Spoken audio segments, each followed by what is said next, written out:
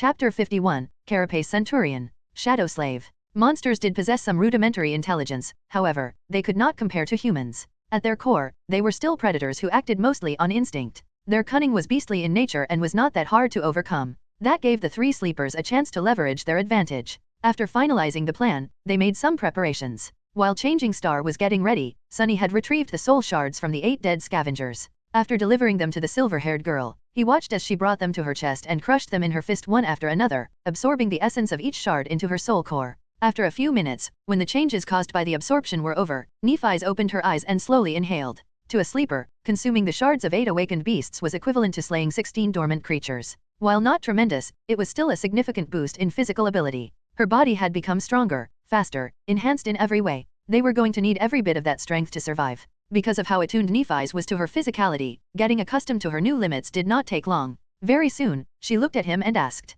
"Are you ready?" Sunnyside glanced at his shadow, hoping to get some moral support. The shadow pretended to not notice and ignored him. Disloyal bastard. As ready as I'll ever be. Nephi's nodded and turned to Cassie. There was nothing really to say. They had already discussed everything there was to discuss, and empty words could not make the blind girl worry any less. Come to think of it, Sunny wouldn't have wanted to trade places with her, even though out of the 3 of them she was the only one who didn't have to risk her life in combat. Facing the enemy, no matter how terrifying, was better than waiting powerlessly for the outcome, knowing that there's nothing you can do to change it. From that point of view, he was actually the lucky one. Cassie tried to put on a brave face. She turned to Nephi's and forced a smile. "Go and kill that thing. Maybe you'll finally get something decent to wear and stop making me feel so guilty." A corner of Changing Star's lip curled up. "Okay." After that, she turned to Sunny and returned to her usual serious self. "Let's go." A few minutes later, he was standing on top of the rocky ridge, looking down at the deadly monster. The shadow was wrapped around his body, enhancing Sunny's physical abilities. Their plan was pretty solid and had a high chance of working.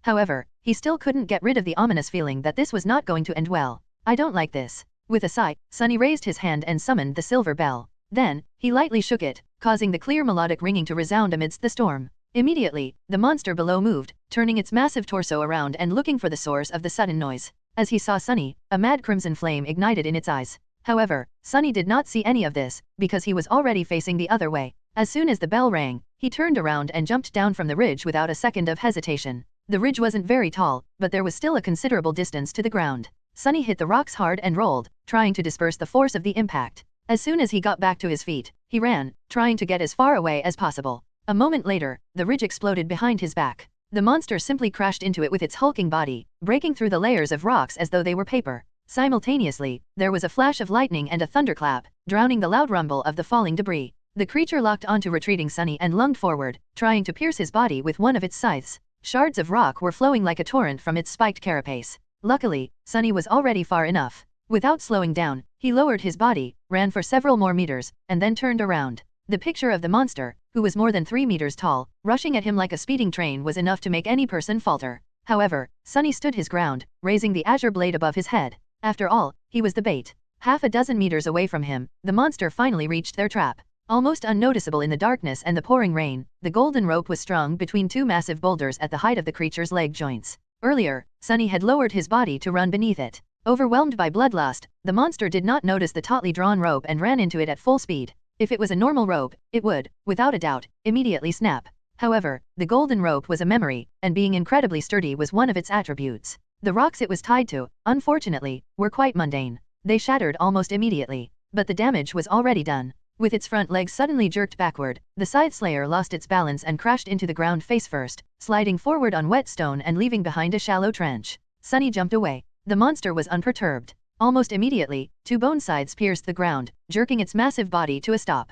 In the next moment, unexpectedly swift and nimble for its size, it was already beginning to rise. If it was allowed to stand up, their fates would be sealed. Fortunately, Sunny's echo was faster. The moment the monster fell, it stopped pretending to be one of the dead scavengers, got up and dashed forward. Just as their enemy was about to rise, it jumped on its carapace from behind, pinning the creature down with its weight, and locked its pincers on the creature's arms just beneath the point where the bone scythes began. Despite the fact that the echo was wounded by the spikes growing from the monster's carapace, it succeeded in immobilizing it, at least for a second. A second was enough. As though out of nowhere, Nephi's, who was lying in ambush, appeared in front of the monster. Darting between its terrifying scythes, she leaned forward and delivered a devastating thrust with her long sword, putting her whole weight behind it. They didn't know if the awakened monster had the same weak spot on its back as its lesser relatives, the scavengers, had.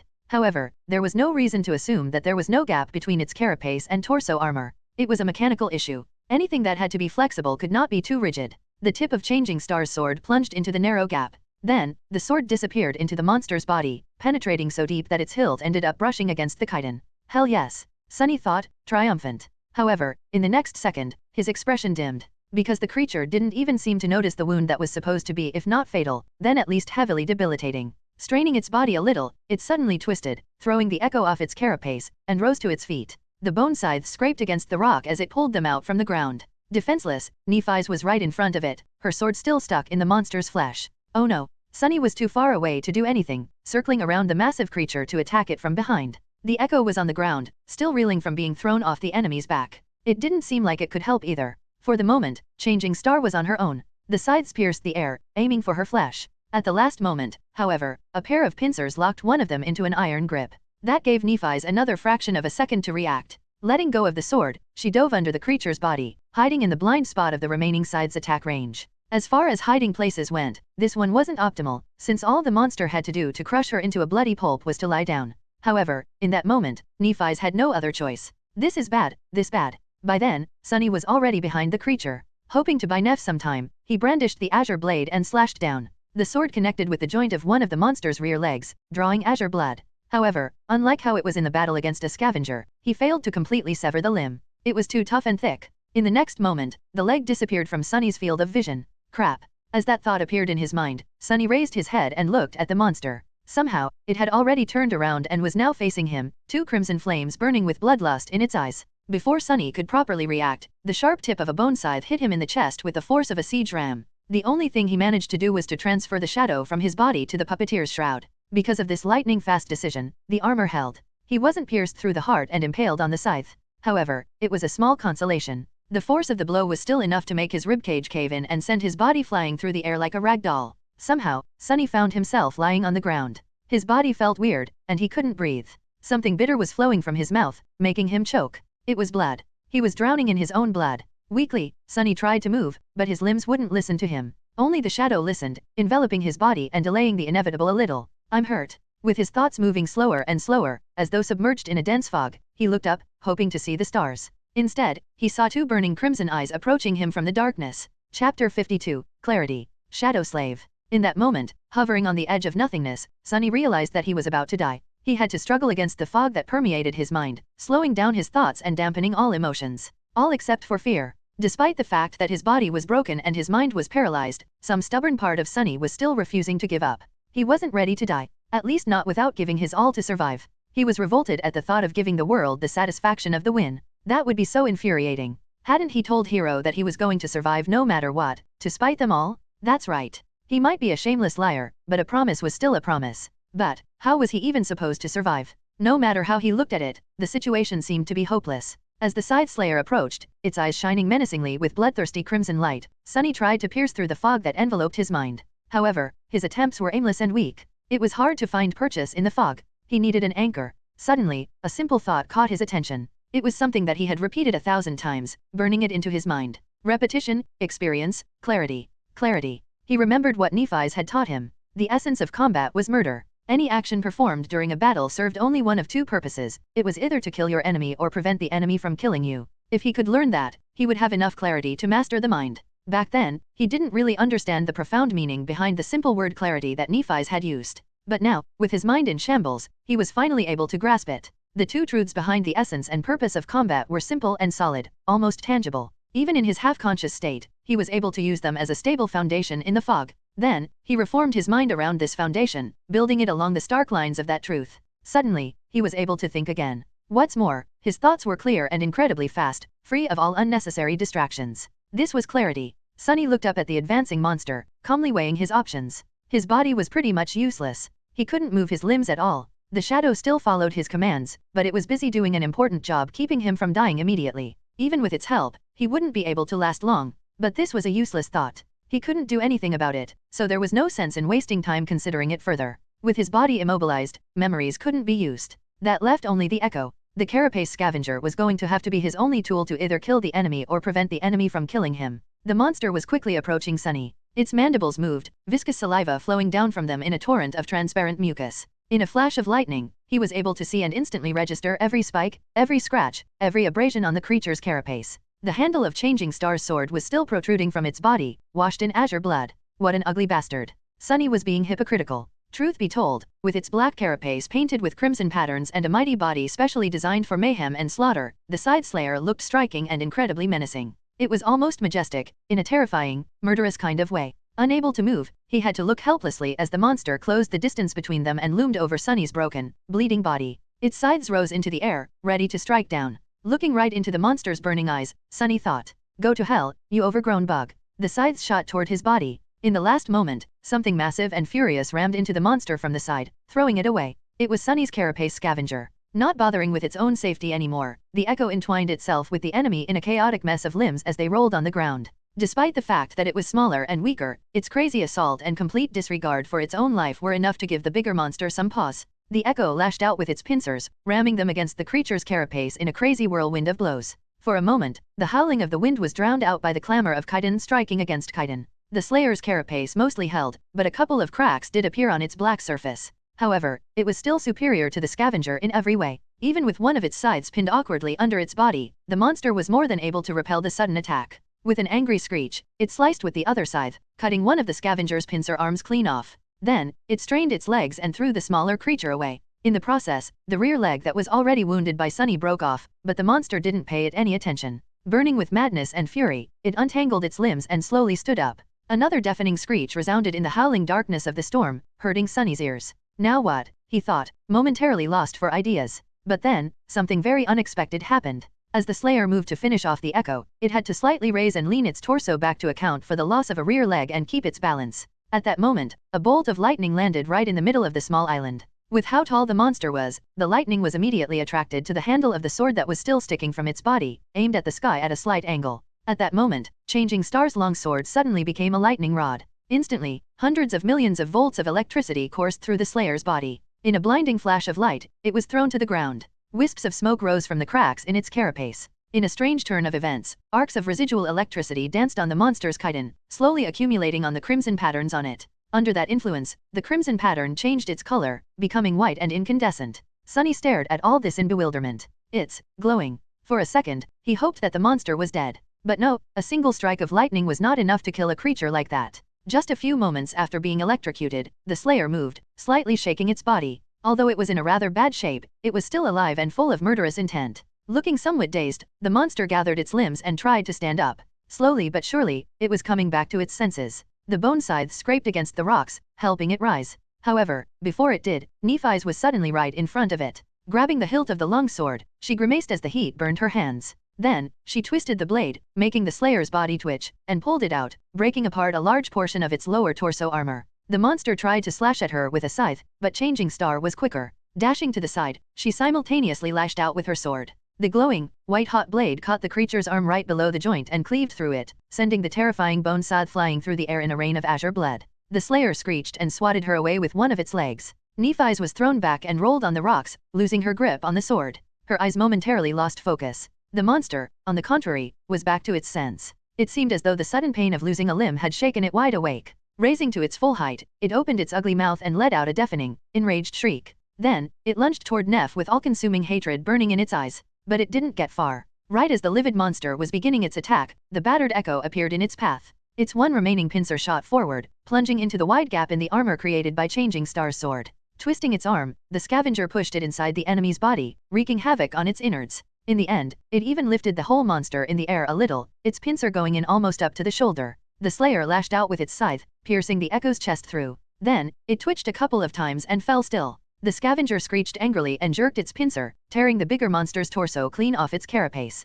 Proudly giving the eviscerated enemy one last look, it then staggered and collapsed to the ground. Sunny tiredly dismissed the Echo, hoping that it can survive. He wasn't feeling too well. In fact, he was pretty much done for. You have slain an awakened monster, Carapace Centurion. The spell's voice fell uselessly on his deaf ears. It sounded distorted and distant. You have received a memory, Starlight Legion armor. Your shadow grows stronger. I won. Sunny closed his eyes, finally allowing pain and exhaustion to flood his mind. The fog was back, making everything feel like it was happening to someone else. He was tired. And he couldn't breathe.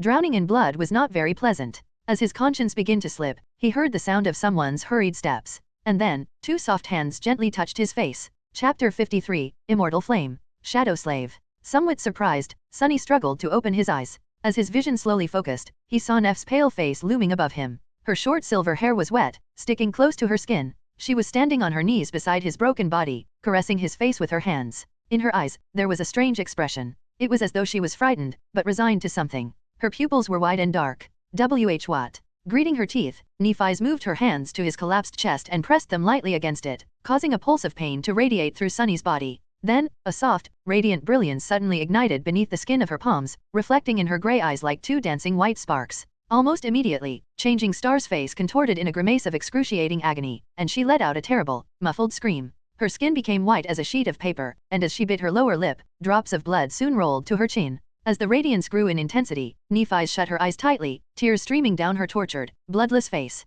Sunny, on the contrary, felt like he was in heaven. All pain disappeared from his body, replaced by gentle, all-encompassing warmth. He felt as though he was being cleansed by something pure and sacred. By a white, pristine, purifying flame. Under the influence of the flame, his dying body began to repair itself. His shattered bones were reassembled from the shards. His torn flesh regenerated and became whole again. His collapsed lungs and damaged heart were brought back to life and rejuvenated, instantly turning strong and healthy. Suddenly, he could breathe again. As his chest moved, drawing in a new breath, Nephi's flinched away with a harrowing moan. The white radiance beneath her skin dimmed and disappeared, letting the darkness return to its rightful place. Crawling away a few steps, Changing Star stopped, standing on her knees and hands, and violently vomited. Her whole body was shivering uncontrollably, as though on the verge of a seizure. As the shivers died down, she slowly lowered herself to the ground and lay there motionlessly, catching the raindrops with her mouth. Sunny, meanwhile, raised his hands and carefully explored his body. To his surprise, nothing really hurt. It was as though he was never wounded in the first place, let alone almost died.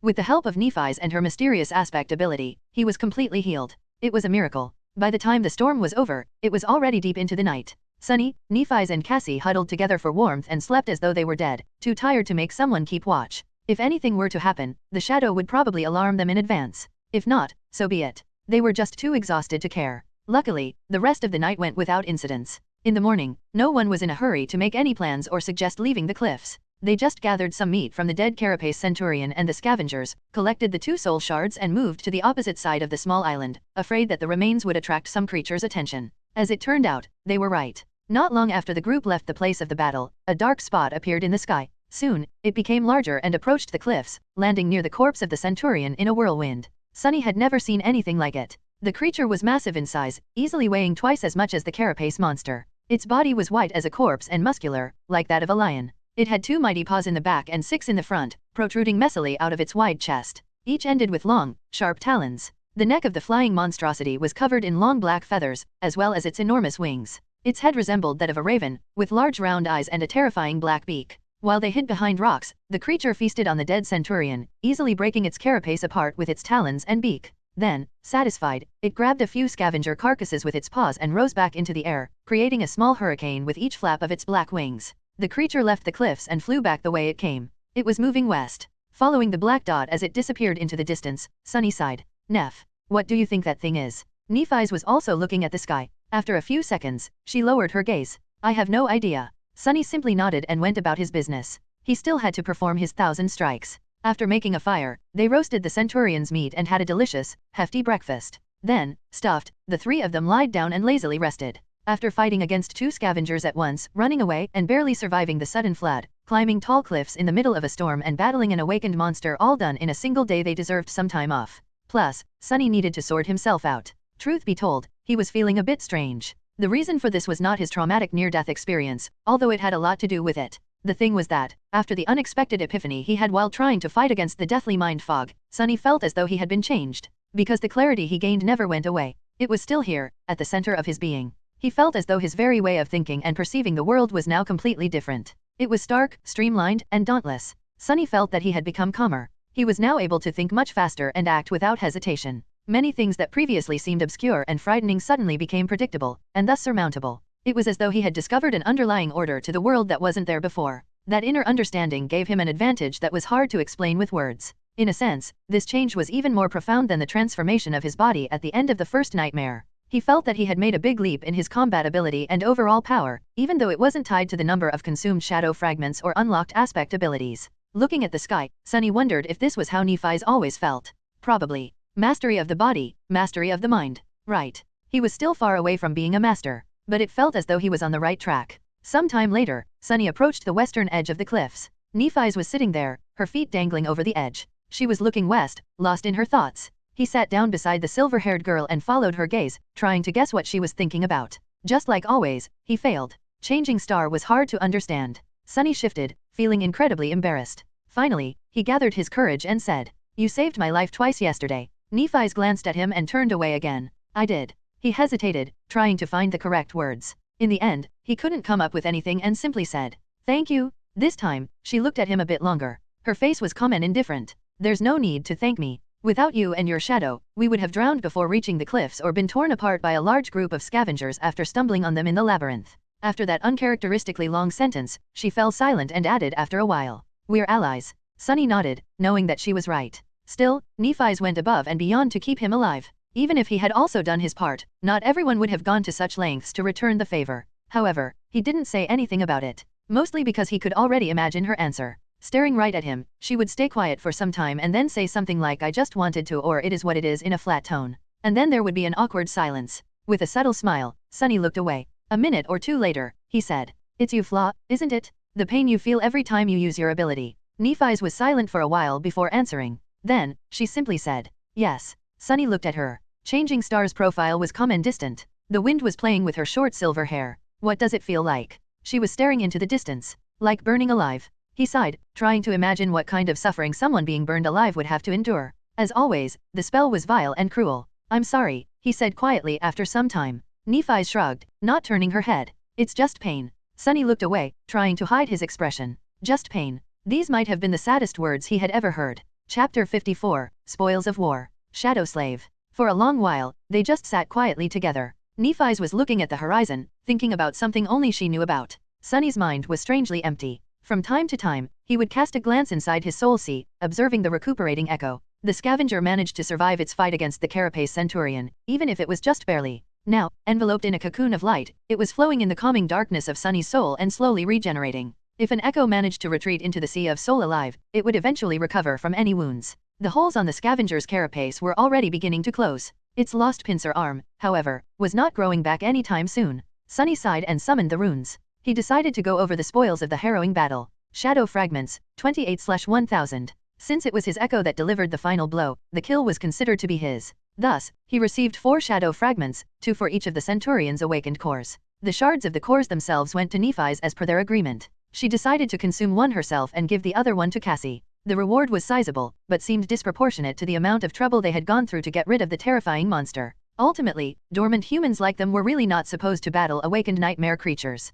No way, really, he thought to himself, full of sarcasm. It was just their bad luck that there was not a single dormant ranked creature in this whole damned region of the Dream Realm. Sunny remembered his lofty plans of hunting weak monsters while safely protected from all their attacks by his Tier 5 awakened armor and couldn't help but smile bitterly. Who knew that the puppeteer's shroud would turn out to be merely a minimum requirement for survival, as opposed to a huge, odds-defying advantage. Still, that armor had already saved his life twice, so it was doing its job. Speaking of armor, he lowered his gaze. Memory, Starlight Legion armor. Memory rank, awakened. Memory type, armor. Memory description, born in the all-consuming darkness, 7 valiant heroes made an oath to return light to the cursed land. Time has erased their names and their faces, but the memory of the defiant oath still remains. Teacher Julius would have been ecstatic to be reading this stuff. The old man used to be an avid explorer and student of the Dream Realm's history before becoming a professor in the Awakened Academy and settling down in one of the most prosperous human citadels. He was still one of the leading researchers in that field, often irritating hunting expeditions with requests to explore this or that ruin. Sadly, Sunny had no idea when they would meet again. He cleared his throat and looked at Nephi's. "Anyway, I have a present for you." She turned her head and looked at him with a bit of confusion. "A present?" Sunny smiled. "Yeah, I forgot to tell you that I received a memory after we finished off the Centurion. Guess what type it is?" He glanced at her expectantly. However, Changing Star did not guess. In fact, her expression did not even show a hint of curiosity. After an awkward pause, Sunny had to look away. It's an armor. So, give me your hand." Physical contact was required to transfer a memory. Otherwise, he would have preferred to avoid it for as long as possible. There had already been too much contact between them for his mental composure. In retrospect, being invaded by the healing flame was a strangely intimate experience. Not to mention the memory of her soft touch. Not that he had been in any condition to think about such things back then. Staring right at him, Nephi slowly held out a hand. Sunny hurriedly grasped it in his own, wishing to be done with this part of the process as soon as possible. Her skin was cool and soft. Trying not to get distracted, he willed the Starlight Legion armor to be expelled from his soul sea. One of the spheres of light disappeared from the Shadow Core's orbit. Immediately, he felt something akin to a spark of electricity moving through his body and into changing stars. She blinked and retracted her hand. Then, Nephi stood up, walked a few steps away from the edge of the cliff, and summoned the memory. Spinning sparks of light appeared around her. A moment later, they covered her porcelain body and turned into a black, skin-tight bodysuit made out of an unknown, durable material. It looked quite similar to the rubbery seaweed that permeated the area. Then, intricate pieces of pristine white plate armor materialized over the black bodysuit. First the greaves and vambraces, then articulated pauldrons and rear braces, then cuisses and sabatons. Finally, a breastplate engraved with 7 shining stars appeared to protect Neff's torso, short enough to pose no hindrance to her mobility. It was followed by a helmet with a white plume. The engraving of the 7 stars was identical to those carved into the giant knight statue's cuirass. The armor looked light and elegant. It was simultaneously functional and flattering, both providing high levels of protection and accentuating the graceful lines of changing star's body. A stark contrast of black and white made for quite a striking sight. Nephi dismissed the helmet, letting her silver hair move in the wind. Then, she summoned her sword and performed a few tentative pirouettes, testing out the weight and flexibility of the armor. Seemingly satisfied, she then let the sword disappear into the air. Sunny observed all this in silence. When Neff was finally done, he asked, "Well, how is it?" She turned to him. Soon, a wide smile appeared on her face. Beaming with delight, Nephi hesitated and finally said with a bit of embarrassment, "Much better." Sunny heaved a sigh of relief. At least now all 3 of them were properly clothed. That was good. Really good. Not only because changing stars' combat effectiveness would dramatically increase due to the acquisition of a reliable armor, but also because now he wouldn't have to be distracted every time he saw her. Chapter 55, Lucky People. Shadow Slave. When they returned to the makeshift camp, the first thing that Nephi did was come up to Cassie. "Hey, Ka, guess what?" The blind girl turned to her and smiled. "You've finally received an armor-type memory." Simultaneously, Nephi said, "I found something decent to wear." Then she fell silent and stared at her smiling friend. Cassie laughed. "The sound of your footsteps changed." Changing Star blinked. "Ah, I see. Well, it's from the Carapace Centurion." While she was describing the armor to Kasha and letting her touch the mysterious white metal it was forged out of, Sunny relaxed and rested by the fire. Some time later, Nephi was busy preparing dinner. Sunny was once again lying lazily on the stones and staring into the sky. The sky, like always, was grey and unfriendly. With all 3 of them equipped with decent armor, they were finally starting to resemble a real awakened cohort. In fact, Sunny thought that their group was rather eye-catching even by awakened standards. In her light tunic and sea-wave cloak, beautiful and delicate Cassie looked like a princess. Lithe and poised, Nephi's was like a noble knight tasked with protecting her. Sunny, however, if he was generous to himself, he would say that he looked like a young squire. But truthfully, he resembled a page boy a lot more at best. If a random stranger were to see the 3 of them, that stranger would most likely assume that Sunny was either a lowly servant or a feeble ruffian that had been captured by the noble lady's guard. Well, that'll just add to their surprise when I stab them in the back. Wait, why would he stab a random stranger?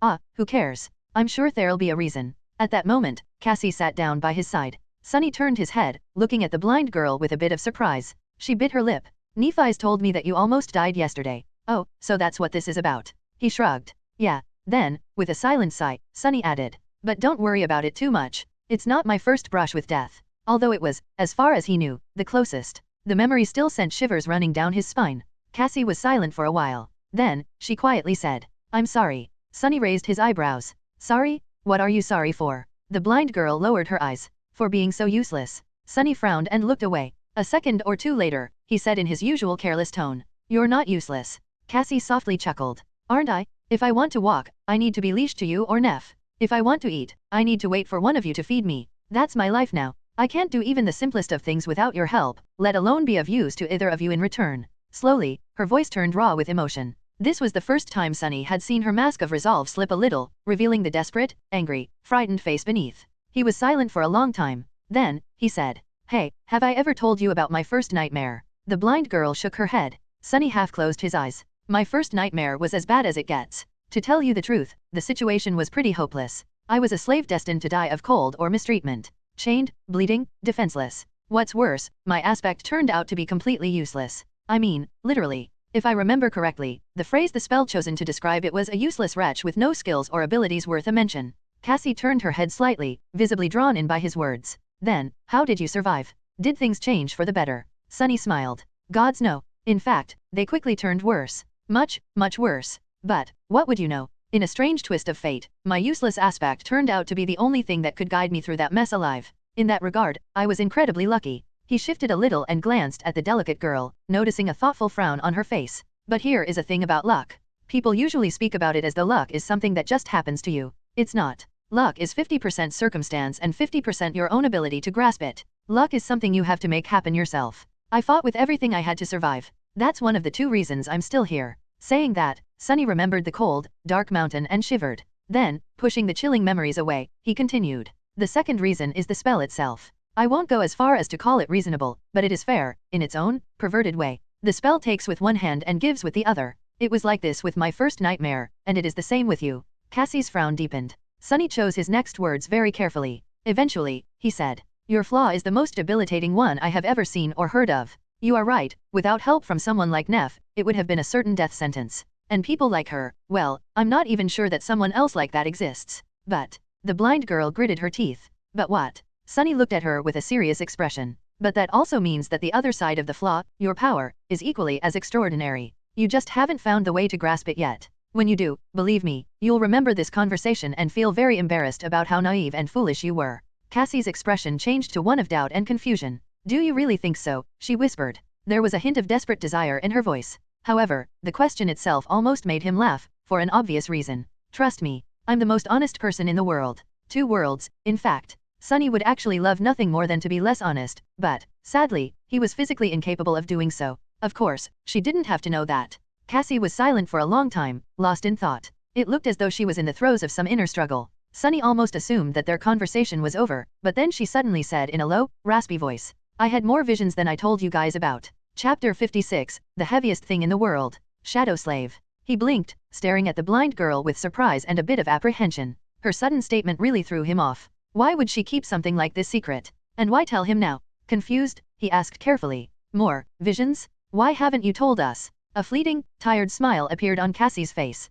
She lowered her head and remained silent for a while. Then, closing her eyes, she said, You probably don't know. How could you know? But knowledge can be really heavy. It can be as heavy as the heaviest thing in the world. Then, a sad smile appeared on her face. I am afraid that by telling you, I will actually cause the things I saw to come true. Sunny tensed up, alarmed by the implication behind her words. If she was afraid of the visions coming true, then their content must have been pretty bad. And if it was really bad, if something terrible was destined to befall them, Sunny had to know about it in advance. That way, he would be able to make preparations and deal with whatever happens. As long as he was prepared, many things would become much less dire. However, what if his preparations would become the very reason for that terrible thing to happen, making Cassie's vision a self-fulfilling prophecy? This was the danger of knowing the future. Damn it, my head hurts. I hate this crap. Sunny struggled for a long time, trying to decide if he should pressure Cassie to reveal her visions. Either outcome was going to leave him uneasy, so he was really not sure what to do. In the end, unable to make a decision, Sunny simply remained silent. Cassie also didn't say anything. After some time had passed, she finally spoke. Can you just promise me one thing? It seemed as though this was her attempt to find a compromise between revealing everything and doing nothing. Sunny frowned. That depends on what it is. The blind girl hesitated before speaking. Can you promise that you'll take care of Neff? No matter what. He delayed answering for as long as the growing pain allowed him. When it became almost unbearable, Sunny reluctantly said, I can't. I can barely take care of myself. He also didn't trust Nephi's enough to make a promise like that. He had nothing against Changing Star and even liked her quite a bit, but they didn't really know each other. Their alliance was one of necessity, not choice. Who knew what would happen once their need for each other was no longer there? No matter what was too steep of a requirement. Of course, he could have misled Cassie by answering yes. After all, the question was whether or not he could make a promise, not whether or not he would follow through with it. But at that moment, Sunny was strangely reluctant to deceive the blind girl. Maybe that whole honesty thing was slowly growing on him. Cassie sighed and turned away. Suddenly, it felt like something imperceptible about her changed. I see. Yeah, that's fair. With that, she summoned her staff and walked away, leaving Sunny in a somber and uneasy mood just like he had expected. No matter how much he tried to relax after that, his thoughts kept wandering. Eventually, Sunny found himself trying to find connections between various pieces of information about the Starless Void or the Forgotten Shore, as it was called in the Azure Blade's description. If nothing else, it could distract him from thinking about the latter part of their conversation with Cassie. Also, for some reason, the need to understand their environment suddenly seemed much more vital. His sword, the Starlight Legion armor, the carapace monsters and the giant headless statue seemed to be connected in some way, but he couldn't quite understand how. Was the statue a monument to one of the 7 founders of the Starlight Legion? The line of runes describing the armor said that their names and faces were lost to time. The statue's missing head would certainly fit that description. The scavenger's echo suggested that the carapace monsters were cursed soldiers of the Fallen Legion. Was that Fallen Legion the Starlight Legion? The fact that he had received the Starlight armor after slaying a carapace centurion was almost a certain confirmation of that theory. If so, why were they cursed?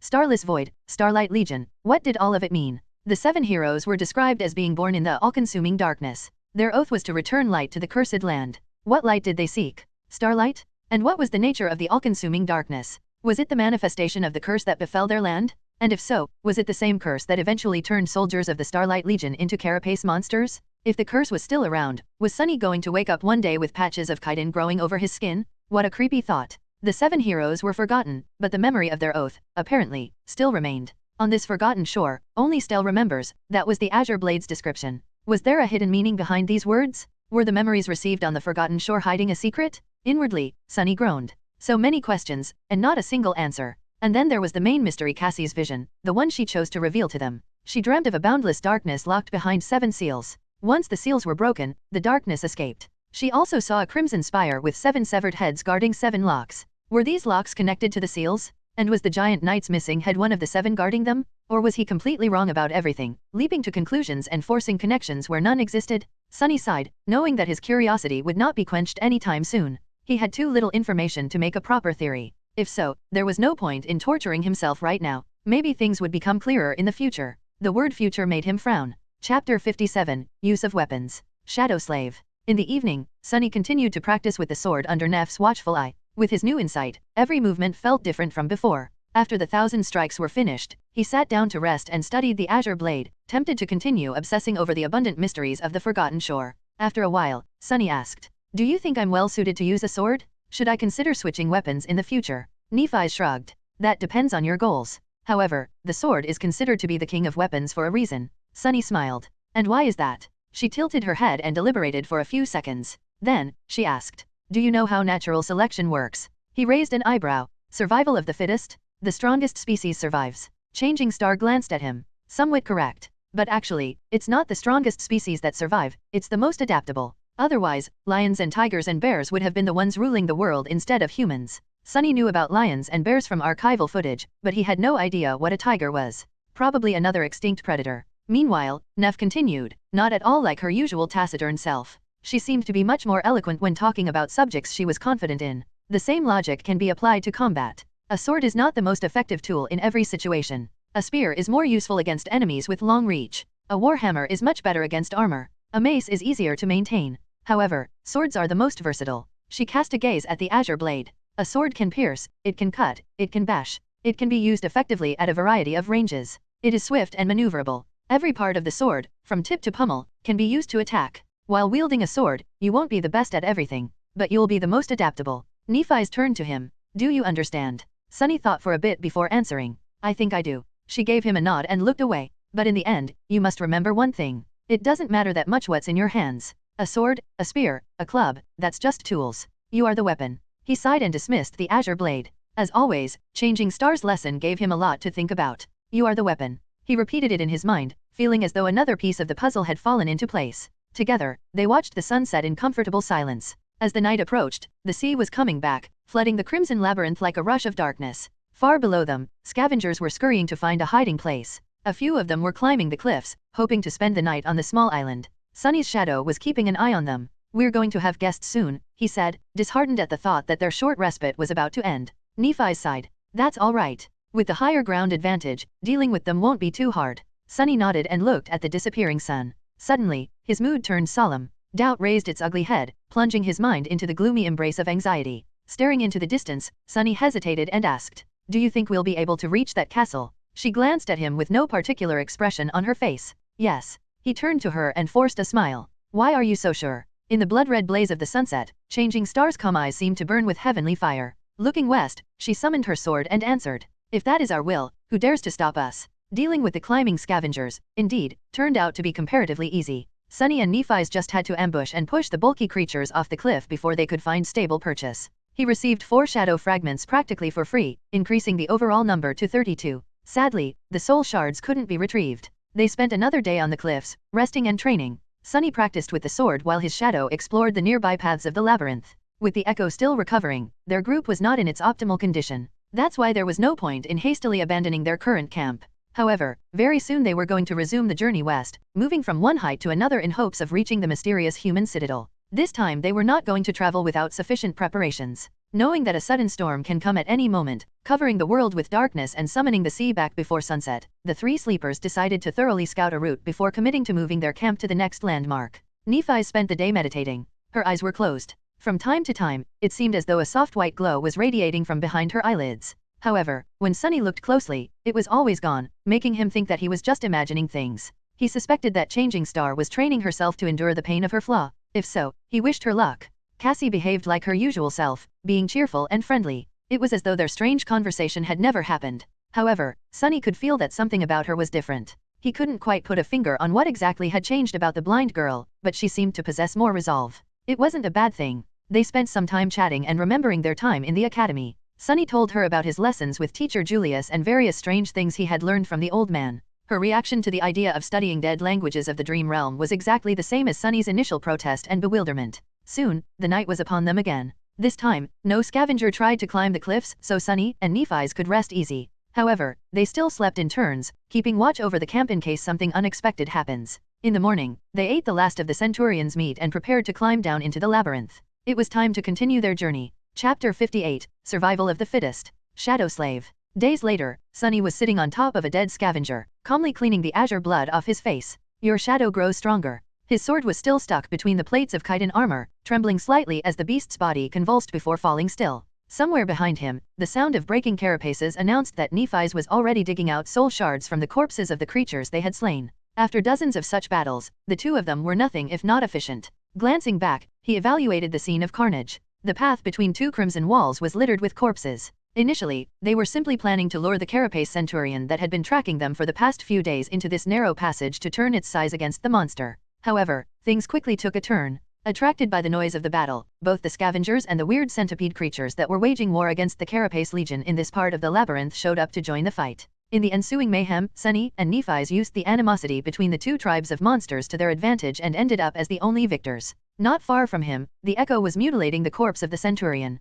Its lost arm had long grown back. Now, the scavenger was tearing pieces of monster meat with its new pincer and vindictively devouring them. Technically, an Echo wasn't supposed to experience hunger. This one, however, had seemingly acquired a hatred for Carapace Centurions after their encounter with the massive Scythe Slayer on that fateful stormy night. It had already been 2 weeks since they left the cliffs. In that time, many things had changed, while many remained the same. Moving from one high point to another, they steadily traveled west. With Cassie riding atop the Echo, the speed of the group was dramatically enhanced. Still, they took care to explore paths to their next stop before committing to a day-long journey. This way, the risk of being caught in another storm was minimized, as they could always either reach the next landmark in time or return to the previous one. Their approach to traveling through the labyrinth had also changed. In the past, Nephi's and Sunny tried to avoid the scavengers, resorting to fighting them only if there was no other choice. However, the battle with the Centurion opened their eyes to the fact that they desperately needed to become stronger, and do it fast. That's why they began to actively hunt the Carapace beasts, taking out any creatures that were either completely isolated or moving in groups of no more than 3. The idea of 2 sleepers consciously seeking out nightmare creatures of the awakened rank was pretty ridiculous, but somehow, they made it work. Just as Nephi's had said, both of them were abnormal. Clad in the Starlight Legion armor, Changing Star, who had always been an extremely formidable fighter, was now able to showcase the full extent of her combat ability. Simply put, she was a menace. It seemed as though her silver sword had a mind of its own. Whenever the tall figure in white armor appeared, rivers of azure blood were sure to flow. What's more, Neff's powers grew with each soul shard she consumed. Every increase was barely noticeable, but with dozens of them added up together, the difference was apparent. She was slowly approaching the line between the peak of human physical form and the threshold of superhuman prowess. The same could be said about Sunny, although, in his case, it was predicated on the timely use of the shadow. His own body had become considerably stronger due to the rigors of the dream realm, but it was still far away from reaching its peak potential. While Nephi's was growing more powerful through the consumption of soul shards, he was quickly collecting shadow fragments. Of course, he wasn't able to get every kill, so their amount was less than that of the shards. But he also didn't have to share them with Cassie, which Changing Star was continuously doing. As the result, the rate of their progress was more or less the same. However, the slow accumulation of power was not the only factor that influenced the rapid growth of their combat effectiveness. Sunny's skill level and battle sense were also improving by leaps and bounds. Under the tutelage of sword goddess Nephi's herself, he was quickly learning the ins and outs of wielding the blade. Then, he was forced to apply these lessons to practice, participating in bloody battles each day with his life on the line. This brutal, merciless reality was, for better or worse, the best training grounds for a true fighter. There was no room for mistakes, only progress, because a single mistake would most likely become his last. One real fight was worth 1,000 hours of training. With experience, Sunny was able to gain knowledge. With clarity, he was able to turn this knowledge into a seed of understanding. But even that wasn't the biggest contributor to the dramatic increase in the group's overall might. The main culprit was, to his endless surprise, teamwork. After fighting side by side for so long, Sunny and Nephi's had developed a tacit, intuitive understanding. Without the need for words and signals, they were able to act in unison with each other, perfectly coordinating their attacks and actions to better control the battlefield and destroy their opponents. The importance of this unity was hard to overestimate. With proper cooperation, it was as though their numbers doubled. The effect was immediate and overwhelming, at least as long as they chose their battles carefully. It was nothing short of jolly. With all this added up together, their group had turned from a trio of lost kids into a cohort of well-equipped, experienced, and battle-hardened survivors. Even Cassie was becoming stronger. Apart from the boost she had received from absorbing the soul shards, the blind girl was also slowly learning to live and function with her disability. After all, it was less than 2 months since she lost her sight. Cassie was still adapting to her condition, and she was doing an incredible job, considering the circumstances. She was still unable to help them fight against the monsters, but the burden of taking care of her was becoming less and less heavy. Sunny had also grown accustomed to it, even finding the time spent watching over the blind girl somewhat calming. The goal of reaching the human castle did not seem as impossible as it had before. And now, he felt as though they were getting closer and closer. Chapter 59, Shadow of the Crimson Spire. Shadow Slave. Jumping off the dead scavenger, Sunny retrieved his sword and whistled, letting Cassie know that it was safe to come out. Soon, she crawled out of a small opening in the coral wall and carefully put her feet on the ground. Leaning on her staff, the blind girl stood up and slightly turned her head, listening to the light sound of his footsteps. Sunny approached Cassie and took her hand, gently placing it on his shoulder. Then, carefully avoiding puddles of blood, he guided the blind girl to the echo. They talked on the way. Did those centipedes show up? During their journey through the labyrinth, they discovered that the scavengers were not the only creatures populating it. Different types of monsters lived in the Crimson Forest, hiding inside the reefs during the night and coming out to hunt once the sun was up.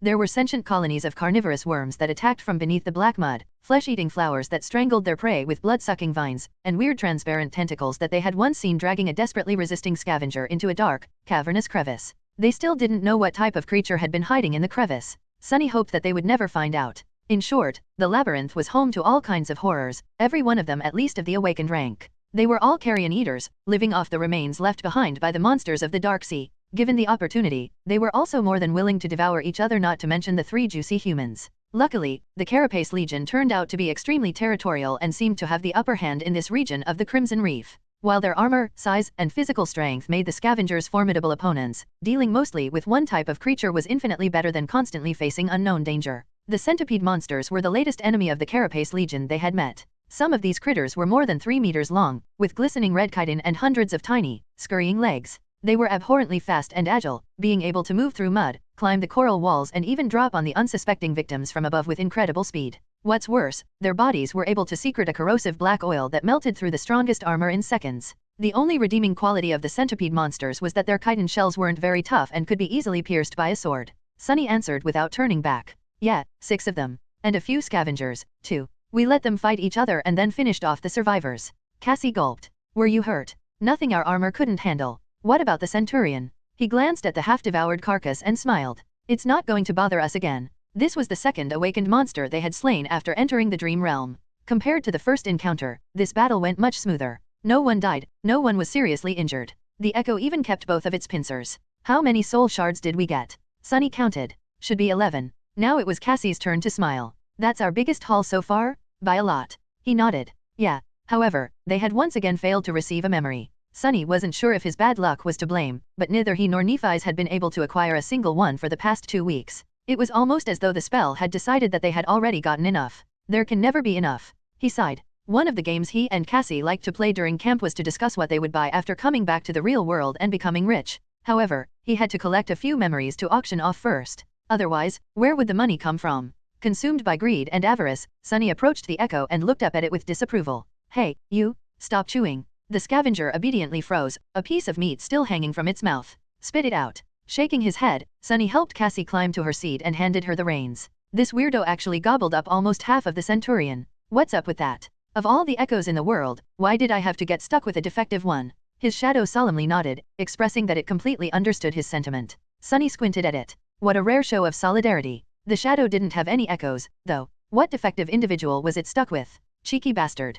Cassie laughed. Don't badmouth my steed. He is a great echo. I like him very much. It's a he now, huh. Sunny shook his head again and got to stripping the remaining meat off the centurion's carcass. Then, he placed the meat into the seaweed saddlebags attached to the scavenger. He had made these bags himself to increase the group's carrying capacity. After all, the scavenger was supposed to be extremely strong. Not using it to their advantage would have been an oversight. After that, Sunny sighed and got to the least pleasant task, harvesting the oil sacs from the centipede monster's corpses. Each had 2 of them, connected to a special gland. The whole process was more disgusting than dangerous, since the corrosive effect was only achieved after the liquids from the 2 sacs were mixed. They had not come up with a way to utilize the centipede oil yet, but Nephi's insisted on collecting as much of it as possible. She was sure that it was going to be of use one day. At the very least, the oil was highly flammable. Speaking of Nephi's, by the time Sunny was done collecting the sacks, she had already gathered all the soul shards and was standing in front of the echo. He showed her his trophies and carefully placed them in a separate saddlebag. All done. She nodded. Sunny looked at the sky, trying to determine the time.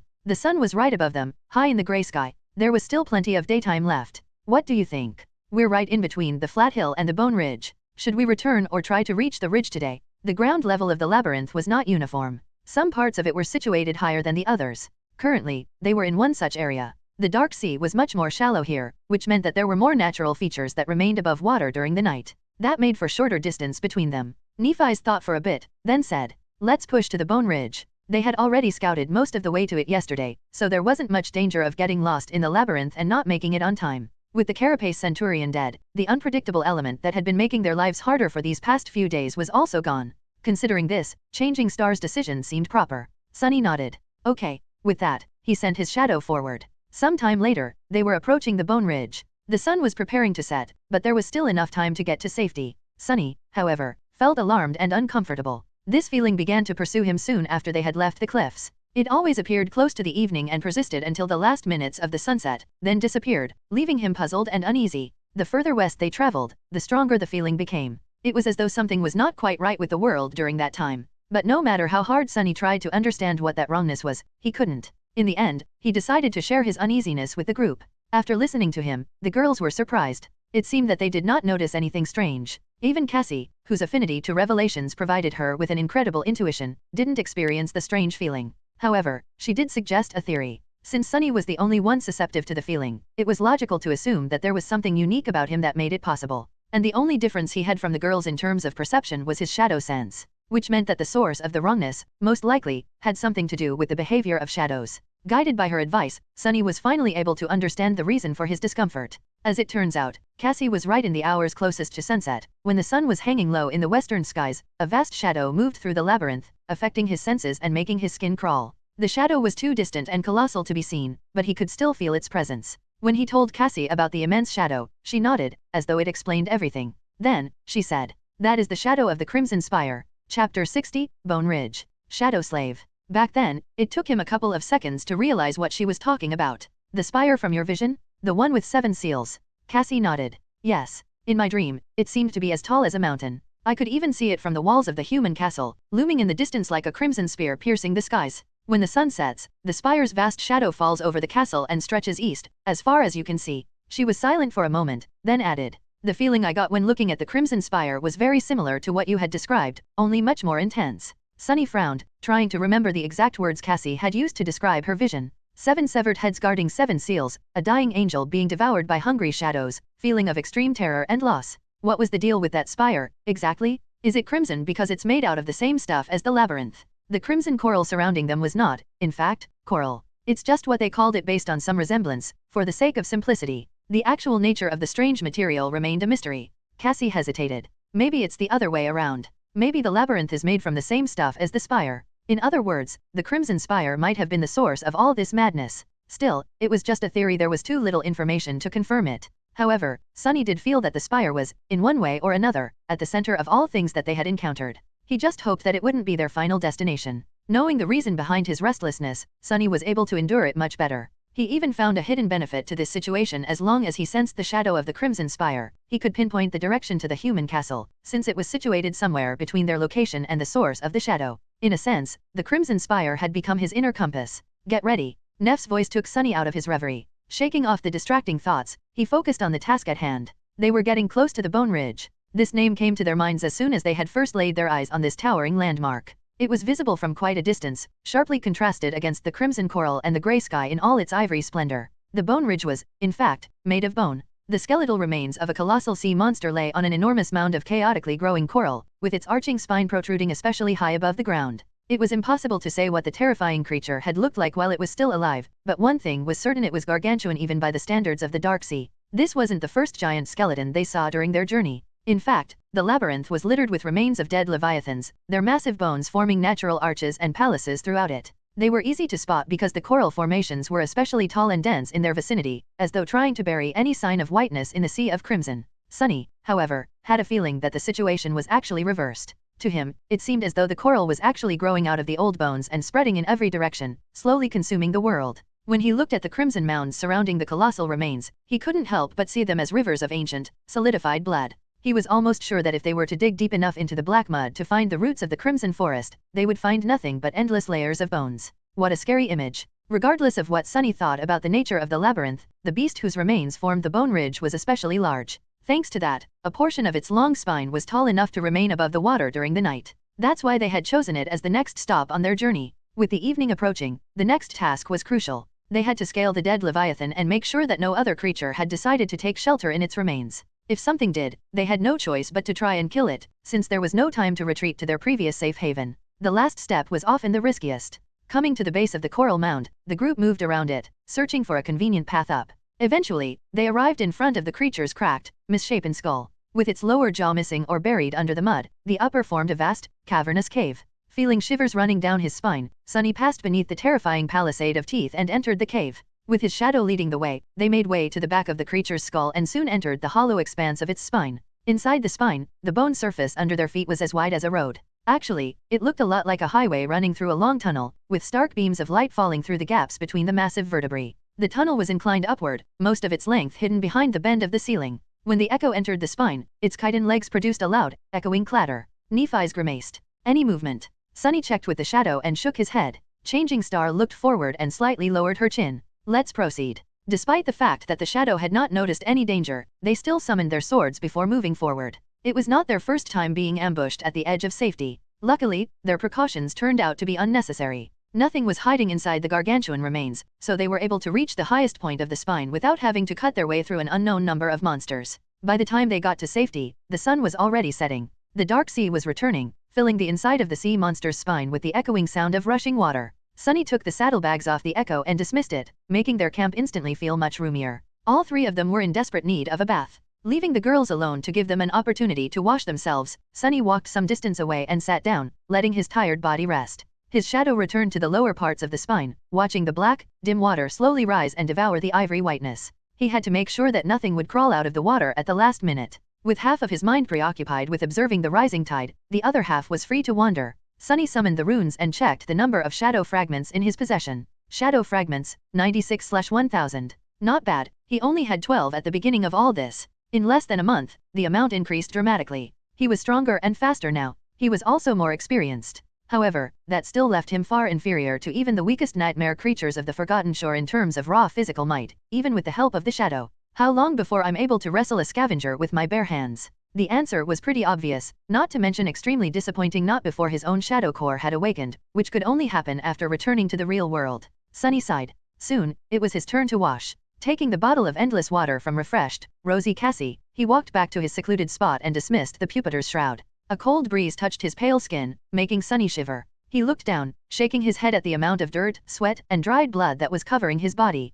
Being an awakened was not the cleanest of professions. While he was washing up, Nephi's used the remaining time before nightfall to make a fire and cook some meat. These days, they even had salt to season it. At first, the idea of using the sea salt left behind by the Dark Sea did not seem very appealing, but after a while, they grew accustomed to it. Salt made every meal they had much tastier. They ate in silence, too hungry and tired to talk. Soon, it was time to sleep. Sunny took the first watch, planning to fit in some sword practice before it was his turn to rest. Going through the motions of the basic kata, he split his mind in two. One part was concentrating on the movements of his body, while the other, smaller part, was observing the surface of the black water through his shadow. In the absence of wind, the dark circle covering the lower part of the spine was strangely calm. This was his first time seeing the black water without the constant undulation of waves, with its surface strangely flat and absolutely still. It looked like a giant mirror, one that was made of pure darkness. It was unnaturally mesmerizing. Suddenly, he felt a strong desire to come closer and take a look at his reflection. However, Sunny didn't move. He was terrified of what might look back. Chapter 61, Sea of Ash, Shadow Slave. In the morning, Sunny woke up feeling grim and uneasy. The memory of the frightening dark mirror was still fresh in his mind, making every shadow seem sinister and foreboding. He scowled sullenly. What the hell? I'm the child of shadows. Why do I have to be afraid of my own domain? But then again, darkness and shadow were not the same, even if a lot of people tended to mistake one for another. Shadows were born from the absence of light. In a sense, they were manifestations of emptiness. True darkness, on the other hand, true darkness was its own entity. In a sense, shadows shared more in common with light than they did with darkness. I guess they do they? Philosophical debates with his internal monologue were not the best way to start the day, at least as far as Sunny was concerned. His already sour mood only got worse. With a short sigh, he sat up and stretched his arms, yawning. Good morning. The sound of his voice was almost drowned by the echoing noise of rushing water. With the sun rising, the dark sea was in a hurry to retreat. Sunny was finally able to relax a little. Morning. Nephise had been guarding the camp during the latter part of the night, so she was already awake. As usual, she was meditating with her eyes closed in the absolute darkness of the night. Watching over something actually meant listening for suspicious sounds, so keeping one's eyes open was not that useful. For everyone except Sunny, that is, who had perfect night vision thanks to his attributes. Hearing him stand up, Changing Star slowly opened her eyes. A soft afterglow left behind by the dancing white flame could still be seen in their depth, quickly disappearing as her sight adjusted to the twilight of dawn. She looked at Sunny and offered him a polite smile. In the past 2 weeks, Nephise had also been training, perhaps even more diligently than him. However, she wasn't trying to improve her swordsmanship. She was actually trying to learn how to behave like a normal human. As the result, their interactions had become slightly less awkward, for the most part. Sunny was able to recognize Changing Star's efforts because they were very similar to a phase he himself had gone through many years ago. On several occasions, he had caught her intently observing how Cassie talked and behaved around them. Sometime later, Neff would randomly try to mimic small details of her friend's behavior. The results were a mixed bag, to say the least. The first time she tried to greet him with a smile in the morning, Sunny panicked and almost summoned the Azure Blade.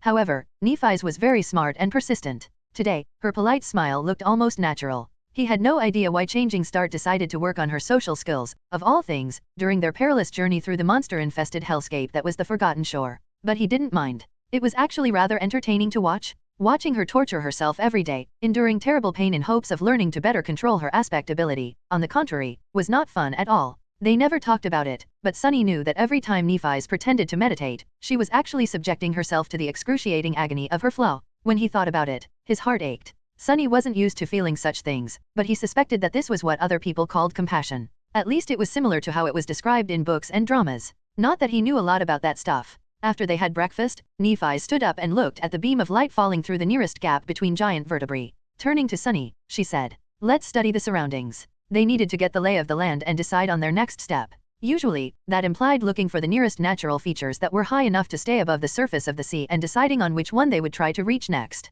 Then came a day or two of scouting and hunting, followed by moving the camp to that feature. Sunny gave her a nod. All right. He summoned the Echo to guard Cassie while they were away and left the Shadow behind to keep an eye out, just in case something happens. Then Sunny followed Nephise to the gap. Boosting her, he watched as Changing Star flew through the air and then seemingly ran up the wall, kicking herself off at the last moment and propelling her body even higher before grabbing onto a bone protrusion. Relying only on her upper body strength, she then climbed up and disappeared into the cascading light. Soon, the golden rope fell down, allowing him to follow. Nephise helped him climb atop the gargantuan spine and then straightened, turning to take a look west. Sunny shook his hands and did the same, expecting to see the usual picture, an endless expanse of the Crimson Labyrinth, dotted here and there with rare high points. However, what they saw left them both speechless. Some distance away, the labyrinth seemed to lose color. The crimson blades of coral stood gray and misshapen, as though struck by some unknown disease and drained of all life. The stone-like material looked brittle and fragile, ready to crumble to dust at any moment. The patch of dead coral spread for as far as the eye could see.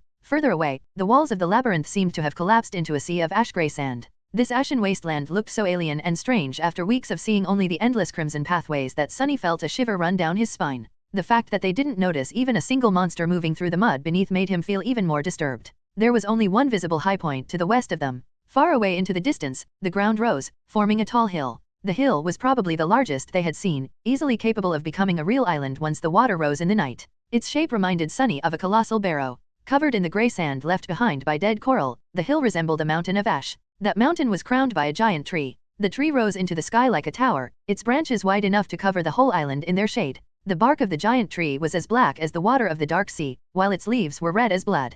Contrasted against the grey sky, the crimson crown of the majestic tree looked incredibly vibrant and magnificent. Sunny gulped. What the hell is that? Nephi's was either thinking or had nothing to say. She just stared into the distance, a slight frown on her face. At that moment, something glistened brightly from beneath the tree. The glimmer was clear and easily visible even from their position, like a beam of sunlight reflected by a large mirror. A moment later, it was gone, only to appear again after a few seconds. A mirror. Sunny shivered, remembering the previous night. For some reason, the bright glimmer suddenly seemed to become menacing. After some time had passed, he addressed Neff again. What do you think? She lingered a bit before turning to him. While Changing Star was deliberating on what to say, he glanced at the ashen wasteland again. Finally, she spoke. This is the only way west. Sunny grimaced and looked away. He didn't like this turn of events one bit. So, we are going. Nephi's turned to face the giant tree and, as though affected by its grandeur, hesitantly shrugged. Do we have a choice? Some time later, they abandoned the remains of the giant sea monster and moved west, planning to check the situation inside the wasteland that lay between them and the Ashen Barrow.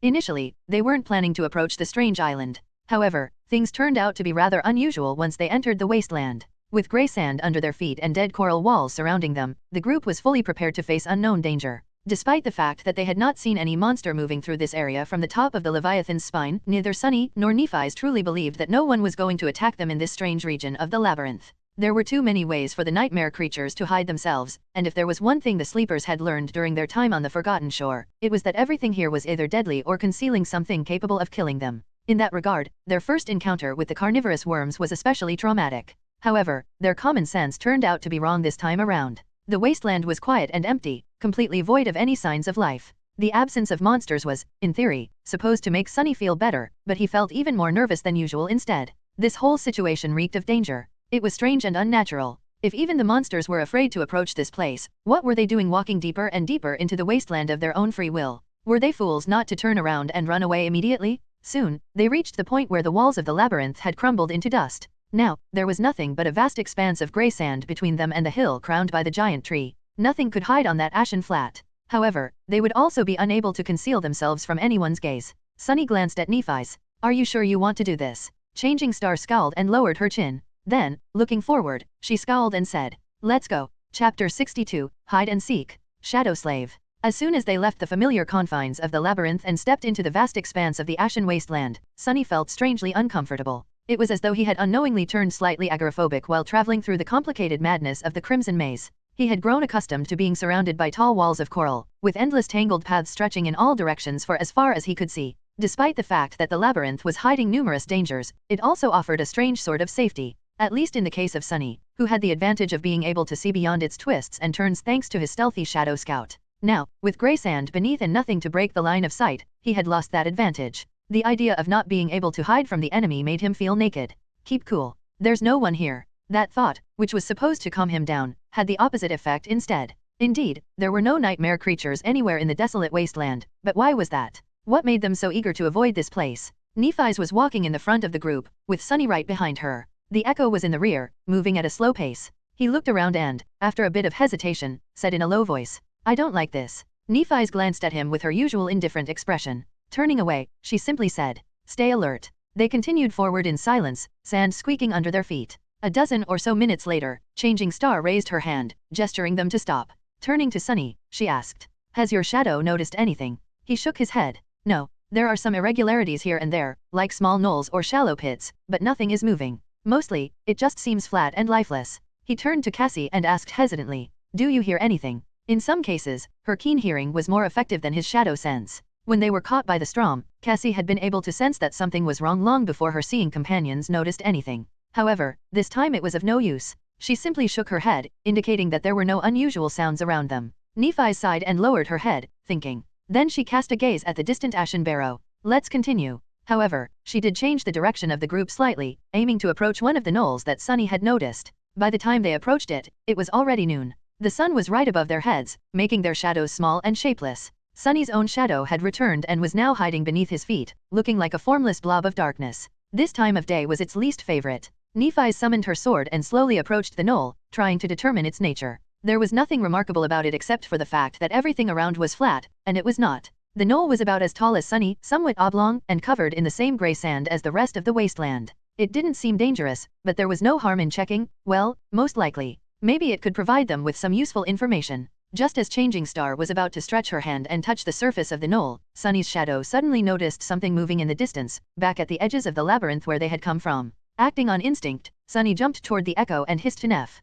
"Hide." At the same time, he dismissed the hulking scavenger. Suddenly losing her mount, Cassie flung her hands up and fell. Catching her in the princess carry, Sunny darted toward the knoll and lowered himself to the ground, placing the blind girl between himself and crouching Nephi's. Changing Star put one hand on Cassie's shoulder and looked at him with a silent question in her eyes. Danger. Sunny raised one hand with his palm open, telling her to wait. His shadow was already peeking from behind the knoll, carefully observing the source of the movement. Already some distance away, the dead walls of the labyrinth rose from the grey sand. Suddenly, one of them collapsed, knocked over by a massive figure. Surrounded by the cloud of ashen sand, the figure moved forward, stepping onto the flat surface of the wasteland. 8 legs, 2 terrifying bone sides, black and crimson carapace that looked like ancient armor that had been splattered with blood, another centurion. Sunny silently cursed. They fought these monsters twice before, and won both times. However, that was because each battlefield had been carefully prepared to stack advantages in their favor, with plenty of planning and devious scheming on their part. He wasn't sure that they would be able to kill one in a direct confrontation, at least not without suffering serious damage. Turning to Nephi's, Sunny whispered. A carapace centurion had just walked out of the labyrinth. She scowled. Cassie, meanwhile, lightly touched his hand and asked, "Where is it heading?" Sunny blinked, then concentrated on the shadow's vision. Soon, he exhaled with some relief. "Looks like it's heading for the Ashen Barrow. If we stay hidden behind this knoll and it doesn't change course, there's a high chance that it won't notice us." Changing Star thought for a second and then nodded. "Keep an eye on it and tell me as soon as something changes." Trying to become as small and silent as possible, the 3 of them pressed their bodies to the knoll. There wasn't a lot of space to hide, so they had to endure being cramped against each other. Well, maybe endure was not the right word. Sunny might have even enjoyed the situation in other circumstances. "What are you thinking about, fool? Concentrate on the deadly monster," he thought angrily, berating himself. But it was so hard to concentrate with Cassie's soft body pressed against his. Deadly monster. Finally able to get his mind out of the gutter, Sunny sighed and focused on observing the centurion. The hulking creature was moving through the wasteland, slowly drawing closer. Soon, he was able to see every crimson line and every spike on its weathered carapace. However, his eyes were glued to something else. Cautiously held between the centurion's sides, a beautiful crystal was gleaming with hypnotic inner light. It was bright and strangely alluring. A transcendent soul shard. They had already seen a similar scene, back when a pair of centurions were retrieving 2 of such crystals from the remains of the giant shark-like creature. So that was their destination. Sunny glanced at the magnificent tree standing atop the Ashen Barrow. With its onyx branches and vibrant scarlet leaves, it looked striking and majestic. Like something wholly hidden in the depths of hell. He shared his findings with the group, careful to keep his whisper as quiet as possible. The centurion was about to walk past their hiding spot. Despite the fact that there was some distance between its path and the knoll, Sunny was still nervous. This was the most dangerous moment. The monster came level with the knoll, then proceeded forward without blinking an eye. He exhaled. "It's walking toward the barrow." Nephi's did not relax, still ready for things to go south at any moment. "Follow it." Sunny nodded. A moment later, his shadow slid from behind the knoll, sneakily pursuing the nightmare creature. With how much the range of shadow control had improved, he was pretty sure of his ability to tail it to the footsteps of the Ashen Hill. The centurion crossed the wasteland with the transcended shard clasped tightly between its scythes. Its bearing was somewhat strange, seeming almost pious. It looked like a pilgrim walking toward a mysterious, sacred site. Soon, it approached the Ashen Barrow and suddenly stopped, as though afraid to cross some invisible line. Then the centurion carefully placed the shard on the sand and backed away from it, its eyes turned to the ground. After distancing itself from the gleaming crystal, the massive creature kneeled. Sunny had to rub his eyes to make sure that he wasn't seeing things. He wasn't. The carapace centurion bent its 8 legs and lowered itself to the ground, submissively placing its terrifying sides in front of its bowing torso. Noticing Sunny's strange behavior, Nephi's raised an eyebrow. "What is it?" He hesitated. "Wait." At this moment, his shadow, which was safely hidden some distance away from the kneeling monster, noticed a slight change on the surface of the Ashen Barrow. The bright glimmer they had seen from the top of the Leviathan's spine was back. Only this time, it was even more blinding. The glimmer rose into the air from the shadows cast by the branches of the towering tree and moved, slowly approaching the footsteps of the hill. When Sunny was finally able to discern the source of the shining, his eyes widened. Feeling a cold shiver running down his spine, he forgot to breathe. Chapter 63, Lord of Ashes. Shadow Slave. Moving through the ashen sand and piles of fallen leaves, a giant monster was coming down the hill. Sunny gulped, his expression turning dark. The creature was as large as a house, with its 8 segmented legs resembling tall pillars. Its form was similar to that of scavengers and centurions, comprised of a crab-like carapace and a protruding, somewhat humanoid torso. However, this was where the similarities between them ended. Instead of chitin, the behemoth's shell was seemingly made out of polished, lustrous metal. It was as though its whole body had been once submerged into a crucible of molten steel, emerging from it encased in an impenetrable suit of shining armor. Beams of sunlight were reflecting from the chrome surface of the carapace, creating the bright glimmer Sunny had noticed. Massive but strangely elegant, the steel monster resembled a giant knight. Sunny was ready to swear that he had noticed the shapes of 7 stars carved into its chest. However, that knight was corrupted and evil. It radiated a sinister aura, like a demon summoned from hell to sow death and slaughter. The polished armor of the creature was covered with long, jagged spikes. Its humanoid torso had 4 mighty arms, 2 ending with powerful pincers, the other 2 with razor-sharp, terrifying scythes. The demon's head was more pronounced than that of a scavenger and crowned with several tall, sharp horns. Its metal face was almost human-like, but simultaneously repulsively monstrous and bestial. Just looking at it made Sunny's skin crawl. That thing is scary. Whatever that creature was, its rank within the Carapace Legion was clearly higher than that of a centurion, not to mention of a lowly scavenger. It was the next step in their evolution. A general or a commander, perhaps. What were they called? Legats? Praetorians? Holding his breath, Sunny watched as the Carapace demon descended from the Ashen Barrow. Stopping in front of the transcendent soul shard, it looked briefly at the kneeling centurion. The deadly awakened monster shrank under its gaze, as if terrified of the larger nightmare creature. Sunny knew how it felt, since he did the same when the behemoth's eyes had briefly glided past his shadow's hiding place. Not paying the centurion any attention, the Carapace demon picked up the gleaming crystal and turned around. Then, it unhurriedly returned to the shade of the giant tree's branches. Sunny slowly exhaled. Sunny, what is happening? He looked at Cassie, whose face was full of worry and curiosity. After hesitating for a little while, he said, "There's a new threat. Stay quiet a bit longer, I'll explain later." Back at the footsteps of the tall hill, the Carapace centurion was finally ready to stand up again. Sunny was in a dilemma. He had to follow the monster to make sure that it doesn't stumble on their hiding place on its way back to the labyrinth. However, he was also extremely curious to see what the Carapace demon was up to in its lair on the top of the Ashen Barrow. There was no time to think things through properly. Making a hasty decision, Sunny sent his shadow sliding over the grey sand. It masterfully avoided the Carapace centurion's eyes and was already climbing the tall hill a few seconds later. One look. I'll just take one look. Hiding in the deep shade cast by the majestic tree's scarlet crown, the shadow glided up the slope and approached the place where the Carapace demon had disappeared from its sight. On top of the hill, the ground was covered with fallen leaves. The Ashen Barrow was indeed larger than any high natural feature they had encountered before, vast and spacious as an actual island. However, the traces left behind by the massive creature's pillar-like legs could be easily seen. They led the shadow to the center of the island, where the obsidian tree's enormous trunk was rising from the ground, with its broad roots stretching in all directions. The Carapace demon was standing beneath the tree, looking up at its lower branches. The transcendent shard was still clenched in its pincer. What is it looking at? Sunny made the shadow trace the creature's gaze and noticed several round, appetizing fruits hanging between the scarlet leaves. One of them looked especially ripe. Suddenly, the demon dropped the soul shard into the sand and, completely forgetting about it, raised its body. It stretched a pincer up and gently grasped the fruit, then pulled on it. Without any resistance, the fruit tore off the branch. Holding it as something fragile and extremely precious, the massive creature slowly lowered itself to the ground. Then, it carefully brought the fruit to its mouth and took a small bite. It's eating fruits? This abomination is vegetarian. Bewildered and not quite sure of what he had just seen, Sunny had no choice but to command his shadow to leave and hurry to the base of the hill. The time was up, and if he wanted to catch up with the Carapace centurion, he had to act with haste. Gliding over the fallen leaves, the shadow descended from the Ashen Barrow and flew back in the direction of the labyrinth, soon catching up with the retreating monster. Phew. Feeling a lot of relief, Sunny made sure that the centurion's route would not put him on the collision course with the knoll they had been hiding behind and finally allowed himself to relax, slightly. He waited until the scythe-wielding monster was completely gone before slowly rising back to his feet. It's safe to come out now. Nephi's and Cassie stood up, stretching and massaging their limbs. Suddenly remembering how tightly they were pressed against each other while hiding behind the knoll, Sunny just barely avoided turning red with embarrassment. Was a necessary measure. He was almost glad that the Carapace demon had appeared at the perfect moment to take his thought away from that situation. What happened? Nephi's looked at him and raised an eyebrow. For once, her expression of indifference did not look very convincing. Sunny glanced at the not-so-distant Ashen Barrow and shivered. There's danger ahead. We need to return to the Bone Ridge. I'll explain everything once we're safe and sound, back at the camp. She opened her mouth to say something, but then thought better of it and remained silent, simply giving him a nod. The trust they had built was enough for that much, at least. Sunny summoned the echo, tied the golden rope around its torso, placed Cassie's makeshift saddle back on its carapace and helped the blind girl climb to her seat.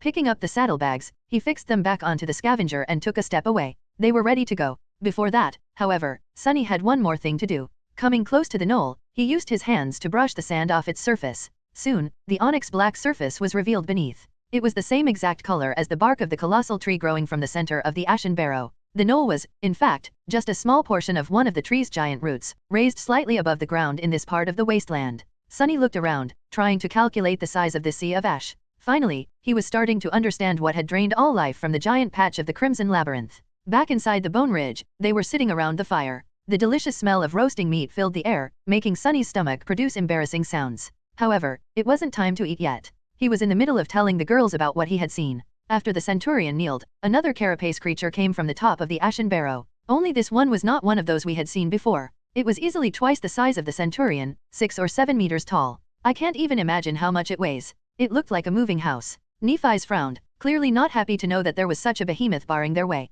What's more, its carapace is not made of chitin. Instead, it looks like some strange metal alloy. I don't think we'll be able to cut through it. I also didn't notice any gaps in that monstrosity's armor, not even around the joints. Cassie gulped, turning her head to her friend. Changing Star, however, remained silent. Sunny sighed. In addition, that thing has 4 arms instead of the usual 2, a pair with pincers and a pair with scythes. They're even bigger than the Centurion's. Its carapace is littered with spikes, and it has long horns on its head. It also looks, more human-like. It almost got a face, albeit an extremely ugly one. And its eyes, well, I think that it is more sentient than anything we had faced before. Nephi's was thoughtful. After a while, she said, it is probably an awakened demon. Nightmare creatures with 1 soul core were called beasts, the ones with 2 cores were called monsters. 3 cores belonged to a class of creatures known as demons, with devils right above them with 4 cores. Sunny gave her a nod, indicating that he was in agreement with her conclusion. Or maybe a devil. In any case, I think we should avoid that scary bastard at all cost. Changing Star stared at him, tilting her head a little. For a minute or so, there was only silence. Sunny gritted his teeth, then sighed, then blinked a couple of times. Finally, he gave her a doomed, crooked smile. Let me guess. You want to kill it. Chapter 64, Pursued by Demons. Shadow Slave. Let me guess. You want to kill it. Nephi's continued to stare at him with her usual unreadable expression. After a while, Sunny chuckled and shook his head in disbelief. You really are crazy. That's an awakened demon we're talking about, remember? Have you forgotten that we're just sleepers? Then he frowned and scratched his head. Wait a second. I feel like we already had this conversation before. Doesn't it feel familiar? Cassie glanced at the two of them and politely cleared her throat. Actually, you had said pretty much the exact same thing right before we decided to attack that first carapace Centurion. Sunny beamed. Yes, exactly. And how did that end up? I almost got killed. Nephi shrugged indifferently. You survived, didn't you? He froze with his mouth open, too flabbergasted by the sheer audacity of her remark to answer immediately. A few seconds later, Sunny was finally able to speak again. That's not the point. Cassie gently touched her friend on the shoulder and whispered. Neff? That's not a very nice thing to say. Changing Star's face flushed a little. Glancing aside, she hesitated and said. What I meant to say is, we've won in the end, didn't we? It was a risk we had to take, and it paid off. We've grown stronger since then. Sunny had a feeling that the fight against the carapace demon was already inevitable, but couldn't bring himself to stop protesting, solely out of principle. But that thing, it's huge. It's so tall you won't even be able to poke it with your sword. What are we going to do? Asked the bastard politely to lower itself to our level. Neff frowned and looked at him with displeasure. It's just an awakened demon, I know. Sunny sighed and shook his head again, feeling like he was talking to a stone wall. Changing Star's mind was still a mystery to him. He had realized a long time ago that there was a deep dark well hidden behind her seemingly radiant exterior. No one pushed themselves that hard, endured that much, went that far unless they were being pursued by demons of their own. He knew that from experience. And judging by how far ahead of everyone he had ever known Nephi's was, her personal demons were especially dreadful. Much more dreadful than the terrifying carapace demon, at least. But although Sunny understood that she was running from something, he had no idea what destination she was so desperate to reach. Just why was she so hell-bent on finding that damned human castle, even more so than Sunny himself? His burning desire to come back to reality and rip all the rewards that the world owed him was so intense that it would frighten most people to death. There were very few things that he wasn't willing to do to achieve his dream. However, it only had meaning for as long as he stayed alive. Nephi's, on the other hand, seemed to pursue a goal that held more meaning than her life. Why else would she be so willing to risk it? Sunny just couldn't understand that logic. It was irrational and paradoxical. What can be more important than your life? If you die, you won't be able to enjoy the fruits of your labor anyway. He looked Nephi's in the eyes and said, back when we agreed to fight the carapace Centurion, we did so because there was no other choice. We were literally stuck on a rock with it. What about now? Don't we have a choice to avoid the ashen barrow? She stared at him for a while and then simply said, that's the only way west. Sunny laughed. That is the truth, I'll give you that. When his laughter died down, he wiped the corner of his eye and said, all right, that makes sense. But believe me when I say it, as the only one who actually saw the carapace demon, we won't be able to defeat it in a fight. Nephi scowled. Your point. Sunny spread his hands. Don't misunderstand. Yes, we can't defeat it. But, a dark smile appeared on his face. That doesn't mean that we can't kill it. Changing Star thought about it, then raised an eyebrow and asked. You have a plan? Sunny shook his head. Not yet, not entirely. Let me sleep on it. However, there's one thing I know for sure. He looked west, remembering the carapace demon's disturbing, bestial face. In the ensuing silence, Cassie turned her head to face him and asked with curiosity. What is it? Sunny blinked.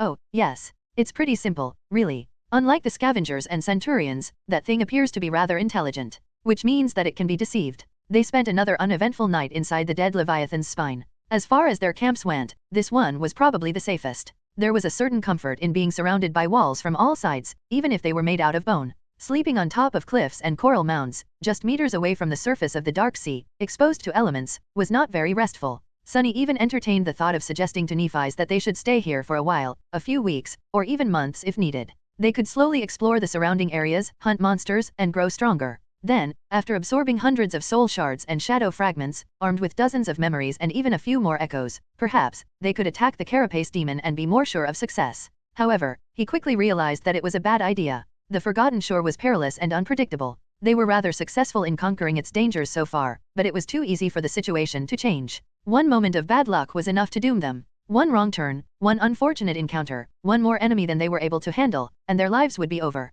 And that was only in regard to the usual menagerie of abominable horrors they had to fight on the daily basis. The labyrinth hid much more terrifying secrets and existences, not to mention the unimaginable terrors of the deep dark sea. Every additional day they spent here gave a chance for something fatal and unavoidable to happen. Their best hope of survival was to face the carapace demon as soon as possible. Maybe after defeating it, they would finally be able to see the tall walls of the promised castle. Sunny tossed and turned the whole night, thinking about the giant creature and trying to give shape to the nascent seed of the idea of how to kill it. Close to the morning, he was finally able to fall asleep only to be awakened by Cassie carefully shaking his shoulder half an hour later. Sunny blinked, looking at the blind girl in confusion. What is it? She gestured to Nephis, asking her to come closer. Then, a little pale, she gathered her courage and said, I had another vision. A vision about the carapace demon. Chapter 65, Lights in the Darkness. Shadow Slave. Sunny was instantly wide awake. Sitting up, he hurriedly rubbed his eyes and then glanced at the blind girl, ready to listen. Nephis approached them and sat down, her face barely visible in the dim light of the early dawn. Past or future? Sunny blinked. Right. I should have asked myself. Cassie thought for a bit and then hesitantly answered. Past. I think. After a short pause, her expression changed to that of certainty. No, I'm sure of it. Changing Star slightly tilted her head. That's good. So, what did you see? Cassie deeply inhaled and fell silent for several seconds, remembering. Her face paled a little, but this time, she was ready to face her fear. I saw the Ashen Barrow deep at night, enveloped in a raging storm. The winds were bending the branches of the great tree, as if desperate to break them. The island was illuminated by the constant barrage of thundering lightning bolts, with rain falling from the skies like a flood. She paused, catching her breath, and continued. The carapace demon was there, standing in the middle of the storm like an unshakable fortress made of polished steel. Arcs of electricity were dancing between the spikes on his armor, but the demon did not pay it any attention. He was just as Sunny described, prideful, sinister, and terrifying. Cassie closed her eyes. When I looked into his eyes, I felt a sense of emptiness and corruption. He observed the storm until it began to dissipate. The winds weakened, the rain stopped. The great tree stood unbroken, just as magnificent as it was before. But then, the last bolt of lightning fell from the sky and struck the ground beside it. Sunny was listening to her tale with great attention, hopeful to hear a piece of useful information. So, that monstrosity is not afraid of lightning. Shame. With its metal carapace, I was almost tempted to try and lure it from under the tree during a storm. Apparently, that wouldn't work. Meanwhile, Cassie was ready to carry on. That bolt of lightning could never hurt the carapace demon, let alone the miraculous tree. However, when it hit the ground, it ignited the fallen leaves that cover the Ashen Barrow's surface. Soon, a large part of the island was engulfed in fire. In the absolute darkness of the night, it shone like a beacon. Sunny perked up, remembering something. Back when the three of them first met at the beginning of their deadly adventure through the dream realm, the girls mentioned that the light he had seen from the giant knight's statue a few nights prior was indeed made by them. However, making that fire had turned out to be a big mistake. At night, any source of light was like a lure for the monsters of the Forgotten Shore, including the terrifying creatures that lurked in the depths of the dark sea. That's why, ever since, they were careful to never light a fire after sunset, preferring to endure the darkness instead of attracting unknown horrors from beneath the waves. Having a guess of what had happened next in Cassie's vision, he waited for the blind girl to continue. Her voice trembled a little. Before the flames died down, the dark sea surged, and a thing crawled out of it, covering almost the entire slope of the Ashen Barrow with its body. It looked like a mass of bones and rotten flesh connected by black seaweed. with thousands of horrible eyes staring at me hungrily from beneath, coiling tentacles seething as it pushed itself toward the great tree. Her face turned slightly green. Just remembering the abomination made Cassie feel nauseated, but she gritted her teeth and did not stop speaking. That was the most repulsive creature I've ever seen. However, it seemed slow and clumsy, as though being ashore, outside of the black water, was weakening it. The carapace demon did not hesitate to lunge at the creature, completely ignoring the fact that it was at least 10 times his size. It was like he completely lost his mind, enraged by the intrusion on the island. Nephi suddenly spoke. How did the demon survive? The blind girl hesitated. I don't know. I didn't see the battle itself, only its beginning and its end. At the break of dawn, the carapace demon crawled back into the shade of the great T. He was severely wounded, with several of his legs missing and his sides covered by a spiderweb of cracks. The fire was gone, and there was no sign of the sea creature anywhere in sight. She paused for a moment and then said in a quiet voice. The most terrible wound was on his chest. The steel armor of the demon was fractured and split apart, revealing the beating heart inside. Rivers of azure blood were flowing from the wound, mixing with the ashen sand. The demon crawled to the base of the tree and laid his broken body between its roots.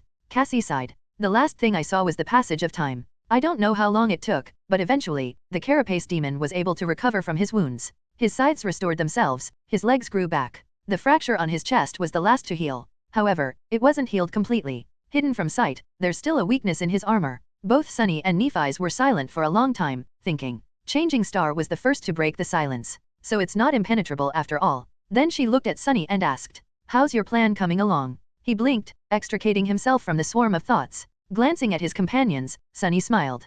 Pretty well. I already had an inkling of how we should proceed, but Cassie's vision gave me additional inspiration. Nephi's raised an eyebrow. Is that so? He gave her a confident nod. Yeah, it's a wild idea, but it might just work. Well, maybe. In any case, it's going to be risky, and we'll have to make some preparations. Both Cassie and Nephi's looked at him expectantly. The blind girl cautiously asked. So, what's your plan? How are we going to deceive the demon? Sunny crossed his arms. It's not very complicated. Actually, I got the idea from that ancient fellow Neff likes to talk about. We're going to build. He took a dramatic pause, and then said with a mysterious smile. A Trojan ass. However, their reaction was not what he had expected. Both girls blinked, then stared at him with complicated expressions. Well, Cassie did not stare, since she was blind, but her face was exactly the same as Changing Star's. Strange. What now? Sunny scratched the back of his head, somewhat embarrassed, and cleared his throat.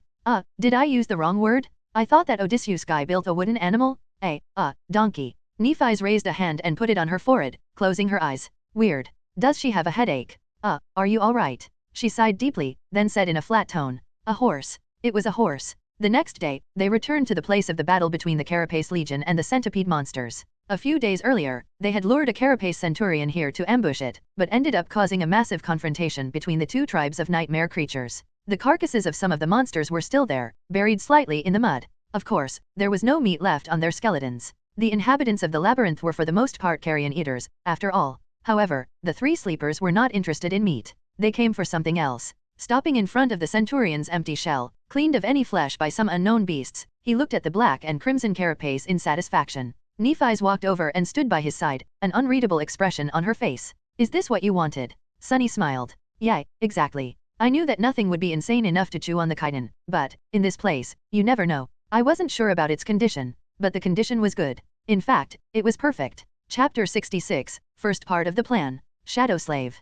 Close to the evening, with the sun tiredly descending toward the horizon, a strange creature walked out of the colorless remains of the labyrinth. If walking was even the right word. Dragging its legs in the sand, the creature somehow floated forward without moving them. It looked like a Carapace Centurion, or at least a close approximation of one. All the necessary parts were in place. The creature had a black carapace with a menacing crimson pattern on it, a humanoid torso, 8 segmented legs and 2 arms ending with formidable bone scythes. However, all these parts looked mismatched and strange, as though put together by some clumsy sculptor. Additionally, the Centurion moved as if it was seriously drunk. The carapace was careening to one side, sometimes scraping against the sand. The torso was swinging back and forth for no apparent reason. The sides were awkwardly lodged behind the creature's back, crossed against each other at a strange angle. At some point, one of them simply dropped to the ground. The Centurion stopped and hesitated for a few seconds, as though unsure what to do. Then it left its scythe arm behind and continued on its way as if nothing had happened. A perceptive observer would have noticed that the creature seemed to possess 2 shadows. The first shadow was as one would expect, its shape identical to the creature itself. The second one resembled a human. It briefly showed itself from beneath the larger shadow when the Centurion abandoned the runaway limb. The human shadow then proceeded to facepalm and shake its head in utter contempt. The whole situation was nothing short of being completely bizarre. But, for better or worse, there was nobody around to notice the weird creature. Unobstructed, it traversed the wasteland, moving in the direction of the Ashen Barrow. Soon, it was almost at the footstep of the tall hill. The sunset was approaching. The strange centurion plopped on the ground at the base of the Ashen Barrow and stopped moving completely. Awkward and lopsided, it looked like a parody of the other monster of its kind who had kneeled gracefully at the same spot a few days prior. Additionally, it arrived without a tribute. There was no transcendent soul shard in sight. Added to the disrespectful pose, this transgression was more than enough to get the centurion killed. Perhaps, it was suicidal. On top of the barrow, the carapace demon moved and rose from the ashen sand. His shining armor glistened, reflecting the light of the setting sun. Encased in bright metal, with a crown of horns adorning his head, the demon looked fearsome and sinister. Gazing down, he lingered for a few moments. Two dark scarlet embers ignited in the depths of the demon's eyes. Shifting his terrifying sides, the giant monster walked forward, slowly descending from the hill to face the strange visitor. The ground shook as he approached. However, the bizarre centurion did not even flinch. In fact, it remained completely motionless. The carapace demon stopped some distance away from the suspicious creature. He observed it, clearly understanding that its pathetic appearance might be a trap. The labyrinth was full of unimaginable dangers. Rashly approaching an unknown foe was not something an awakened demon, who possessed his own form of intelligence, would do. At least that was what the three sleepers had assumed. However, they were wrong. Just a second later, the carapace demon lunged forward. Its scythe flashed through the air, severing the centurion's torso in half. The adamantine chitin was cut apart as though it was made of butter. The upper half of the monster's torso flew off, revealing only emptiness inside. On the other side of the Ashen Barrow, Sunny, who was running up the slope with all his might, cursed under his breath. That was too soon. He thought that they would have more time. Who knew that the carapace demon would turn out to be such a daredevil? He didn't even hesitate before going all out. With Cassie riding piggyback on his back, Sunny gritted his teeth and tried to run even faster. It was time to switch to plan B. A moment later, the weird centurion's carapace came apart, setting the echo that had been hiding underneath it free. Pushing the pieces of chitin away with its powerful pincers, the scavenger rushed toward the towering demon. It was aiming to duck underneath it and, hopefully, mess up the giant's legs. The first part of Sunny's plan was rather simple. They were going to use the remains of a dead carapace centurion to disguise the echo, which was much smaller in comparison, as one of the officers of the Carapace Legion. Then, they would send it to the base of the Ashen Barrow to lure the demon away. The three of them were going to circle the hill and hide themselves under the grey sand in advance, then run up the slope and to the center of the island as soon as the demon had left. The echo was supposed to buy them enough time to climb the great tree and conceal themselves in its branches. Then, Sunny would dismiss the echo, thus finishing the first stage of the plan. He never intended for the scavenger to actually fight the fearsome demon. However, the carapace demon's unusually swift act of aggression had messed up the timing of the whole thing. The decoy was already destroyed, yet they weren't even halfway to the tree. In this situation, there was no choice but to order the echo to attack, hoping that it could stall the giant monster. That way, of course, Sunny was putting his scavenger at risk. But there was no other choice. Just as he was about to reach the crest of the hill, the echo tried to hide itself beneath the carapace demon's massive body. It was doing the same thing that Nephi's had done when fighting the first carapace centurion, intending to use the size of the enemy against it. The difference was that this time, the smaller participant of the fight was clad in a sturdy carapace, as opposed to a squishy human girl who had no protection. Even if the demon tried to crush the scavenger with its weight, it wouldn't be able to kill it. However, the demon understood it too. Moving with incredible speed, he shifted his torso and struck out with a pincer. The scavenger was swatted away like an irritating insect, flying through the air and heavily crashing onto the ground. Its carapace had almost cracked. Running toward the great tree, Sunny grimaced. He wanted to dismiss the echo, but knew that it was too soon. They needed more time. Ahead of him, Nephi's was already approaching the enormous black trunk. Not wasting any time, she removed the seaweed rucksack from her back, gently laid it on the ground, and began climbing, grabbing onto the cracks of the onyx bark. Meanwhile, the echo was shakily rising to its legs. A stubborn light was burning in its eyes. Producing a loud screech, it clacked its pincers in the air and once again rushed toward the demon. Go get him, buddy. Sunny screamed inwardly, wishing his scavenger luck with all his heart. The smaller creature bravely ran toward the steel behemoth, raising its pincers to attack. It was followed by two shadows, one bestial, the other one human. Sunny was quickly shortening the distance to the great tree. Below the hill, the carapace demon calmly stepped toward the rushing enemy. Its forearms moved in unison. Suddenly, the scavenger's arms were sliced off. Its body was gripped in two giant pincers and raised into the air. Sunny didn't even have time to react. A fraction of a second later, the demon slightly strained its arms and tore the echo in two, separating its torso from the carapace and crushing both halves into a bloody pulp. On top of the hill, Sunny stumbled. The familiar voice resounded like a tolling bell in his ears. Your echo has been destroyed. Chapter 67, Racing Against Time. Shadow Slave. Your echo has been destroyed. Sunny stumbled and almost fell. Cassie gripped his shoulders tightly and leaned back a little, trying to help him keep balance. With fallen leaves flying from under his feet, Sunny somehow managed to catch himself in time. No. Anger and regret clouded his mind, but it was too late to do anything. His trusty scavenger was dead, sliced and torn apart by the giant creature. The ease and brutality with which the carapace demon had decimated the poor, brave beast would have been insulting, if it wasn't so terrifying. It only took him a split second. The echo was gone. Not only had Sunny seen its tragic end through the eyes of his shadow, he also felt the subtle connection between them disappear. In his soul sea, one of the spheres of light shimmered and vanished, leaving the silent surface of the water a little bit darker. He had lost his most valuable possession. But the bitterness Sunny felt was not only because of how useful the echo had been, or how much money it could have brought him in the real world. He had actually grown to like the mindless scavenger quite a bit. It was big, loyal, and reliable. It even seemed to possess a strange sort of stubborn, off-putting personality. And now it was dead. Gritting his teeth, Sunny ran like a madman. There would be time to mourn the loss of the loyal echo later. Right now, they had bigger problems. Sunny, what happened?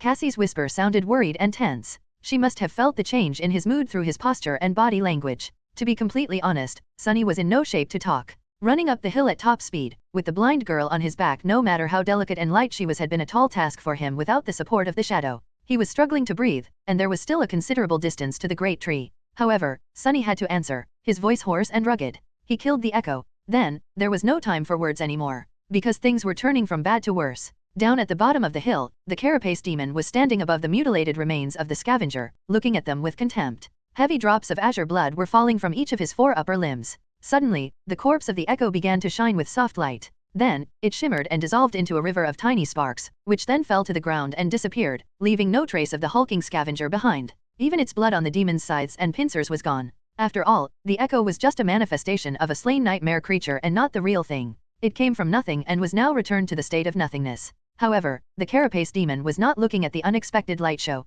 Instead, he was staring at one particular spot on the ground. There, a lonely human shadow was frozen in confusion, uncertain what to do. With the body of the echo and consequently, its spacious shadow gone, it was instantly revealed and had nowhere else to hide. Crap. The demon tilted his head, then moved with the speed of lightning and pierced the shadow with a scythe. Sunny flinched, ready to experience blinding pain. But nothing happened. The shadow, which had raised its hands in fright, looked down at the massive blade protruding from its chest and scratched its head. It was completely fine. Well, of course, it was just a shadow, after all. One had to have a body to be susceptible to such attacks. Right. What else did I think would happen? Meanwhile, the demon was staring at the nonchalant shadow. The menacing scarlet light in his eyes blazed brighter. Sunny was getting closer to the trunk of the tree, temporarily fueled by adrenaline. Otherwise, he might have fainted from the strain already. Just a little more. They had every chance of making it. The shadow just had to distract the giant monster for a bit. But it seemed as though luck was not on his side today. Down below, the carapace demon retrieved his scythe. However, instead of attacking the human shadow again, it suddenly turned around and cast a dark look at the top of the ashen barrow, where the giant tree stood in all its magnificent beauty. The bastard was smart after all. Curse it all. Forgetting about the shadow, the behemoth lunged forward, rushing back up the tall hill slope.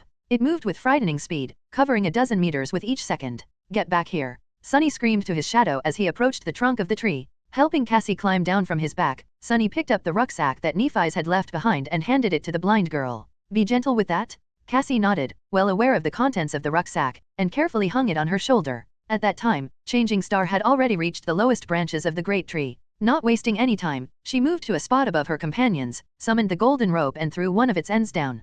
Catching the rope, Sunny quickly tied a loop and handed it to Cassie. You go up first. The blind girl hesitated for a moment, then accepted it. Just as she was about to put her foot inside the loop, Sunny suddenly stopped her. Wait. Summon your staff. The wooden staff that Cassie used to walk was actually a magical item capable of summoning strong winds. In their travels, they rarely had a cause to use it. But now it could come in handy. Surprised and unsure of the reason, she nevertheless did as he had asked, summoning the memory from her Sea of Soul. The wooden staff appeared in her hand. Sunny lightly hugged the blind girl from behind and turned her body, guiding the hand holding the staff in the necessary direction. Then, he said, now summon the wind. In the next moment, a strong gale rose around them, blasting fallen leaves and ashen sand into the air. Instantly, a large portion of the island's surface was stripped bare. More sand was revealed beneath. Meanwhile, the shadow was racing against the carapace demon. The massive creature was already halfway up the hill, moving with the speed of a rushing train. The nimble shadow, however, was even faster. It had already overtaken the behemoth and was now flying forward, hurrying to return to its master.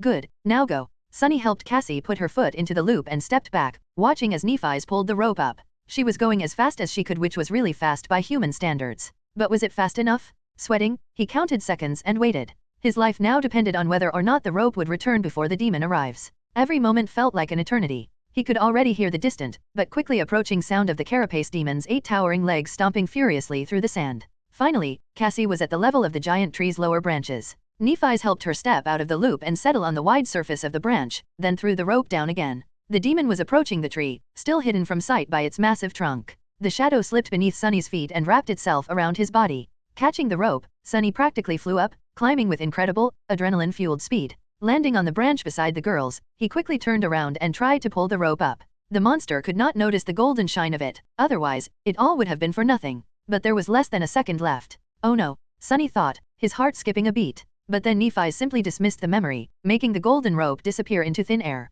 The three of them crouched, hiding from sight, and held their breaths. A moment later, the furious mass of spikes and polished metal appeared beneath them. The carapace demon abruptly stopped, gazing around with his burning scarlet eyes. His pincers clicked, as if thirsty to tear flesh apart. The terrifying scythes were raised into the air, ready to slash and sever. But there was nothing to kill underneath the great tree. The demon lingered, looking right and left. Then he raised his head and looked up.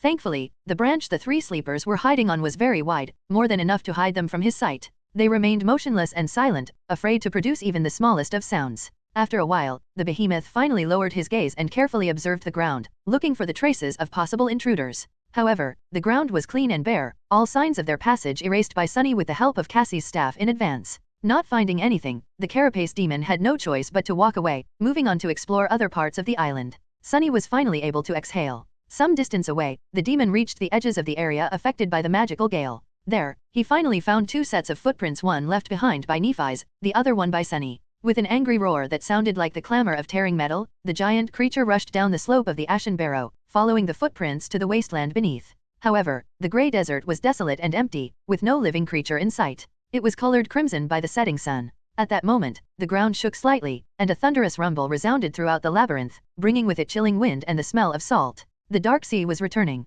Throwing one last hateful gaze toward the wasteland, the carapace demon turned around and slowly headed back to the top of his barrow. Chapter 68, Beacon of Death. Shadow Slave. Sunny, Nephi's and Cassie sat on a branch of the great tree, waiting for the sun to set. The branch was wide enough to accommodate twice as many people, so they weren't worried about being spotted from the ground. Still, they remained silent and motionless, wary of the giant monster that sometimes appeared beneath their hiding place. The sound of his footsteps sent shivers through the tense bodies of the 3 sleepers. Not once since coming to the Forgotten Shore had Sunny hoped for the night to come faster. But there was a first time for everything. They could only proceed with the next step of the plan after darkness had fallen, so there was nothing to do now but wait. Sitting with his back against Neff and Cassie, Sunny stared into the distance and tried not to think about anything. Obsessing over past mistakes and future risks was only going to dampen his resolve. And it was already in short supply. Meeting a setback so early into the plan really threw Sunny off his game. He still couldn't recover from the sudden loss of the precious echo. Of course, he knew beforehand that many things could go wrong. In fact, he had even warned the girls that there were too many unpredictable elements, and thus it was impossible to reliably predict their chances of success. Nevertheless, he had not expected to lose the strongest member of their group at the very beginning. The first stage of the plan was supposed to be the safest. Things to come were going to be much more dangerous. Sunny looked at the darkening skies, barely visible through the thick canopy of the great tree's crown, and listened to the noise of the rising sea. In the dim twilight, Cassie shifted a little and then gently squeezed his hand. Her warm touch made Sunny tense up, but then, realizing that the blind girl was just trying to console him, he allowed himself to relax. Stupid. What am I, a kid? Holding hands will not solve anything. But, despite these grumbling thoughts, Sunny reluctantly realized that he did feel a bit reassured, with no logical reason at all. Maybe they were going to pull this off after all. If this was their will, who dared to stop them? Soon, the night descended, drowning the world in absolute darkness. The Ashen Barrow had become an island in the black, undulating void of the dark sea. The branches of the great tree swayed gently in the darkness, their vibrant scarlet leaves now indistinguishable from the obsidian surface of the wood. The leaves whispered and rustled, creating a calming melody in the threatening murmur of the surging waves. Sunny sighed, knowing that the moment of truth was approaching. He was sure of his plan, as far as it was possible to be sure of anything in this cursed place. But he also knew all the risks and all the things that could go wrong. At the end of it all, they were still tossing a coin, hoping that its fall was not going to spell their doom. He felt Neff's position shift. She turned her head and glanced in his direction, a calm expression on her face. Today, her inexplicable ability to remain composed in any situation, no matter how dire, was especially frustrating. Even though Changing Star could not see anything in the pitch-black darkness of the starless void, she knew that he would notice her questioning look. Sunny closed his eyes, then opened them again and slowly exhaled. Let's begin. The 3 of them moved, performing a rehearsed set of motions. Cassie carefully shifted to the side, giving Sunny and Nephi space to do what needed to be done. Sunny gently placed the seaweed rucksack between himself and Neff, then opened it. His motions were slow and cautious. Inside the rucksack, 2 large clay containers lay surrounded by several layers of soft seaweed fiber. These jars were made by Sunny himself, and as such were not particularly sturdy. After all, he wasn't a craftsman. All his knowledge about pottery was received in a single day of listening to teacher Julius's rants about the importance of clay in the development of human civilization. Still, he at least remembered the basics. Inside the jars, all the oil they had gathered from the centipede monsters splashed around, making Sunny's heartbeat unsteady. A centipede monster had 2 sacs in its body, each containing a different oily substance. When mixed, these substances produced an incredibly corrosive, deadly oil that could eat through a scavenger's carapace in seconds. It was also highly flammable. The jars contained the 2 components of the centipede oil. If they were to break during their run to the Great Tree, allowing the components to mix, well, there was a reason why the rucksack was entrusted to Nephi's while Sunny carried Cassie despite his inferior physical endurance. The centipede oil was the centerpiece of his plan. Placing the clay jars on the branch, Sunny took out one last thing from the rucksack. It was a makeshift torch made out of bone and, yeah, more seaweed. Traditionally, torches were supposed to be made out of wood, but on the Forbidden Shore, bones were much more easily found than sticks. In the darkness, he found Neff's cool hand, took it into his own and then placed the torch on her open palm. At that moment, Sunny couldn't help but remember the other times Changing Star's hands had touched his body. The first time was when he was dying, his chest crushed by the Carapace Centurion's bone scythe. The other time was on the day he handed her the Starlight Legion armor and learned about her cruel flaw. Both days were very memorable, although for different reasons. He had a feeling that this day was also going to be forever etched in his memory, provided they lived to see the morning. Sunny deeply inhaled. I'm ready. Nephi's nodded and then rose to her feet. Standing tall, she grasped the torch and closed her eyes, as though praying. Clad in white armor, with her silver hair dancing in the wind, she looked like a beautiful, solemn angel. Then, white radiance ignited beneath her eyelids. In the next moment, bright fire burst from beneath her hands, igniting the top of the torch. Changing Star opened her eyes, extinguishing the light shining in them, and raised the torch high above her head. In the lightless world, this single small flame looked like a lonely star drowning in the sea of darkness. Simultaneously, Sunny stepped to the edge of the branch, inhaled deeply, and screamed at the top of his lungs. Hey, asshole! Come get me if you dare! Then, all hell broke loose. Attracted by the sudden burst of light and Sunny's belligerent cries, the Carapace demon appeared out of nowhere in a storm of fury. Its towering legs tore through the ashen sand, throwing clouds of it into the air. 2 scarlet eyes immediately focused on the shouting human, sending a nervous shiver through Sunny's legs. Yeah, right here, you pile of scrap. Come and get it, fat lobster. This is my island now, he shouted, pretending to not be scared out of his wits. The demon dashed toward him. This behemoth was as tall as a house, but still not tall enough to reach the branches of the great tree with his scythes. So, for the moment, Sunny was still safe. He was pretty sure that this won't be the case for long, but it was enough time to bring the plan to fruition. If he doesn't miss. Just as the Carapace demon was about to appear right beneath the branch Sunny was standing on, he took a deep breath, aimed, and tossed both of the jars down. The creature reacted with lightning speed, slicing both jars into pieces with his horrible scythes. However, it was of no use, the oily liquids contained inside still rained on its carapace in a torrent, followed by a scattering of clay shards. If anything, it only made the surface of the impact larger, covering most of the demon's metal carapace in a layer of liquid. The 2 components mixed, producing the deadly corrosive oil, which then burned into the lustrous armor. Sunny held his breath. However, the centipede monster's oil, which was capable of destroying the unbreakable chitin of both scavengers and centurions, turned out to be completely ineffective against the strange alloy covering the Carapace demon's body. It didn't even leave a scratch on it. Sunny's face darkened. That's. Nephi silently appeared by his side, raising an arm. Just as I expected. Luckily, Sunny did not put a lot of value on the oil's corrosive qualities, to begin with. He needed the oil for its other quality, its flammability. Guided by the loud sounds produced by the massive monster, Nephi's moved and threw the torch down with a powerful swing of her arm. Spinning, the torch streaked through the air like a meteor and landed right in the middle of the demon's carapace. In the next second, the giant creature was engulfed in flames. Sunny did not really expect the fire to be able to damage the demon. He was sure that the behemoth could withstand much more than just simple heat. But now, covered in the burning oil, the Carapace demon shined brightly in the pitch-black night of the Forgotten Shore. He had turned into a fiery beacon, calling all the monsters of the cursed dark sea to come crawling from its black depths. Chapter 69, The Guest. Shadow Slave.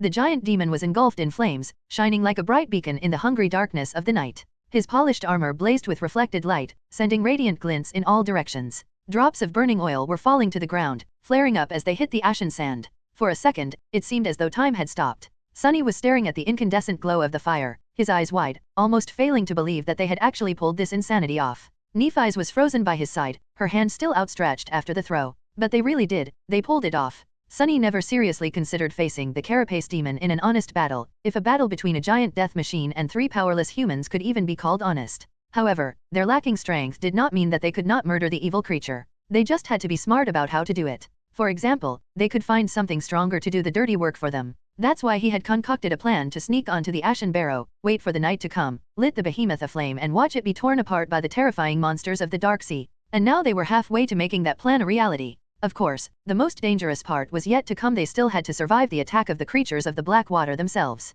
And before that, the Carapace demon roared with fury, making Sunny feel like his ears were going to bleed. The roar sounded like a deafening cacophony of rusted metal being torn apart by giant claws. 2 scarlet eyes shone through the conflagration of flames, piercing the young man with a concentrated beam of murderous hatred. Before that, they had to last until the sea monsters arrive. The infuriated demon was out for their blood, and no one knew how much time it would take for the Dark Sea creatures to appear on the Ashen Barrow. Sunny was scared that the demon was capable of performing ranged attacks. If not, he might be able to climb the tree to get to them, or try to kill them in a way that they had not even considered. In the worst-case scenario, they would have to endure his rage for quite a while. Looking into the giant's hateful eyes, he sensed that the creature was thinking in the same direction. When the demon glanced in the direction of the great tree's obsidian trunk, Sunny's heart suddenly skipped a bit. However, in the end, cold rationality won over seething rage in the Carapace demon's mind. Instead of wasting time trying to get to the 3 tiny humans, he suddenly rolled on the ground, hoping to use the sand to douse the flames dancing on his carapace. The whole island shook, almost throwing Sunny off the branch. Crap! Why did the bastard have to be so smart? For a moment, Sunny entertained the idea that the demon was actually going to succeed in extinguishing the fire before the dwellers of the depths had noticed it. But he didn't have to worry. Suddenly, Nephi's turned to face the dark surface of the sea. Her face paled slightly. Sunny was a second late to react, but almost instantly, he too felt a strange change in the world around them. It was hard to describe with words. The rustle of the scarlet leaves suddenly felt quieter, the sound of the waves crashing against the shores of the Ashen Island louder. It was as though some invisible pressure descended on the world, making everything feel slightly different. Then, the air became colder, and a wall of thick fog appeared above the dark waters. The Carapace demon had also noticed this change. He stopped trying to douse the flames and rose from the sand, the oil still burning on his carapace. Not paying it any attention anymore, the demon turned to the sea, a sense of grim resignation radiating from his posture. Then, it was replaced by dark resolve and frenzied bloodlust. The fog slowly moved, crawling onto the island. Sunny felt shivers run down his spine, realizing that it was flowing against the wind. The sound of waves was now muffled and changed, almost imperceptibly so. And there, in the fog, something was moving. He could almost make out a figure. It was. Suddenly, Cassie's small palm covered his eyes. With her voice trembling with tension, she whispered, "Don't look. No matter what happens, don't open your eyes." Sunny froze, obediently shutting his eyes. A cold sense of fright wrapped itself around his heart. He had never heard the blind girl's voice sound like this before, not even when she was recalling her terrifying visions. Cassie slowly removed her hand. Blinded, he could only rely on his hearing. At least that was what he thought until the cold fog touched his skin. Then, in the muffled silence, he heard Cassie's voice again. Only this time, it was distorted and coming from the wrong direction. "Don't look, don't look, don't look." Sunny gulped, feeling his hair stand on end. The sound of the blind girl's distorted voice echoed in the fog, surrounding him from all sides. Instead of growing quieter, it was becoming louder, overlapping over itself. "Don't look, don't look, don't look, don't look." Then, it grew even louder still and turned into a cacophony of screams, crashing into Sunny like a wave, sounding nothing like what human vocal cords could ever produce.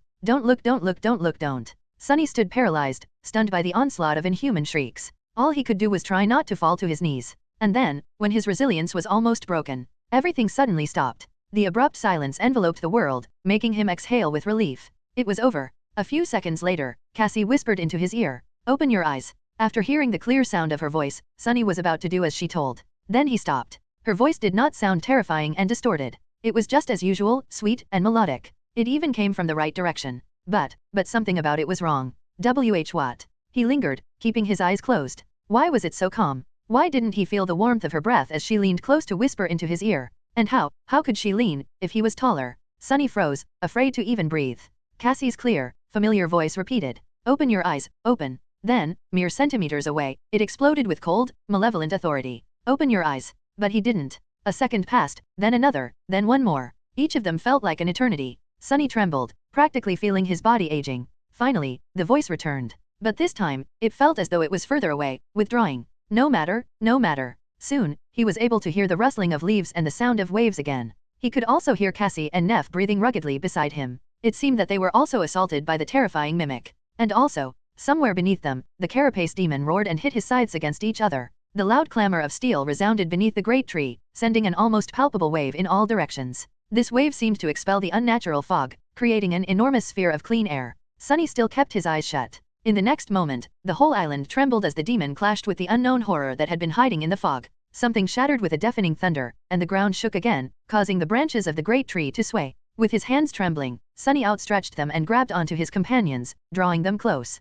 Holding each other, they listened to the sounds of the furious battle and waited. An eternity later, the fight between the carapace demon and the guest from the depths was over. Silence had returned to the Ashen Barrow once again. Sunny had long ago lost the track of time and grew desensitized to the tremors running through the great tree each time the two monsters clashed. Sudden stillness gave him a start. With a slight shudder, he turned his head and listened, trying to discern what was happening. In the quiet aftermath of the terrible battle, Nephi's hesitated and then said in a raspy voice, "We can open our eyes now." Sunny lingered before following her advice. He opened his eyes and blinked a couple of times, his vision slowly returning. The pale light of dawn was creeping from the east, enveloping the island in the dim twilight. Beneath them, the surface of the island was torn apart and upturned, almost unrecognizable. It was as though the Ashen Barrow was pummeled by several rounds of heavy artillery fire. And on that surface, damn it, the carapace demon was slowly limping back from the edges of the island, leaving a trail of azure blood behind. He was heavily wounded and in a terrible shape, with several limbs missing and a spiderweb of cracks covering his once pristine carapace. 2 of his arms were gone, leaving him with a single scythe and a single pincer.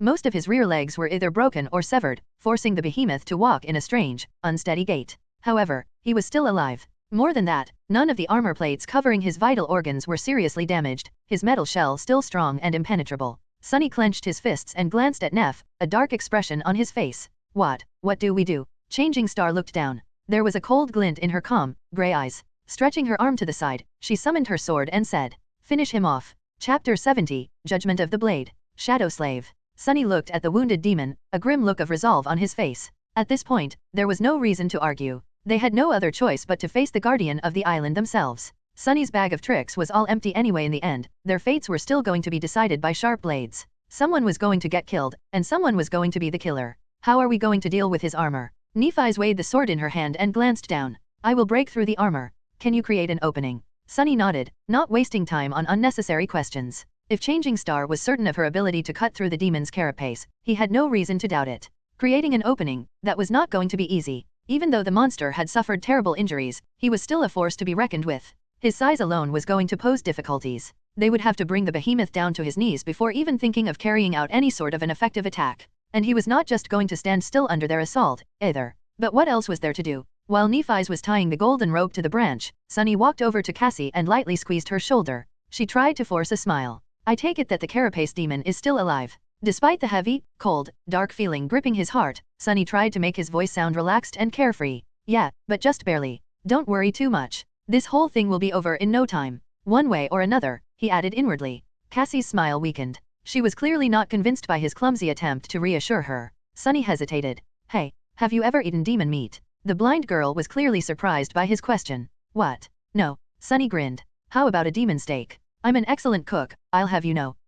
I think. Neff had sort of monopolized the preparation of food, so I had no chance to put all the knowledge from the wilderness survival course to practice. Teacher Julius had indeed spent a lot of time teaching him how to cook all kinds of seemingly inedible things, as well as meats of all sorts of nightmare creatures, in preparation for his journey into the dream realm. Here, hunger was as much of an enemy as the fiercest of monsters. As soon as we get our hands on some demon meat, I'll make you a steak. It'll be the most delicious demon steak you had ever eaten. I promise. Finally, a real smile appeared on Cassie's face. She gave him a courteous nod. All right. That's a promise then. Meanwhile, Nephi's was done with the rope. She threw it down without hesitation and glanced at him. Are you ready? Sunny sighed and closed his eyes for a second, feeling the strength of his body being enhanced by the shadow. Yes. Let's do this. As soon as their feet touched the ground, Sunny felt a heavy gaze burning a hole in his chest. Glancing up, he saw the crippled carapace demon staring right at him, a dark glint shining in his one remaining eye. The other one was gone, leaving only a bleeding black gap behind. At this distance, the damage dealt to the demon's body seemed even more debilitating.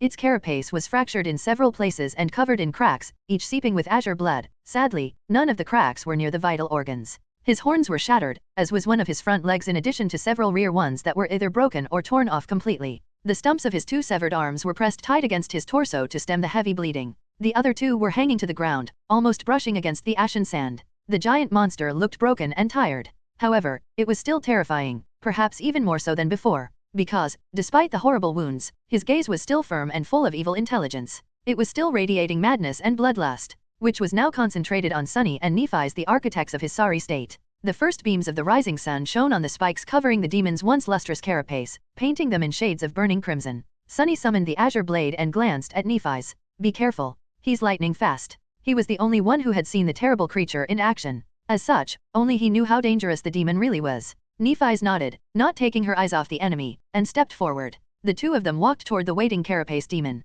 Sunny was slightly ahead and aiming to circle the behemoth from the right, the side where the demon had both his last remaining scythe and eye. Changing Star was a step or two behind him, aiming to circle the creature from the left, the side where his pincer arm was slowly rising into the air. In this battle, Sunny's role was to take the brunt of the enemy's attacks, letting his partner deal the lethal blow when the time was right. Through the tacit understanding that they had developed through surviving dozens of life or death situations, the two of them were able to cooperate without speaking a single word, fighting almost as one. This was their main advantage. As they were closing in, Sunny felt a slight shift in the demon's posture. Instantly, he knew that hell was about to break loose. He had warned Nephi's about the speed of their enemy, but he also had to deal with it himself. Sunny knew that he was much slower than the giant creature, but he still had to find a way to dodge the massive, terrifying scythe. That wasn't as bad as it seemed. Speed wasn't everything in a fight. Take, for example, Changing Star's training fight against the proud scion of the Hanli clan.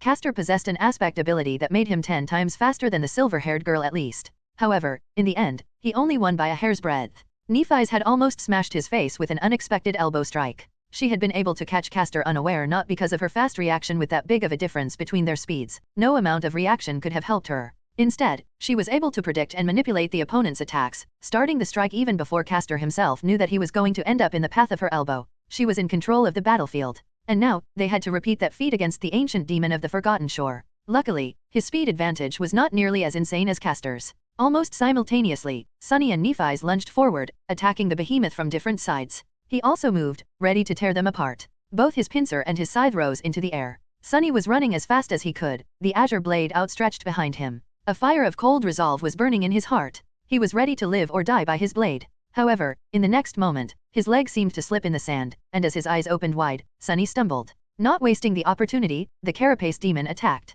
The terrifying scythe tore through the air, aiming to cut the helpless human in half. But it hit only sand. Sunny, who had feigned his loss of balance to bait the demon's strike, easily avoided the deadly blade by jumping to the side at the last second. He wasn't quite at the level where he could predict every move of the enemy. Instead, manipulating the enemy into performing a predictable attack was easier. After all, deceit and manipulation were his forte. Temporarily safe from the threat of the scythe, Sunny dashed toward the demon's legs. At the same time, Nephi's had managed to avoid the massive pincer and was closing in on them, too. They reached their goals almost simultaneously, one from the right, the other from the left. Sunny slashed with the azure blade, feeling it hit the polished armor and bounce back without leaving even a slight scratch on it. Dull pain radiated through his hands. On the other side of the behemoth's massive body, Nephi's achieved more success. She had attacked the already injured front leg of the monster, cutting deep into his flesh through the wide crack in the metal plate. Severely damaged, the leg wasn't able to support the weight of the giant creature anymore. It buckled, sending the demon reeling. At this point, a scavenger or a centurion would have lost their balance and fallen to the ground.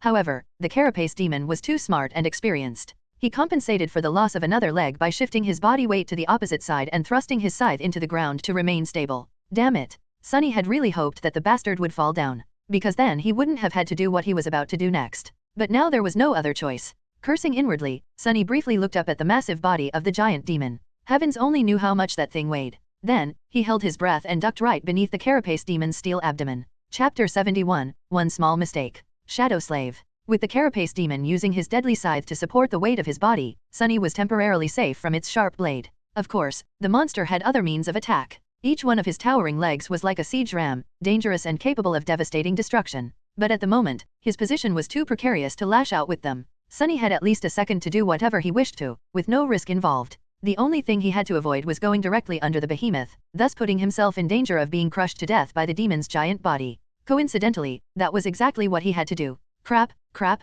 crap. Glancing up at the massive armored creature, Sunny cursed and dashed forward. A moment later, he dove underneath the carapace demon, feeling the thick shadows swallow him whole. Instantly, Sunny was covered in cold sweat. There was nothing but polished metal and murderous intent above him now. All the monster had to do to turn the tiny human into a puddle of blood was to rest his body on the sand. Under the crushing weight, Sunny's organs would burst and his bones would turn to dust. There wouldn't be anything solid left of him at all, only a thin layer of bloody goo smeared across the ground. Not the best situation to find yourself in. With his nerves on the verge of melting, Sunny brandished his sword and rushed forward. His eyes were glued to the joints of Carapace Demon's legs. He was utterly focused, looking for the slightest movement, waiting for it. With no room for error, Sunny pushed every unnecessary thought and emotion into the farthest corner of his mind, not allowing dread, doubt, and his tendency to overthink things to slow him down even by a fraction of a second. Time moved excruciatingly slowly. It felt as though hours had passed, but in reality, it was only a couple of moments. Sunny was only at the second pair of the giant monster's legs. It was then that he finally noticed the almost imperceptible change in the demon's posture. The tension in his joint changed slightly, indicating that the behemoth was about to move. This was the sign that Sunny was both hoping for and terrified of. Now, his survival was wholly dependent on whether or not he was fast enough. As soon as his eyes had registered the change in the creature's posture, Sunny pivoted on one leg and dashed to the side, trying to get away from underneath the armored giant. A small cloud of sand was sent flying by his sudden turn. But the demon was incredibly fast. He threw his body down, determined to squash the odious invader like a bug. With inertia and the limits of his human body slowing Sunny down, he felt the metal surface of the carapace begin to fall down on his head long before reaching the safe zone. Death was approaching with abhorrent speed. One step, two, was he going to make it in time? The carapace demon fell to the ground with a thunderous crash, sending large clouds of sand into the air. The impact was so strong that the whole island trembled. The furious mass of falling metal and spikes missed Sunny by just a few centimeters. He flew from underneath the demon's body at the last possible moment by performing a desperate dive. Crushing into the sand, Sunny rolled away and jumped back to his feet, slightly disoriented by the shockwave of the giant's fall.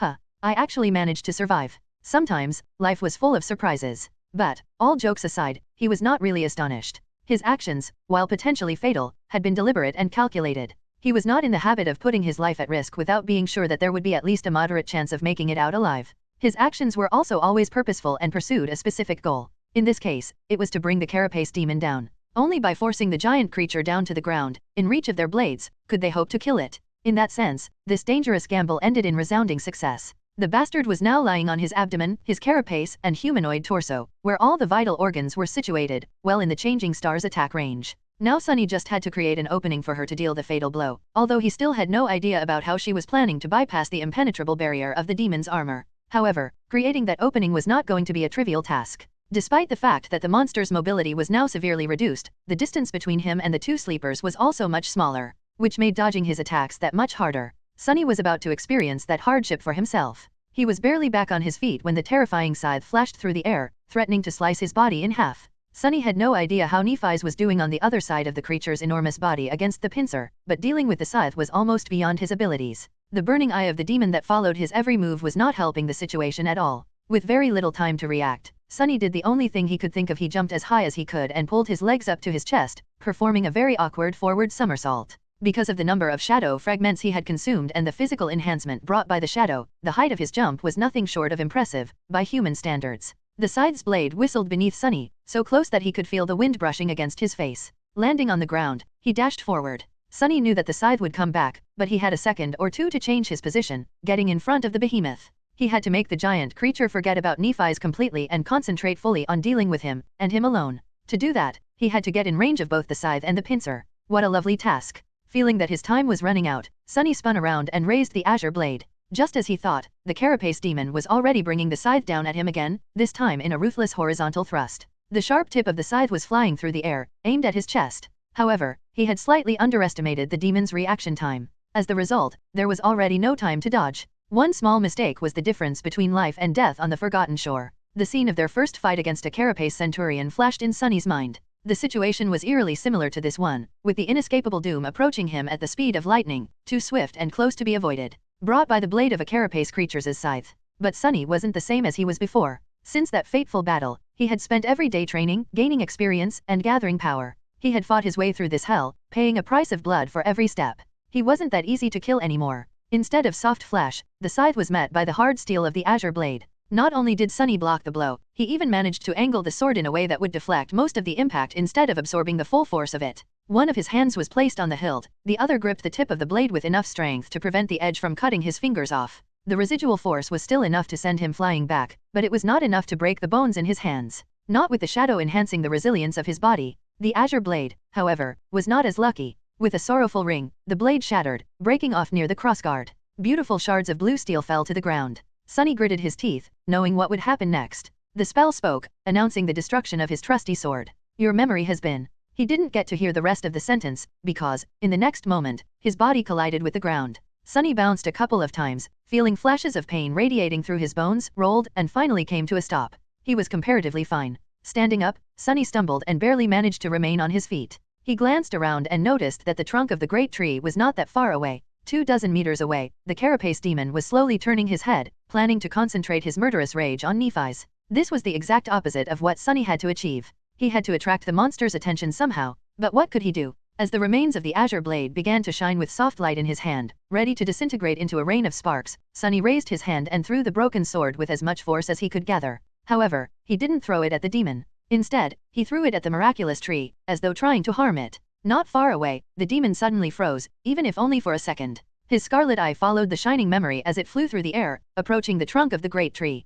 Then the broken sword fell apart, turning into a shower of white sparks, which then disappeared without a trace. None of them even touched the obsidian bark. However, the azure blade had already fulfilled its purpose. It distracted the giant for a few precious moments. For Changing Star, that was more than enough. Chapter 72, Demon Slayers. Shadow Slave. As soon as the carapace demon froze, distracted by the faint threat to the great tree, Nephi's lunged forward. There was no hesitation, no doubt, not even the slightest pause between the moment her enemy had lowered his defenses and her reckless attack. Just like Sunny had been utterly focused on observing the monster's movements before, she had been watching and waiting for this exact moment since the beginning of the battle. Changing Star knew that, when the opportunity presents itself, it will only last for a second. Even that single second almost cost Sunny his life. Nephi's wasn't going to waste it. Her graceful figure flew through the air like an arrow released from a powerful bow, almost leaving after images behind. The silver blade of her longsword glimmered, reflecting the light of dawn. The black and white armor seemed to turn into a blur. She was going all in, rushing at the enemy without leaving herself even the slightest chance to retreat.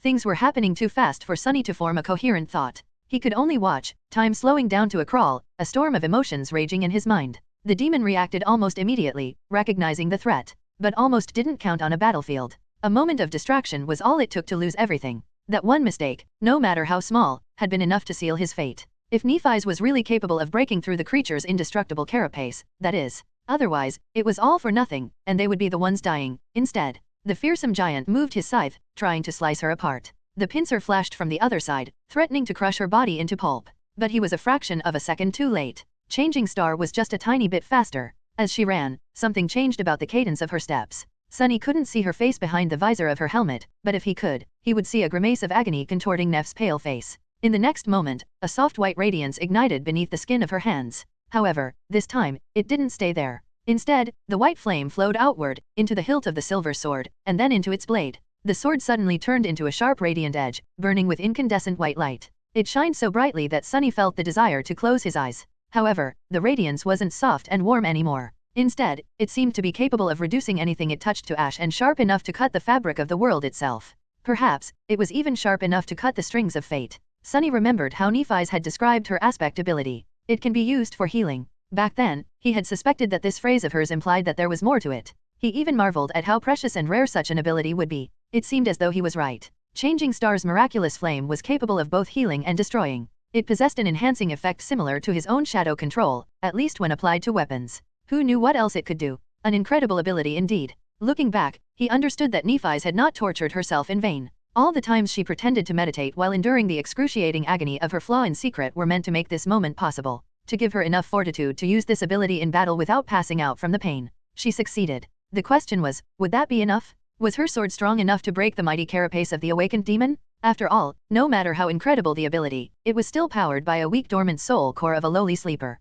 They were about to find out. A few steps away from the carapace demon's towering torso, Nephi's bent her legs and jumped, soaring high into the air. Her sword flashed forward in a vicious thrust, so fast that, for a moment, it looked like a beam of pure white sunlight. Then, it collided with the strange alloy of the giant's lustrous armor, right at the spot where his heart was supposed to be. Of course. Back when they were hiding in the dead Leviathan's empty spine, Cassie had told them about her vision. In that vision, she saw the carapace demon being attacked by a terrible creature of the deep dark sea. In the aftermath of the battle, the demon was severely wounded and on the verge of dying. The most horrible wound was on his chest, where the armor was torn apart and shattered, revealing the monster's beating heart. With time, all his injuries had healed, except for this one. While the carapace of the demon seemed to have recovered, in truth, it was never fully restored. In this one spot, the armor was secretly weakened. And it was exactly to that spot that Nephi's had delivered her blow. It didn't matter whether her radiant sword was really capable of breaking through the impregnable armor of the awakened creature, because she attacked the only weak spot on his body, the place where his armor had already been broken. With a flash of white light, the incandescent sword pierced through the metal of the demon's carapace and plunged into his body, unleashing a fury of fire inside the adamantine shell. It seemed as though the giant was suddenly illuminated from within, with beams of light shining through the cracks in his armor. For a moment, the surreal sight was burned into Sunny's mind. Then, Changing Star's sword had reached the carapace demon's heart and sliced it apart, incinerating everything around it and making the azure blood of the fearsome creature boil and evaporate. Sunny's legs buckled, and he gracelessly fell on his ass. Wah! We did it. The demon staggered. His arms slowly rose, as though trying to pull Nephi's into a final embrace. But then, as his body twitched, they fell to the ground. Neph landed in the sand and jumped back, ready to defend herself. But there was no need. The proud guardian of the Ashen Barrow was dying. The scarlet light in his one remaining eye was dimming, any semblance of intelligence quickly disappearing from his gaze. The demon heavily slumped, all remnants of strength abandoning his mighty body. Turning his head with incredible effort, he cast one last look on the great tree. Then, his gaze stopped on Sunny. There was no fury or madness in that gaze anymore. Only some strange, calm, inexplicable emotion. It almost felt like relief. Before Sunny could discern the meaning of that emotion, the last glimmer of light was gone from the eye of the carapace demon. His head rolled back and fell. They won. In front of the giant body, Nephi's had dismissed her helmet. Behind it, her face was pale and tired, her hair sticking to it in a sweaty mess. The afterglow of the white radiance was already extinguished, leaving her eyes gray once again. Changing Star kneeled, then lay down on her back, too exhausted to move. The whole fight lasted less than a minute, but it took everything out of both of them. Sunny followed Neph's example and lay on the ground, trying to catch his breath. They actually won. He couldn't quite believe it. I want to sleep for a week. Remembering that Cassie was still waiting in the branches of the great tree, not knowing who lived and who died, Sunny sighed. A few moments later, he deeply inhaled. Then, straining his vocal cords, he screamed at the top of his lungs. In the silence of the morning, in the center of the tall hill covered with ashen sand, under the branches of a beautiful, giant tree, a strange shout could be heard. One demon stake, coming right up. Chapter 73, The Circle of Death. Shadow Slave. A few minutes later, Sunny heard a noise coming from somewhere above. Looking in that direction, he noticed that Cassie was standing at the edge of the wide branch, gripping the golden rope in her hands. Before he could react, the blind girl was already climbing down. She was very cautious, but also quite nimble for someone without sight. He blinked. Is she crazy? That's dangerous. But he was worried for nothing. Cassie quickly reached the ground and let go of the rope, safe and sound. She then summoned her staff and took a hesitant step, trying to remember where his shout had come from. Sunny made his presence known and guided her by saying, "I'm here." The blind girl turned her head in his direction and walked forward, carefully feeling the ground in front of her with the staff. Because of how uneven the surface of the island had become, it took her longer than usual to reach him. Just as she was about to walk past, Sunny spoke again. "Hey, Ka." Cassie stopped and lowered her head with a surprised expression. Then, she asked, "Why are you lying on the ground?" He smiled weakly.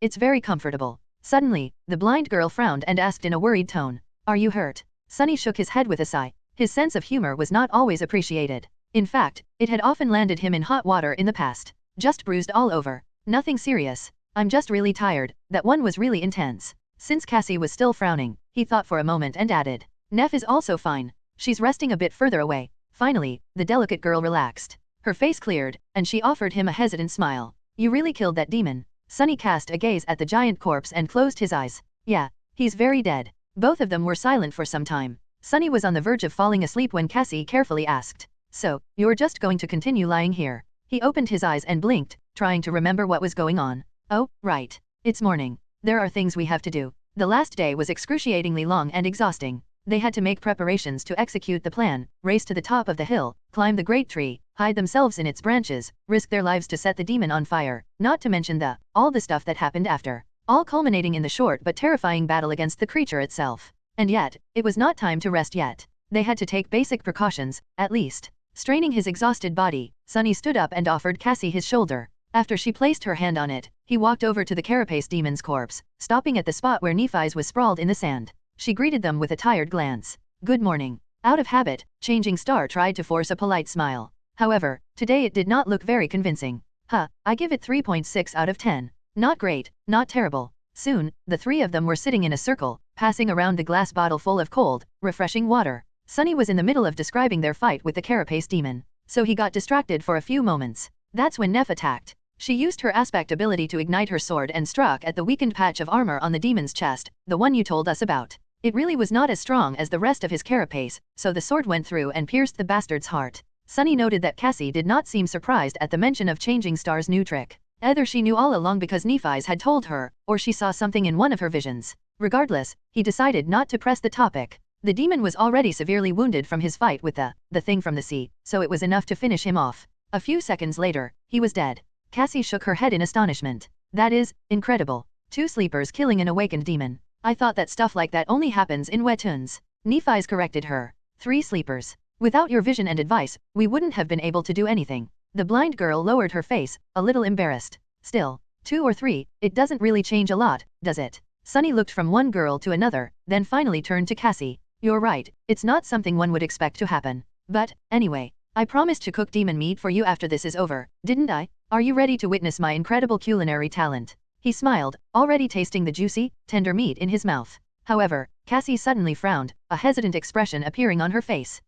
I don't know about that. He raised his eyebrows. What? Why? She lingered before answering. Well, it just seems weird to eat the meat of an intelligent creature, even if it was evil. I didn't think about it before, but now, it just doesn't seem right, I guess. Sunny blinked. Actually, he did not think about it either. In retrospect, the idea of making steaks out of a creature whose intelligence was comparable to theirs did seem a little wrong. Even if that creature was a bloodthirsty demon who would have swallowed them whole without a second thought. It was just how things worked in the dream realm. Monsters devoured humans, and humans devoured monsters. It was the circle of life, death, the circle of death. But the carapace demon was not only smart. He had his own thoughts and personality. Even though nightmare creatures were universally insane and obsessed with murder and destruction, just like he was, there were also other qualities to the ironclad giant. He was proud and fearless, even valiant. When fighting against the terrifying monsters of the Dark Sea, he did not hesitate to stand his ground, refusing to surrender. Cooking the meat of someone like that could indeed be considered strange. How come Teacher Julius did not educate me on the ethics of eating your enemies?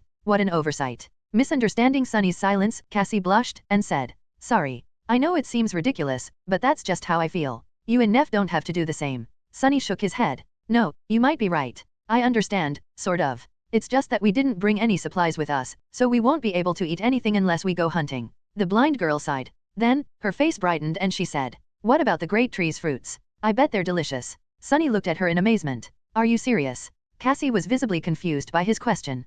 Yes? Why? He blinked a couple of times before answering. That tree is magnificent and pretty, but it's also very strange and suspicious. Why is it able to grow here when nothing else can? I'm pretty sure that it's the reason why all the coral around the Ashen Barrow is dead. Have you seen anything else capable of damaging the labyrinth itself? Sunny looked at Cassie, then at Nephi's, trying to show how serious he was about this. In any case, it's too creepy. I don't think that we should eat these fruits. Who knows what they'll do to us? The blind girl smiled. You're being a little paranoid, don't you think? A tree is a tree. Actually, I think it's a wonderful example of how life can prevail against all odds, even in this terrible place. I'm willing to bet that its fruits are perfectly fine. He stared at her, not knowing what to say. How could Cassie be so dismissive of his completely valid concern? That wasn't like her at all. Unpleasantly surprised, Sunny turned to Neff, hoping that she would support him. Changing Star thought things through before speaking. Then, she said in a measured voice. Sunny is right. There are too many strange things about that tree. Eating its fruits would be too risky. Finally, a voice of reason. He exhaled, relieved.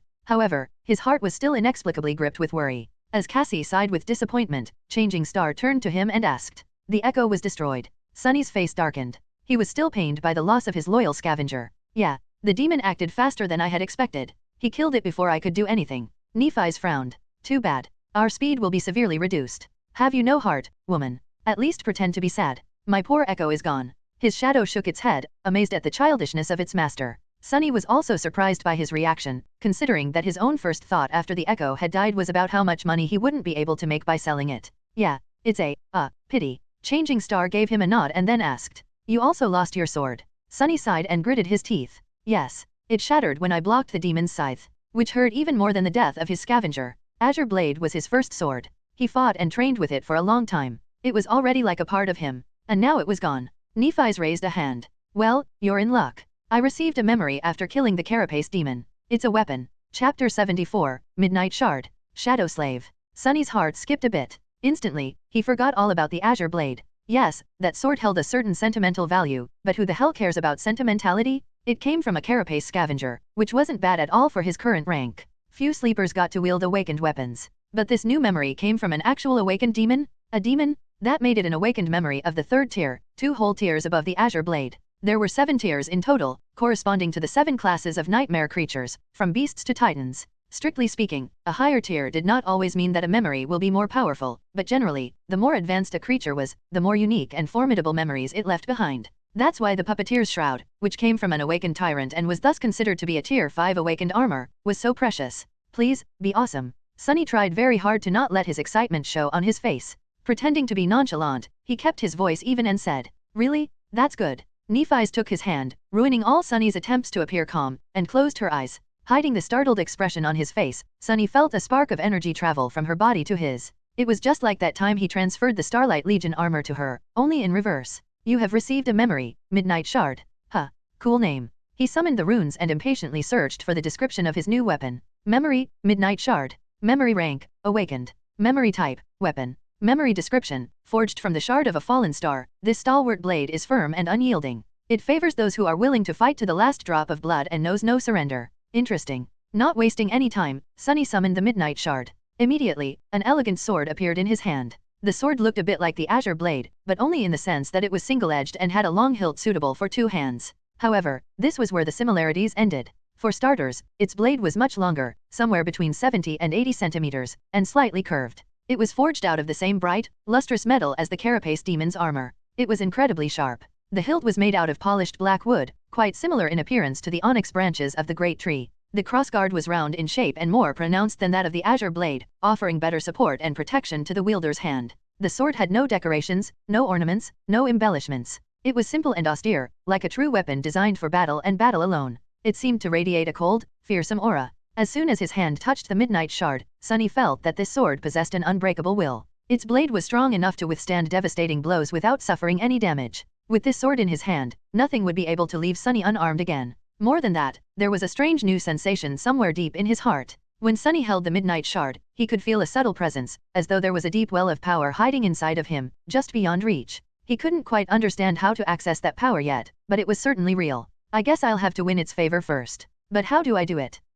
I'll have to experiment later." Admiring his new weapon, Sunny looked at Nephi's and said, "Even I know what type of sword this is. It's a katana, right?" She studied the Midnight Shard and then answered, "Technically, it's a tachi. It's longer than a traditional katana and has a slightly different blade shape. But they're quite similar. A tachi, well, it sounded nice anyway." And most of the principles he had learned with the Azure Blade could be applied to a sword of this type as well, since they shared the same foundation. The new acquisition wasn't quite enough to make Sunny forget about the loss of the Echo, but his mood did improve significantly. He liked the Midnight Shard a lot. There was beauty in its simple, resolute design. It was understated and deadly, kind of like Sunny himself. It was a significant upgrade. Suddenly, a dark thought appeared in Sunny's mind. Glancing at Nephi's, he cleared his throat and said after a bit of hesitation, "It's a very nice weapon. Tier 3, no less. Are you sure that you don't want to keep it for yourself?" Changing Star was the one to deal the final blow to the Carapace demon. After all, by right, the memory belonged to her. But Sunny really hoped that she would refuse. Nephi's shook her head. "I already have a sword. It suits me." Inwardly, Sunny sighed with relief. Good, he thought. Makes you wonder, though, if she's unwilling to exchange her longsword for a tier 3 weapon, then what is the tier of that silver sword of hers? He didn't buy the idea that it simply suited Changing Star better even for a second. She had told him herself that the principle of using these types of swords was basically the same. Upgrading to the Midnight Shard and giving the old weapon to Sunny would not have caused her any problem. The only reason she would refuse it was that it would have been a downgrade, instead. Once again, he became curious about the exact circumstances of how Neph had gotten her true name. To receive his own, Sunny had to kill an awakened tyrant.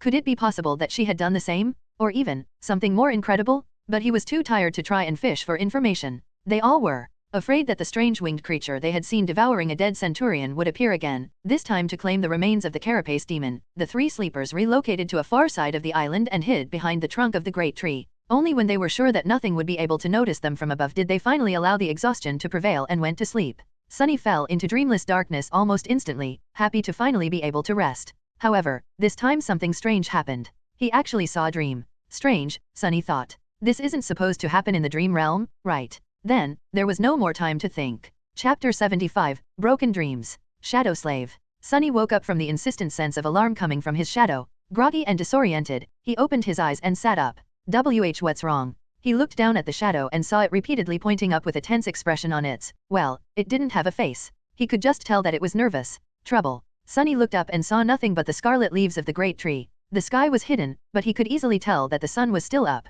It seemed that he was asleep for just a few hours. There was no threat anywhere in sight. He frowned. What got you so spooked? The shadow just pointed up again, seemingly irritated by his stupidity. Sunny blinked a couple of times and addressed it again. High in the tree? Higher? In the sky. Finally satisfied, the shadow crossed its arms. Something dangerous is above the island, that creepy raven thing again. He had to check, but why did he feel as though he was forgetting something? Sunny scowled, trying to understand where this feeling of missing something important had come from. What was there to miss? He was asleep, then woke up and conversed with the shadow. Asleep. Suddenly, he remembered bits and pieces of a strange dream. At least it seemed like a dream, was it? People weren't supposed to dream in the dream realm. It was just how things worked. From what he knew, only Cassie seemed to be an exception from this rule. He didn't remember much about this supposed dream of his, with even the remaining fragments already fading from his memory. There was a woman grabbing him by the shoulders, an expression of horror and panic on her face. She was saying something, but he couldn't hear what. No, not a woman. It was Cassie? Yes, it was her.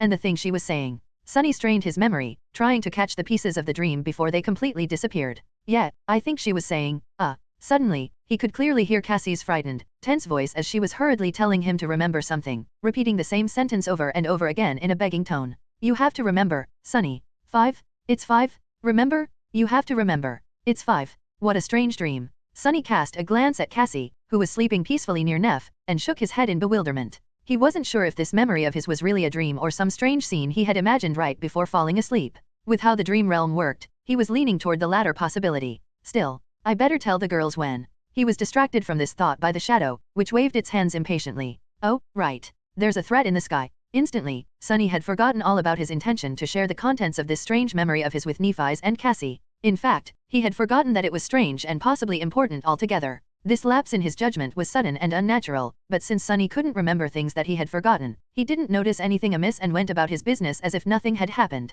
If he did, he could have realized that this might not have been the first time he had forgotten something important since they arrived at the Ashen Barrow. Standing up, Sunny summoned the Midnight Shard and glanced darkly at the blood-red leaves of the great tree. Feeling the coolness of the black polished hilt in his hand, he felt a little calmer. Woken up by his quiet movements, Nephi's opened her eyes and looked at him, her body tensing up. There was a silent question in her eyes. Sunny shook his head. I don't know yet. Stay with Cassie while I check things out. Leaving the girls behind, Sunny walked forward. He was planning to reach the edge of the island, where the branches of the colossal tree were not as thick and the sky could be seen through the openings in its crown. Technically, he could have sent his shadow to do this instead of going himself. But in situations like this, where the danger was unknown, Sunny usually preferred to keep the shadow close by in case he needed to use it. Reaching the eastern slope of the Ashen Barrow, he carefully looked up, still hidden in the shadow of the great tree. Up above in the vast gray sky, a small black dot was circling around the island. Sunny's chest became heavy with wariness. Back when the terrible winged beast had first appeared, it looked exactly like this from the distance.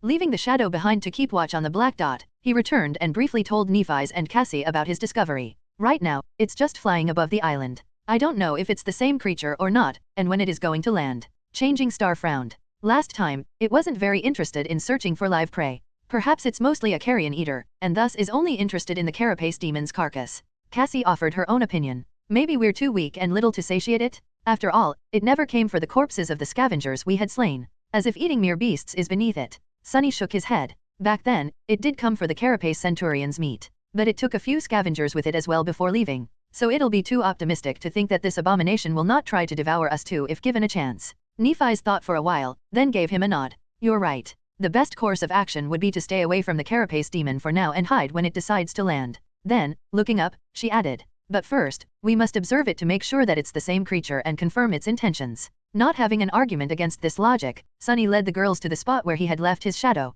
There, they sat on the ground and watched the black dot as it circled around the Ashen Barrow. Observing the flying creature left them disturbed and unsure of what to do. The black dot drew closer a few times, allowing them to discern that it was indeed the same terrible monstrosity that they had encountered a few weeks before, or at least a creature of the same type.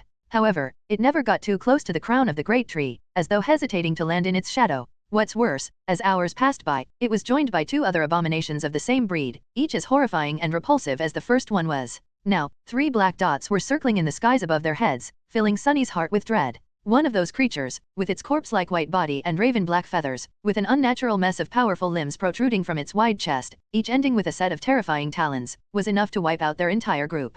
The memory of how easily the creature had broken through the adamantine shell of the carapace centurion with its massive beak was still fresh in his mind. He suspected that these abominations were at least as powerful as the carapace demon was, or perhaps even more so. And now there were 3 of them. We'd better hide well, he thought, cold sweat running down his back. However, the flying monsters seemed to be reluctant to approach the ashen barrow for some reason. They just circled around it, sometimes hesitantly approaching, but then gaining height again. Their behavior was strange and disturbing. After some time, Cassie quietly said, "Maybe they're not hungry." Sunny blinked, trying to imagine a world where a nightmare creature might not be hungry. Was it even possible? He, on the other hand, "I don't know about these albino chickens, but I'm hungry as hell." This was true. The three of them had not eaten anything since yesterday. Sunny was afraid that if the abominations did decide to land on the island, the loud growls of his stomach would give away his position. Nephi's glanced at him and asked, "Want to eat some grilled chicken?" Sunny opened his eyes wide and hissed, "Don't even think about it." She stared at him, then turned away with a smile. That was a joke? She knows how to joke.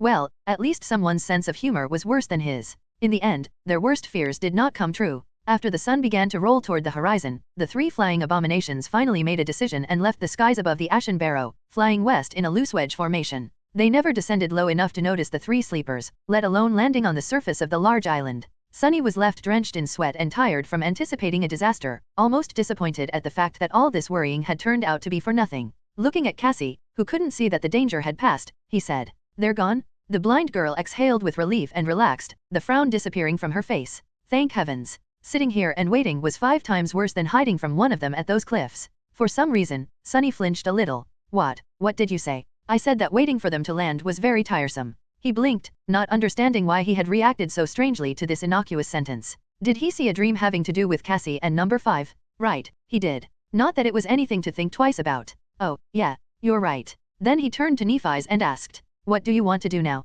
Changing Star looked west, where the black dots had disappeared from sight, and said after a short pause, "Let's check the western edge of the island and decide on the next high point to reach." Sunny shrugged, not having any objections. Cassie smiled. "Good idea? Who knows, maybe we'll finally see the walls of the castle." Soon, they had crossed the island and approached its western slope. Here, the ground was raised just before plunging down, forming a natural rampart that hid the landscape from their eyes. Nephi's was the first to climb up and reach the top. Sunny was just behind her when he felt that something was wrong. Changing Star's posture was somehow strange, stiff, and rigid, as though she had suddenly turned to stone. Stepping on the ashen surface of the natural rampart, he worriedly looked at Nephi's and noticed a grim, resentful expression on her face. He had never seen her in such a state before. Turning his head, Sunny looked west and then narrowed his eyes. His face instantly darkened. Feeling the desire to curse, Sunny gritted his teeth and clenched his fists. Inside his head, only one word was repeating over and over again. Damn, damn, damn. Chapter 76, The Abyss. Shadow Slave. Beyond the western edge of the Ashen Barrow, the landscape of the Forgotten Shore was not at all like what Sunny had expected and hoped to see. On this side of the island, the slope was much steeper. At the spot where it was supposed to end, the familiar sight of the flat wasteland was nowhere to be seen. Instead, the ground continued to slope downward at a less drastic, but still considerably sharp angle. It continued far into the distance. In fact, the whole island appeared to be standing on the edge of a colossal depression in the earth, one that stretched as far as the eye could see. With its edges slightly curved, it resembled a giant crater left behind by an unimaginable impact. From what Sunny was able to observe, the crater's diameter could only be calculated in hundreds of kilometers. The roots of the giant tree, which could be seen protruding from the soil far below, seemed like tiny blades of grass in comparison to the sheer size of the abyssal chasm's wall. It was like the whole world was tilted on its side, making Sunny's head spin. In short, there were no more high natural features to the west of them. The only way forward was to go down, with no hope of finding shelter from the crushing torrents of the Dark Sea, which meant that there was no way forward at all. Their journey to the west had come to an end, and with it, all hope of finding a gateway to the real world was lost. Sunny stared at the desolate landscape, feeling rage and disbelief clawing at his heart.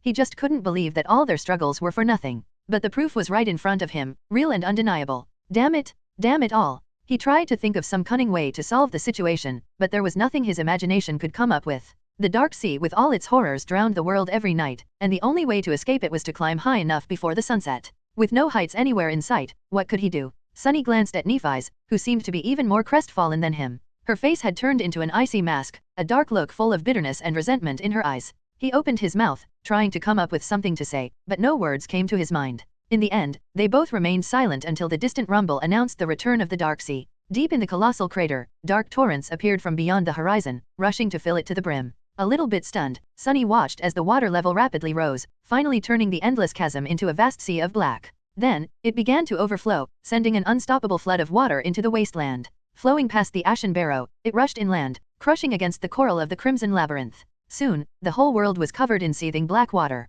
Sunny licked his dry lips and turned to Nephi's. After a short pause, he said in a raspy voice, I think we found the source of the Dark Sea. She lingered, watching the last rays of sunshine slowly disappear from the sky, then turned to him with a grim expression on her face. Let's head back. All three of them felt lost and heartbroken because of the terrible discovery. Cassie in particular seemed to be utterly shocked. It doesn't make sense, it just doesn't, she mumbled on their way to camp. How could it be? Gripping Sunny's shoulder, she quickened her step and asked, Are you sure that there's nothing higher than the sea level out there? Are you absolutely sure? He sighed, feeling his mood turning even darker than before. Yes. We looked quite thoroughly. The whole land just goes down, down, and down. It stretches to the horizon, as far as we could see, in all directions except for the east. The Ashen Barrow is right on the edge. The blind girl shook her head. But how could it be? I've seen that we had reached the castle. There must be a way. Sunny remained silent, not knowing how to answer. If there really was a way, he had no idea about it. After a few seconds, Nephi's answered instead of him. We will try to come up with something tomorrow.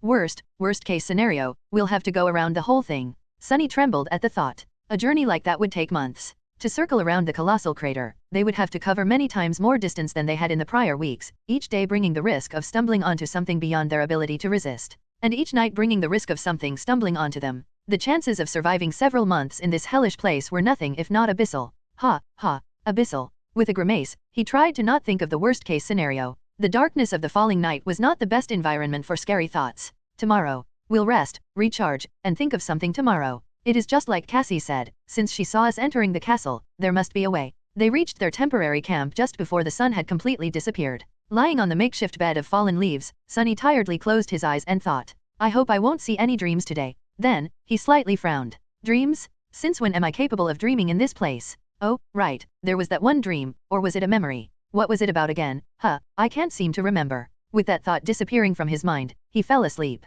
In the morning, the mood between the three of them was pretty somber. No one seemed to want to talk or do anything, aimlessly staring at the ground or the rustling leaves of the great tree. In addition to the blow of yesterday's revelation, they were also hungry. The corpse of the carapace demon was starting to look more and more appealing, at least to Sunny. However, he was still not at the point of breaking his promise to Cassie. Finally, Nephi's broke the silence. Standing up, she looked up with grim resolution and said, I'm going to climb to the top of the tree and take a look around. Maybe I'll notice something that we missed from up high. Sunny stared at the giant tree, suddenly feeling incredibly small. It was truly enormous. The Ashen Barrow itself was already much taller than the giant knight's statue and every other shelter they had seen, and the tree almost dwarfed it in size. Climbing all the way up would take a lot of time and effort. But maybe she would really be able to notice something from that incredible height. He scratched the back of his head and said, All right, but be careful. Keep an eye on the sky. If you notice those winged abominations again, come back down. Changing Star gave him a nod and headed for the tree. Without turning her head, she calmly said as a farewell, Take care of Cassie while I'm gone.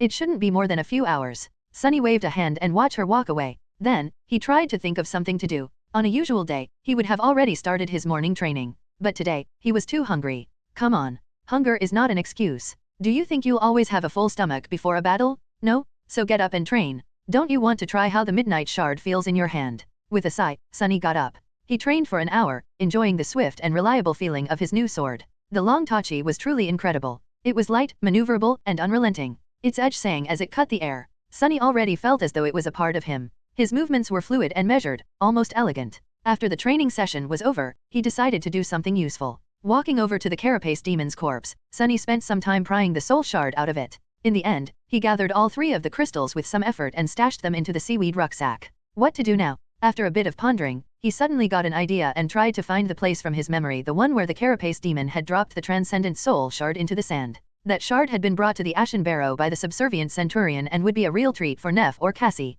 He quickly found the right spot. However, no matter how hard Sunny looked, he couldn't find the alluring crystal. In the process, a couple more hours had passed by. Strange. It was quite large. Where could it be? He was determined to continue the search. But, at that moment, the shadow that he had left with Cassie noticed movement in the branches of the great tree. Nephi's was back. Sunny walked back to the camp, thinking about what she had found. Was there hope for them after all? Or was there only more bad news? By the time he returned, Neph and Cassie were sitting on the ground with relaxed expressions on their faces. She saw something. Sunny thought, suddenly excited. But in the next second, his eyes widened. The two girls were holding something in their hands, their lips painted red. They were eating. They were eating the fruits of the great tree. Chapter 77, Enthralled. Shadow Slave. Sunny stumbled and looked at his companions in utter shock. Nephi's and Cassie were each holding a large, round, glistening fruit. The skin of these fruits was smooth and black as onyx, while the succulent insides were red as ruby. Their hands, chins and lips were smeared with red juice, making it look as though they were feasting on blood.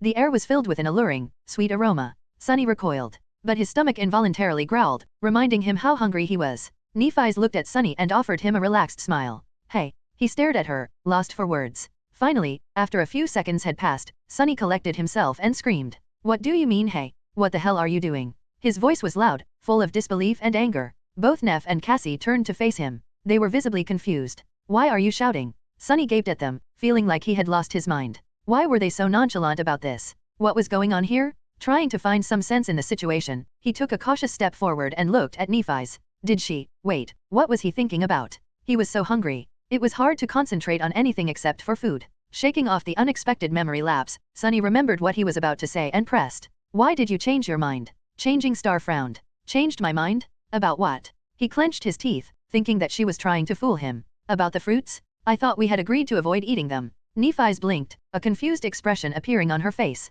Did we? Why? Sunny opened his mouth to answer, but then froze. Actually, why did they make that agreement? I can't quite remember. He was sure that there was a reason, but his memory was completely blank. There definitely was an agreement, wasn't there? He was pretty sure that there was, at least up until a few moments ago. Now, however, did he imagine the whole thing? There really was no reason not to eat the alluring fruits, especially when the three of them were so hungry. No, wait, that's not right. Are you all right, Sunny? He flinched and glanced at Nephi's, who was looking at him with concern. Suddenly, Sunny felt lost and confused. What were they talking about? Something about some sort of agreement? What agreement? Not knowing how to answer, he just stood there with a frown on his face and pouted. Ugh, this is embarrassing. Did I completely space out while she was talking to me? Fortunately, Cassie quickly came to his rescue. She always knew how to make the situation less awkward. Are you angry because we started eating without you? He looked at her and noticed the big, delicious fruit in her hands. His stomach growled. So hungry. I guess. Cassie smiled and pointed to the ground, where another fruit was placed on the pile of fallen leaves. Her teeth were smeared with red juice. Don't worry. Neff brought 3 of them, 1 for each. How nice of her. Sunny picked up the fruit, looked at it, and took a bite without thinking. Instantly, his mouth was filled with delightful, cool sweetness. The succulent, juicy fruit was probably the most delicious thing he had ever tasted. It was both nourishing and refreshing, with rich texture and soft, lingering aftertaste. The ruby flesh practically melted on his tongue, making his whole body tingle. It was pure joy in the form of a fruit. Wow. Despite his delight, Sunny felt disturbed for some reason. Something was very wrong about the whole situation, but what? Taking another bite, he frowned and tried to understand the source of this anxious feeling. It was hard to think about anything except for how heavenly the fruit of the soul tree tasted, but he forced himself to concentrate. Soul tree? Since when? Wait, don't get distracted. Sunny was finally able to pinpoint the source of the strangeness. It was his shadow. When he reached out to pick up the fruit, the shadow did not copy his movements, as though reluctant to touch it. Even now it was motionless, refusing to mimic him eating the fruit. Weird. What is it with this guy? Sunny took one more bite and looked at the shadow, lost in thought. The shadow had an eccentric temper, but it rarely did something without a reason. If it didn't like the fruit, there had to be something wrong with the fruit. Sunny frowned, suddenly feeling a sense of dread grip his heart. There was something wrong with the... Damn, why is it so hard to think about this stuff? There was something wrong with the fruit? Why would there? Wait, is this why I screamed at Nephi's? She broke an agreement. What was the agreement? Sunny was at the precipice of remembering something very important. He felt as though he just needed to pull on the thread, and the whole truth would reveal itself. Something terrible was going to happen if he failed. But then, Sunny got distracted. Something unexpected happened, something that required his full attention. Instantly, he somehow forgot all about the problem with the soul tree's fruits.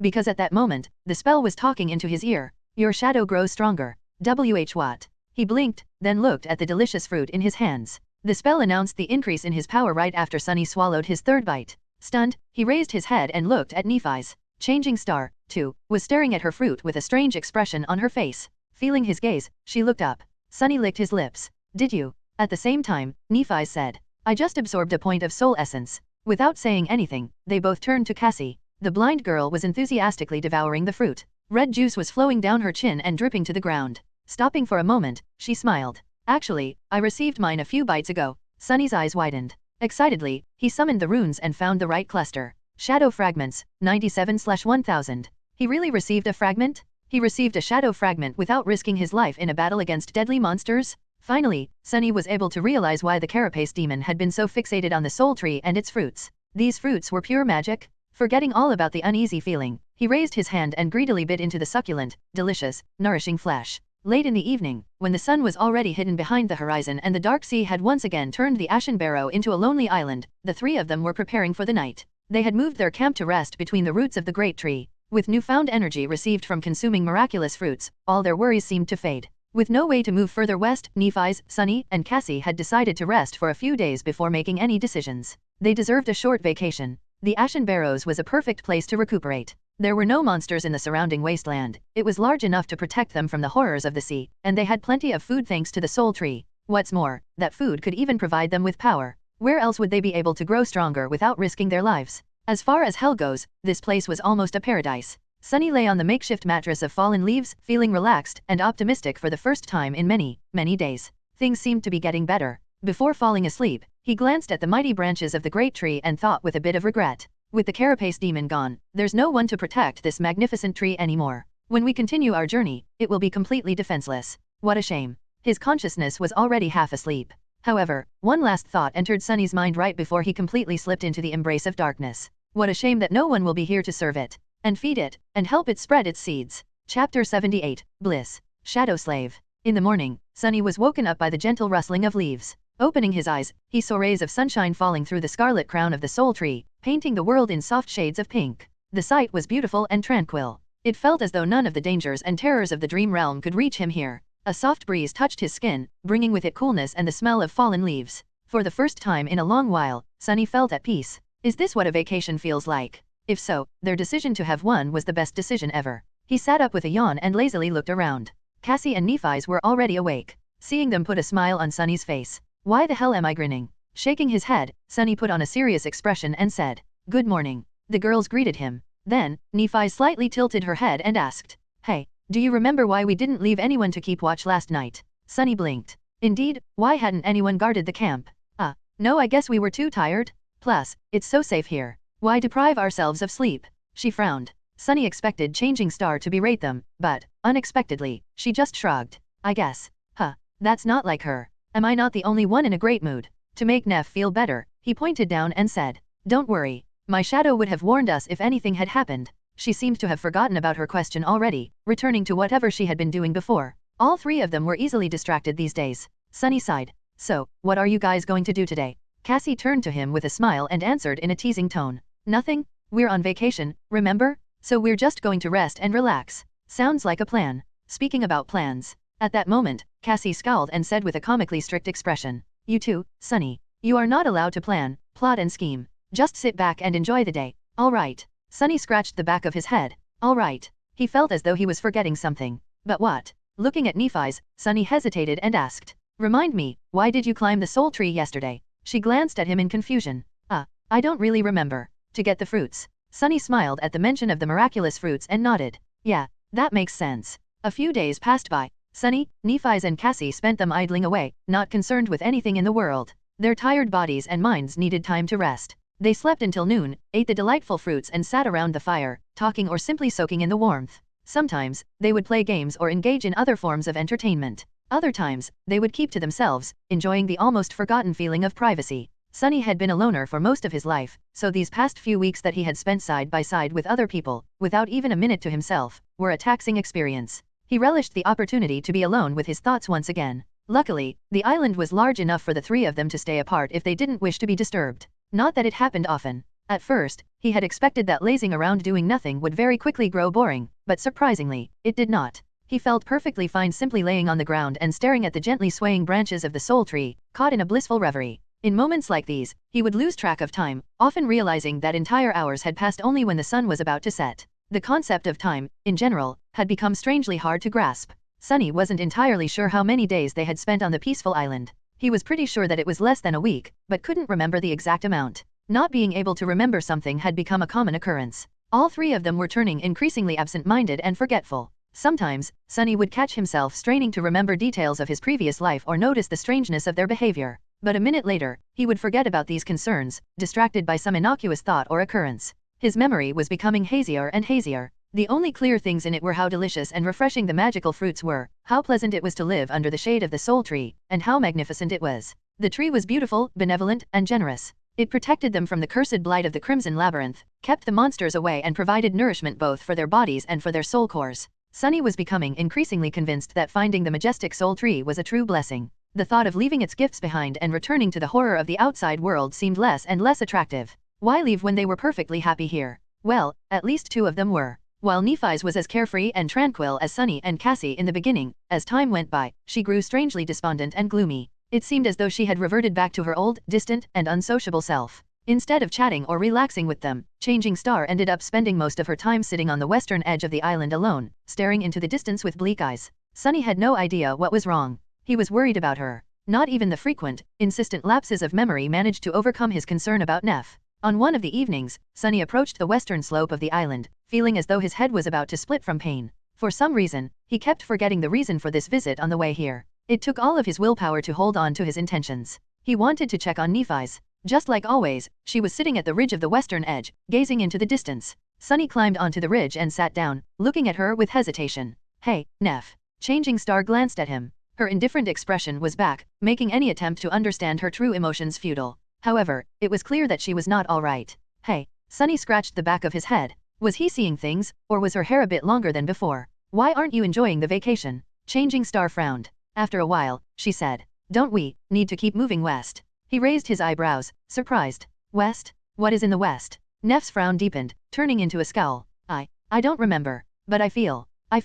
She grew silent, then said quietly. I feel like I have to do something very important. Abandon the soul tree, what a strange idea. Sunny pondered for some time, trying to understand where she got the idea that they had to move somewhere. Finally, he asked. Why west, of all directions? Nephi's turned to him. There was a strange, pained expression on her face. Gritting her teeth, she whispered. I don't know. Sunny sighed. If she didn't know, then he, of course, had no idea either. All he knew was that he wanted to make her feel better. But how? Sunny frowned, trying to think of a way. He felt that there was something very obvious that he was forgetting. Something that would instantly erase Neff's suffering. When the realization hit him, he froze. Of course? How could I forget? The answer was so clear. He just had to climb the soul tree and find an especially juicy fruit for her to eat. Chapter 79, Twist of Fate. Shadow Slave. It was already dark when Sunny returned to the great tree. Cassie was asleep, snuggled comfortably under her cloak. There was a peaceful smile on her face. Sweet dreams. She wasn't bothered by her terrible visions in a long time. Everything became better since they decided to stay on the tranquil island. Everything except for Neff's mood. She didn't even bother to return to camp today, staying at the western edge of the barrow. Sunny didn't like that she was so close to the black water. He sighed. I need to get some tasty fruits for her as soon as possible. She definitely would not be able to stay sad after eating the magical fruits. They were so sweet and delicious. Sunny began salivating just from thinking about them. Maybe I'll find one for myself, too. In the beginning, they took turns climbing to the lower branches of the soul tree to gather fruits. Lately, though, Nephi seemed to be distracted by her strange melancholy. As the result, the group relied on him to bring down fruits for everyone. He had already picked the lowest branches clean, choosing the ripest fruits first. Later ones were smaller and not as heavenly, although they still tasted amazing. Since each fruit was big enough to satiate a person for a long time, they rarely ate more than one in a day. The ripest fruits provided Sunny with 1 or 2 shadow fragments, while the smaller ones gave 1 or even none at all. I wonder how many shadow fragments I accumulated. Should be more than 100, right? Maybe even 110. No way. We've been here just for a few days, a week at most.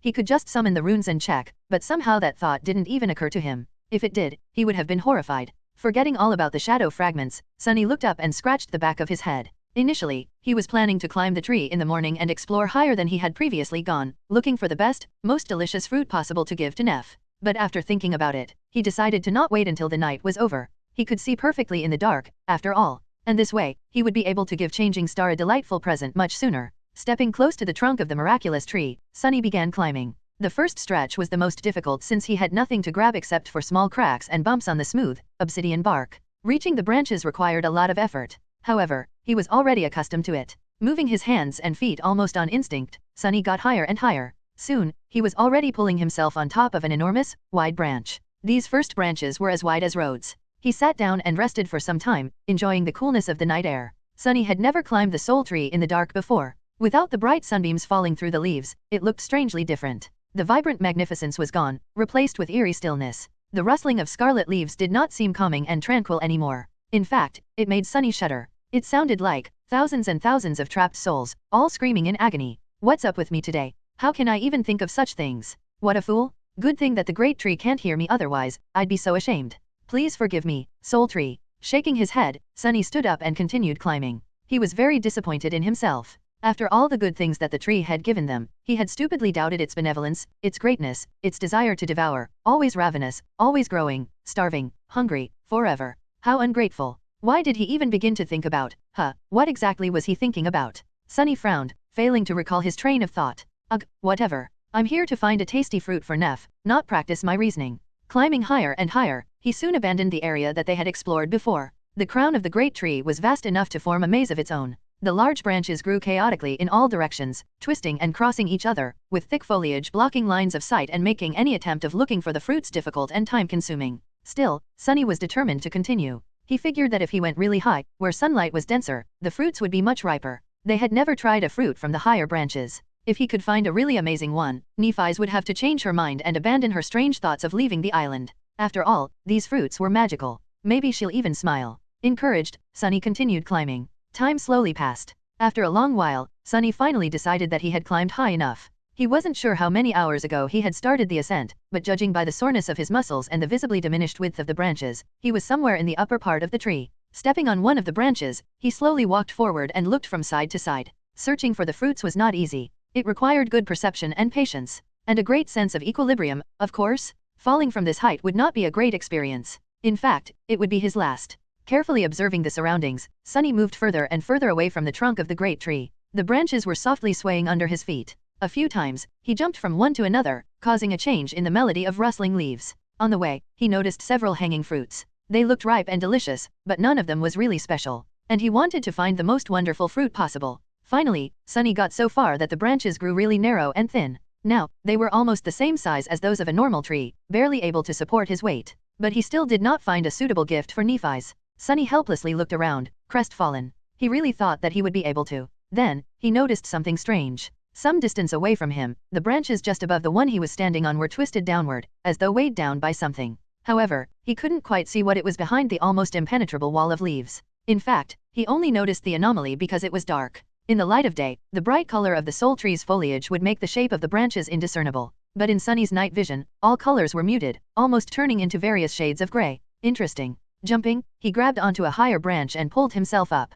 Then, careful not to fall, Sunny approached the leaf barrier and forced his way through. In the process, he had to enhance his strength and agility with the help of the shadow, otherwise, he would either have had to turn back or tumble down to his death. Finally, he freed himself from the last layer of leaves and took a step forward. Then, Sunny froze, his eyes opening wide with wonder. Right in front of him, hidden from the world in the secretive pocket of twisted branches, a giant, elaborate bird nest rested between the scarlet leaves. Chapter 80, Spirit of Exploration. Shadow Slave. The nest was spherical in shape, with a round hole at the center of it. Usually, such a nest would be made out of grass and twigs, but this one was constructed from the branches of the great tree, each at least as thick as a man's arm. These branches were twisted and interwoven together in a chaotic pattern, creating gapless, onyx black walls. Sunny had never seen anything like it. Birds were a rare sight in the real world, let alone giant ones. The size of the entrance into the nest was large enough for a small truck to pass through. The nest itself was several times bigger. Wow. For a second, he felt a sense of fear, afraid that the giant bird was somewhere near.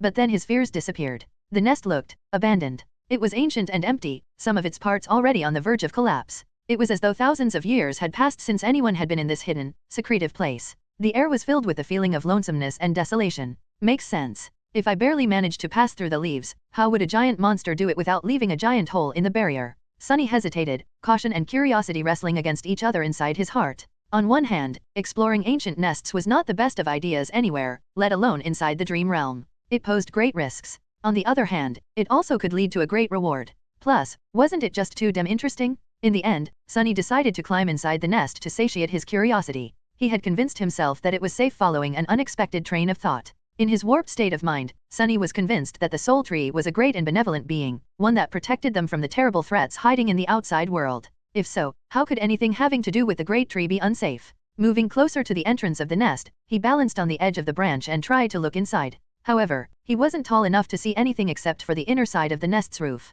Since his position was pretty precarious, Sunny decided not to delay the inevitable and jumped, throwing himself up and over the lip of the entrance. A moment later, he landed on a soft surface. The lower part of the nest was covered in a thick cushion of white, silky spiderwebs. Time had made them brittle and pliable like sand. There was so much spiderweb around that, for a moment, Sunny thought that he had fallen into a giant white cocoon. But no, it was just a nest. And there, in the center of it, was a... Sunny blinked. At the center of the nest, there was an egg. A giant, ancient egg that was as tall as he was, gray and seemingly lifeless, as though turned to stone by the passage of time. Forgetting to breathe, Sunny looked around, making sure that there was nothing, and no one, else around. But no, the giant nest was empty and silent, with not even a stray shadow hiding anywhere in sight. How fascinating! Sunny felt strangely excited. The feeling of discovering something incredible, something that no one except for him had ever seen, filled him with a deep sense of wonder and satisfaction. He had never known that there was such a side to him, one full of an explorer's passion. Let's check this thing out. Walking on the soft silk, Sunny slowly circled the massive egg and studied it.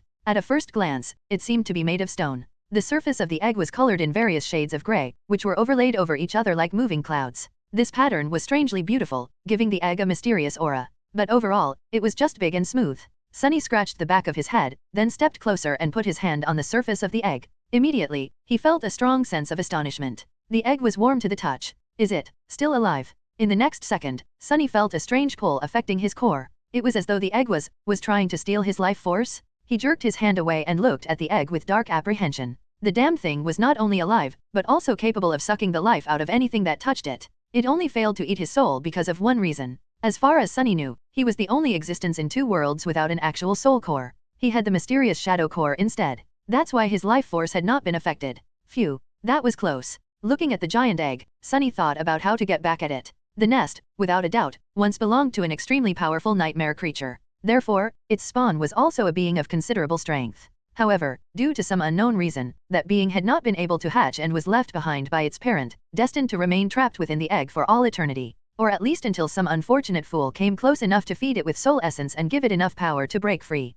Luckily, I'm not a fool. Wait, maybe I am. His decisions have been very strange lately. He couldn't quite explain some of them, including this latest one. It was as though his thinking ability had been reduced. Whatever. I'm still smarter than a demeg. Like a true explorer, he went where no one had gone before and made an incredible discovery. He found an unbelievably mysterious, rare being, one that not a single human had ever heard of. Naturally, he had to kill it. That's what the spirit of exploration was all about, wasn't it? Summoning the midnight shard, Sunny thrust it into the stone surface of the egg, causing a rain of sparks to fall on the spider webs. The sharp blade slid harmlessly across the stone, leaving only a shallow scratch on it. Tough bastard. The egg was sturdy enough to withstand a strike from an awakened weapon. If it was that resilient, Sunny was scared to imagine how powerful the adult monster would be. It was definitely not an average nightmare creature. But then, he was not an average sleeper. His shadow flowed from his hands onto the midnight shard, turning the polished metal of the blade black and lusterless. Immediately, a cold aura radiated from the sword, making it feel sharp enough to cut the world apart. Stepping forward, Sunny raised the shard above his head and sliced down, delivering a crushing blow. Enhanced by the shadow, the dark blade bit into the stone surface of the egg and split it apart. Cracks ran through the giant stone egg as Sunny's sword plunged into it. A flash of sinister crimson light shined through the cracks, then disappeared, leaving behind nothing but darkness. A torrent of viscous, black liquid flowed onto the white spider webs. In the ensuing silence, Sunny heard the spell's bewitching voice. You have slain a great devil, vile thieving bird's spawn. Your shadow grows stronger. You have received a memory. Chapter 81, Weaver's Eye, Shadow Slave. Sunny blinked. You have received a memory, drop of Itcher. Wait a moment, wait a moment. A great devil? He gulped. Nightmare creature with 4 soul cores was called a devil, just one class below the dreaded tyrant. From that detail alone, the evil ancient egg had been potentially more powerful than the carapace demon. However, what shocked him the most was its rank, not class. The quality of most things having to do with the nightmare spell followed a similar hierarchy, from dormant to awakened, ascended, transcendent, supreme, sacred and divine. Humans had only ever managed to reach the transcendent rank. These heroes were known as saints, each wielding an unimaginable amount of power and leading humanity in its war against the nightmare creatures. The nightmare creatures, too, were different from each other in a similar fashion, with 7 ranks of power. They were, in order of growing strength, dormant, awakened, fallen, corrupted, great, cursed and unholy. A great devil, therefore, was a nightmare creature with 4 soul cores, each one of the great rank, which were the same in terms of power as a supreme soul core would have been if a human ever managed to pass the 4th nightmare and rise one step above the saints. Sunny had just killed one of the most powerful nightmare creatures to ever fall by a human hand. At least as far as he knew. Victories against the great devils were rare enough to be of historic importance. What a stroke of luck, to find one absolutely defenseless, yet to be fully born and weakened by thousands of years of neglect. Not to mention the fact that he was probably the only human alive to be partially immune to the egg's terrifying life-sucking powers. Wait, how many shadow fragments did I get? Sunny felt stronger, a lot stronger. He was used to receiving 2 fragments for each awakened beast he killed. Thus, it was fair to assume that a fallen beast would give him 4, a corrupted beast would give him 8, and a great beast would give him 16, forgetting the ridiculousness of the notion that a sleeper would ever be able to slay a great beast. However, the vile thieving bird's spawn was not a beast, it was a devil. It had 4 cores, so, 64 fragments? Dumbstruck, Sunny summoned the runes. In his excited state, he even disregarded the insistent forgetfulness that prevented him from doing so earlier. Shadow fragments, 196/1000. After seeing the number, he was giddy with joy at first. But then, Sunny frowned. Wait, that doesn't make any sense. I had 96 fragments before coming to the Ashen Barrow. I received 64 just now, that makes it 160. Where did the additional 36 fragments come from?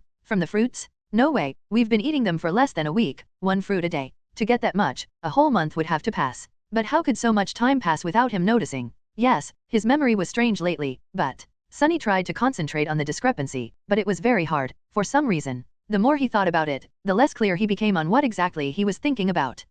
What was I trying to remember? Something about the shadow fragments? Yeah. A few minutes later, he massaged his temples and sighed in frustration. I guess I was trying to calculate how many fragments I got from killing that vile egg. It's 64. What is there to think about? That is great. He would spend more time celebrating the insane amount of shadow fragments he had received, but there was another amazing thing waiting for his attention. A memory. He had actually received a memory from a great devil. A real, actual supreme memory of the 4th tier. That was fantastic. Sunny summoned the runes once more and looked at his memories. Memories, Silver Bell, Puppeteer's Shroud, Midnight Shard, Drop of Itcher. Hurriedly, he concentrated on the new one. Memory, Drop of Itcher. Memory rank, unknown. Memory type, unknown. Memory description, the loathsome thieving bird was hated both by the gods and unknown dash. However, it only cared about shiny things. Enamored by Weaver's beautiful eyes, it stole one of them on a dark, starless night. Impatient, the vile creature looked at its bounty while still in flight. However, when it saw the reflection of unknown forever frozen in the depths of Weaver's pupil, it went mad and screamed, dropping the eye on the mortal realm below.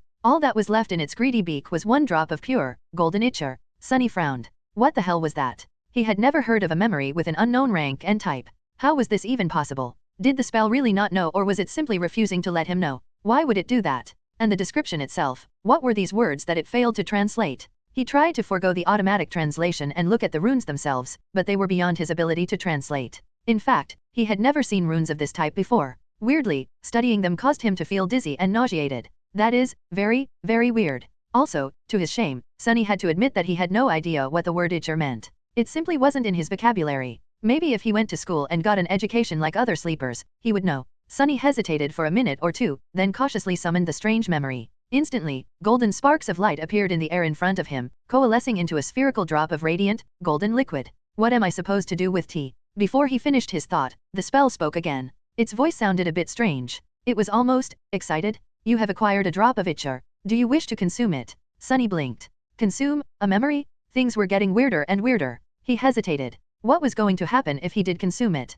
Memories were rewards given by the spell to the awakened. As such, they were usually useful, very rarely useless, and never harmful. At least that was the common knowledge. However, this one was out of the ordinary. And it was the spell he was talking about. The damn thing was nothing if not unpredictable, usually with catastrophic consequences. The safest approach would be to put the golden liquid back into his soul sea and never touch it again. But it was a memory received from a great devil. Chances were he would never hold another one in his whole life, not even in his dreams. Sunny was simply unwilling to let this opportunity go. Trying to calm his rapidly beating heart, he licked his lips and said, "Yes, I want to consume it. As you wish." The golden sphere separated into 2 streams of beautiful, radiant liquid. The streams flowed through the air, approaching Sunny's face. He felt a gentle touch caress his cheeks. Then, the golden liquid reached his eyes and flowed through them, entering his soul through the pupils. Soon, it was gone. Sunny was frozen, not knowing what to expect. A second passed, then another. He raised his trembling hands to his face, finally feeling something. In the next moment, Sunny opened his mouth and let out a terrible, wailing shriek as unimaginable, blinding pain tore through his entire being.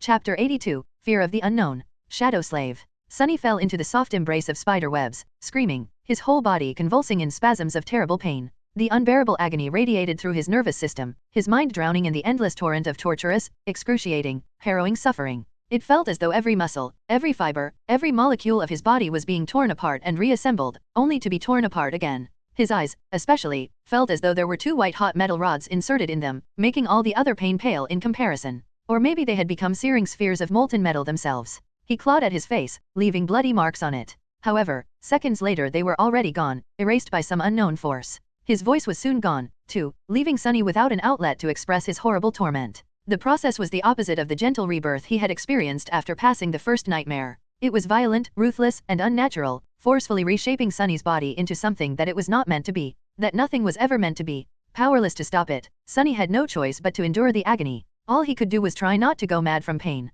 Tears were streaming down his face, leaving bloody trails in their wake. There was no end to torture. Then, after what felt like an eternity, there was. The pain subsided, lessened, and finally vanished. Sunny was left lying on the thick carpet of spider webs, utterly drained and depleted. In the silence that was broken only by the hoarse sound of his ragged breathing, the spell's voice whispered, "You have acquired a new attribute. One of your attributes is ready to evolve." Sunny remained motionless for a long time, slowly coming back to his senses. The memory of the terrible ordeal was still echoing in his mind, making him shudder from time to time. He was afraid to open his eyes and look at his body, afraid to see himself changed in some horrific, repulsive way. Have I become a monster? Feeling a sense of dread, Sunny shut his eyes tighter. However, he did not feel like a monster. In fact, he didn't feel different at all. From what he could tell, he still had 2 hands, 2 legs, and soft human skin. There was no change in his strength and resilience. It was as though nothing had happened. Come on. Just do it. With a nervous sigh, Sunny opened his eyes and looked himself over. Everything was the same. He shifted his perception and studied himself again through the shadow. He was still human. Well, something did change, but he couldn't quite describe it. It was as though his vision was slightly different from before. The world seemed deeper, somehow. Sunny only noticed the difference because of the contrast between his own perception and that of the shadow. Previously, they were more or less similar. A drop of ichor that came from the weaver's eye. Carefully, he raised a hand and touched his eyes. They felt the same, but they were also different. He just couldn't understand in what way. Lowering his hand, Sunny noticed a drop of blood on one of his fingers. It came from a small scratch on his cheek, one that had not healed like the others. Deep inside his blood, Sunny noticed a barely visible hint of the golden shine. As if the radiant drop of golden liquid he had absorbed was still there, now a part of him, strongly diluted and fused into his own bloodstream. The shine was so faint that he had almost missed it. Sunny suspected that in the light, it wouldn't be visible at all. What the hell have I done to myself? That was the moment when he accidentally glanced at the Pupitor's shroud, simultaneously thinking about the golden shine.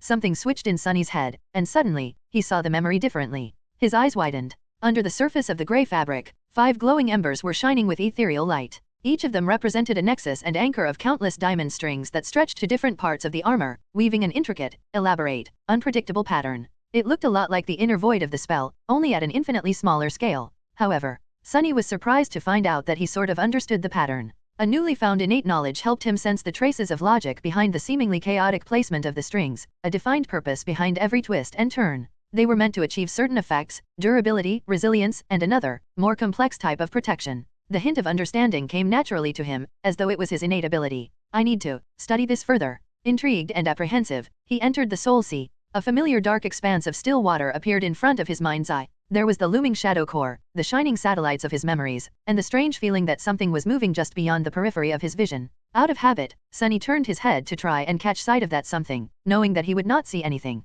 However, this time, he did. With a startled yelp, Sunny flinched away and lost his balance. What the hell? What the actual hell? Out there in the darkness, at the border of the dim light cast by the shining memories, stood motionless black figures. They were shadows, shadows of creatures he had killed. There was a shadow that resembled the slave with broad shoulders and bloodied back, one whose name Sunny had never bothered to learn. His figure was deformed and horrifying, as he had been transformed into a murderous beast after becoming the host of a Mountain King's larva. That larva was then strangled by Sunny. The shadow of the Mountain King itself was towering above him, just as dreadful and abhorrent as the tyrant had been when still alive. Sunny shuddered as he remembered escaping from the horrid creature's claws. The shadow of the cruel slaver that had hit him with the whip was also there, standing beside the tyrant. This was the first, and for now the only, human whose life Sunny had ended with his own 2 hands. He even stole the boots and cloak of the dead man's body. On both sides of them, there were other shadows. Hulking carapace scavengers stood silently, their pincers lowered to the ground. A fearsome centurion's savage silhouette could be seen among them, surrounded by the giant centipedes, bulbous knots of carnivorous worms and a few strange, manating flowers.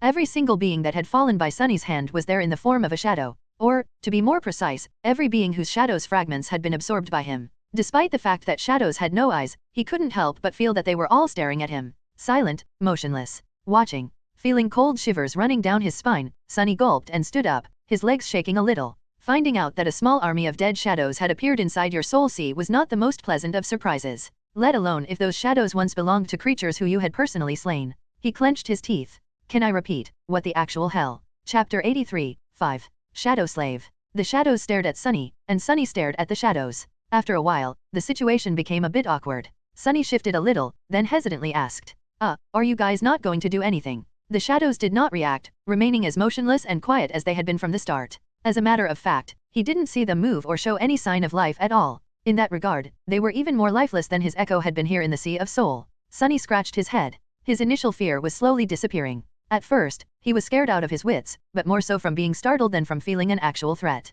This was his soul sea, after all. Very few things could harm him here. Sunny was pretty sure that the shadows were not capable of doing anything, let alone attacking him. They seemed more like manifestations of some weird facet of his aspect rather than actual beings. As such, they weren't dangerous. The question was, why did the shadows suddenly appear? After briefly thinking about it, Sunny came to the conclusion that they did not actually appear, per se. Instead, they were always here, it's just that he had not been able to see them. But now, with his eyes changed by the strange transformation he had gone through, he could, just like he could see the diamond strings inside the puppeteer's shroud. Speaking of the puppeteer's shroud, glancing at the silent shadows one last time to make sure that they would not lunge at him, Sunny frowned with suspicion and turned away. His back instantly began to tingle. Just think of them as fashionable pieces of furniture. Who says soul seas don't need a touch of interior design? Somewhat consoled, he walked closer to the shining spheres that represented memories and summoned the puppeteer's shroud. One of the spheres floated down and slowly dimmed, revealing the armor within. Just like before, Sunny could see 5 glowing nexuses and countless strings permeating the gray fabric.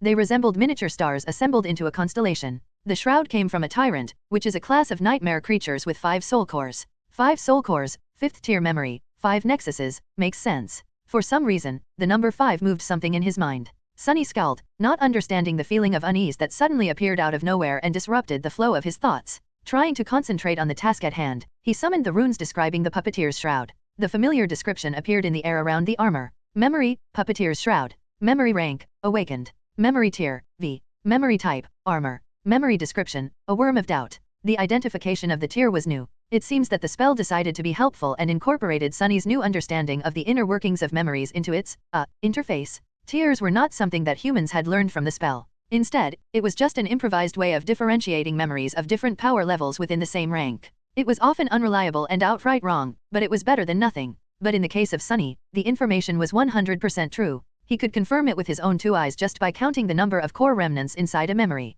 He could even understand their purpose. That might be extremely useful. However, his attention was drawn to something else. At the very bottom of the description, a new cluster of runes appeared. Memory enchantments, enhanced durability, doubtless. Sunny smiled. That was what he was hoping for. Previously, he had only been able to intuitively sense the special qualities of his memories, with no way to learn their true nature and limits except for the trial and error approach. And using that method during a battle was not conducive to survival. Now, however, he concentrated on one of the enchantments. Enchantment, doubtless. Enchantment description, provides the wearer with a small amount of protection against mind attacks. Good to know. The amount was small because it was just an awakened memory. Since enhanced durability was self-explanatory, Sunny dismissed the puppeteer's shroud and summoned the silver bell. The small bell had only 1 spark of light, which was much less bright than the ones inside the puppeteer's shroud. At that, studying the runes did not show anything interesting. It was a tier 1 dormant memory with a single enchantment that increased the range at which its ringing could be heard to several kilometers. Finally, it was time to take a look at the Midnight Shard.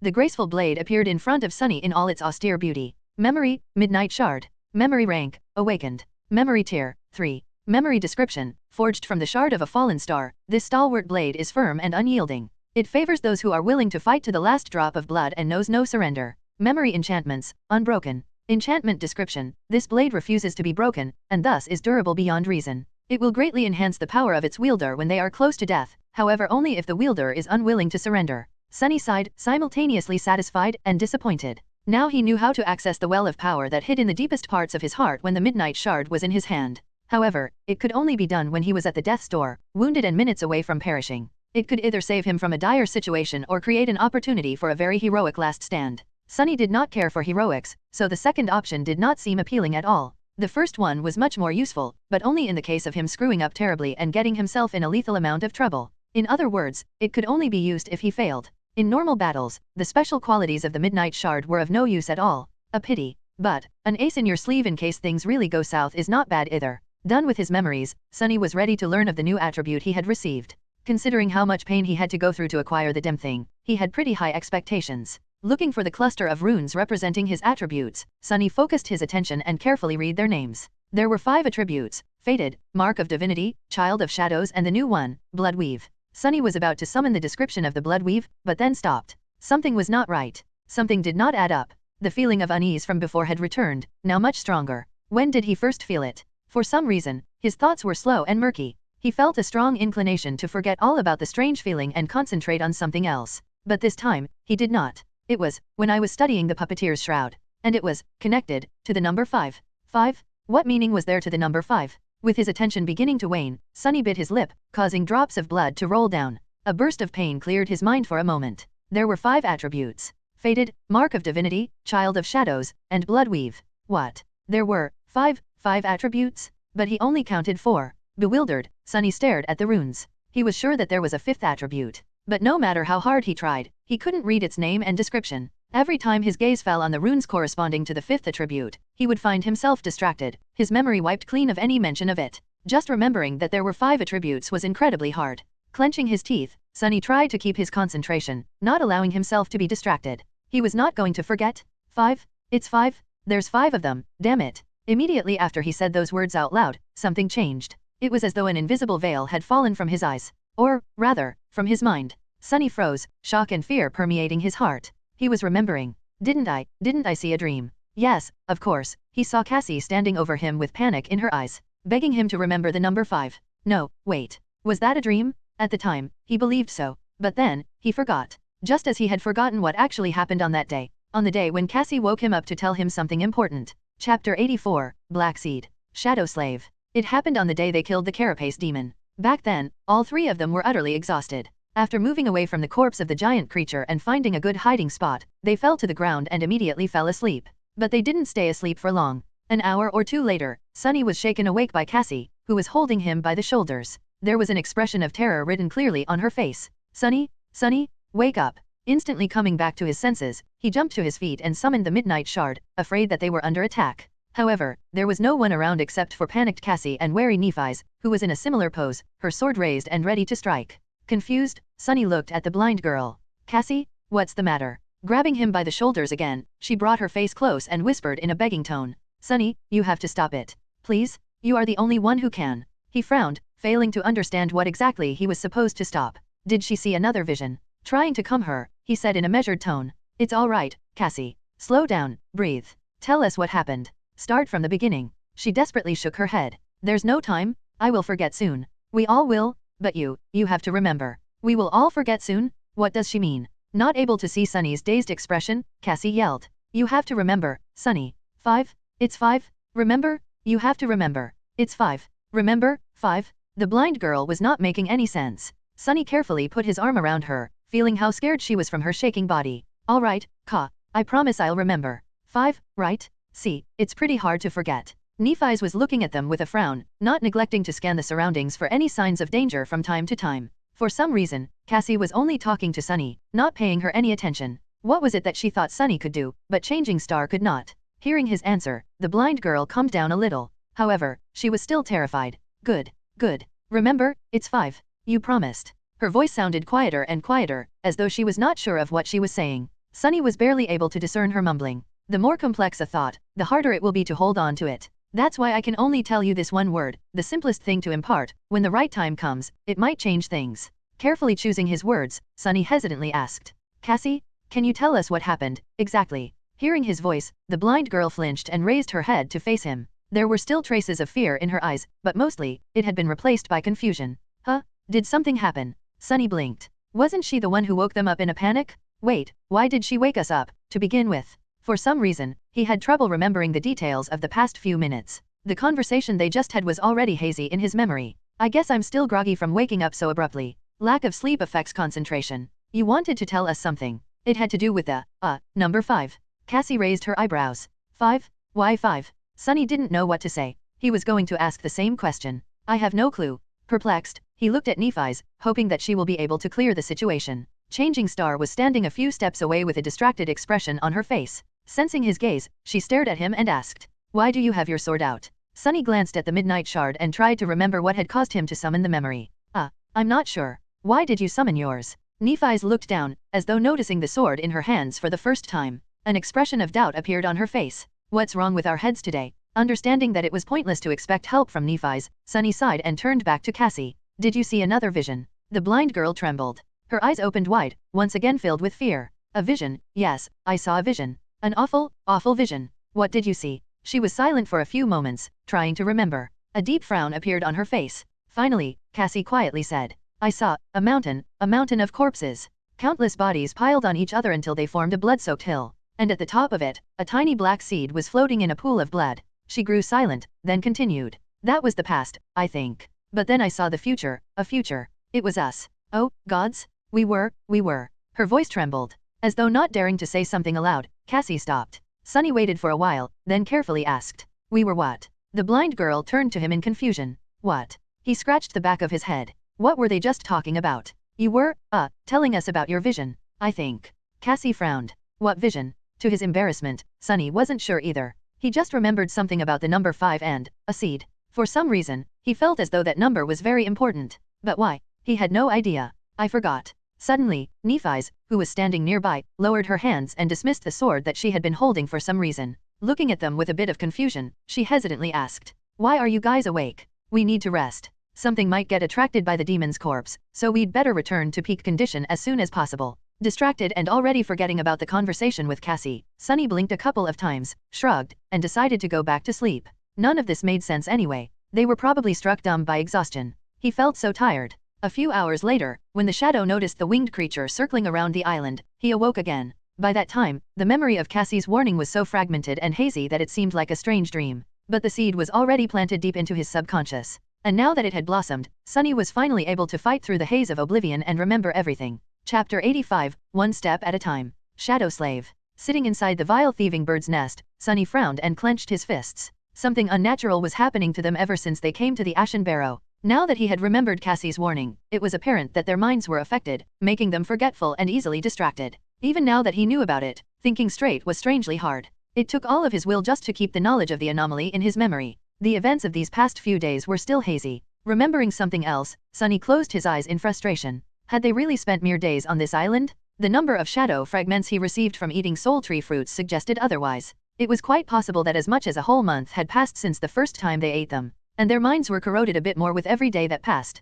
Pretty soon, there would be nothing left of them at all, only empty shells, walking around wearing their faces. Sunny's face paled. With a growing feeling of dread, he realized that there were large gaps in his memory. He could not remember how they got to the Ashen Barrow, and where they were going. Other things, too, were unclear and blurry. Stay calm. Despite how compromised his memory was, there were still ways to understand what was going on, and then maybe undo it. After all, he was able to remember Cassie's warning. That meant that their memories were not gone, just obfuscated. First step, resist the impulse to forget everything again. Not succumbing to the constant pull on his mind was not an easy task, but he was able to manage, at least for now. Second step, try to understand the reason why you were able to remember these things. When Cassie begged him to remember the number 5, she must have already known that he would receive a new attribute. He had noticed the existence of the mysterious 5th attribute as the result, which triggered the frightening revelation. However, why was he able to not forget about the existence of the 5th attribute altogether? What made him so special? Cassie had even said that he was the only one who could do it. Why him and not Changing Star?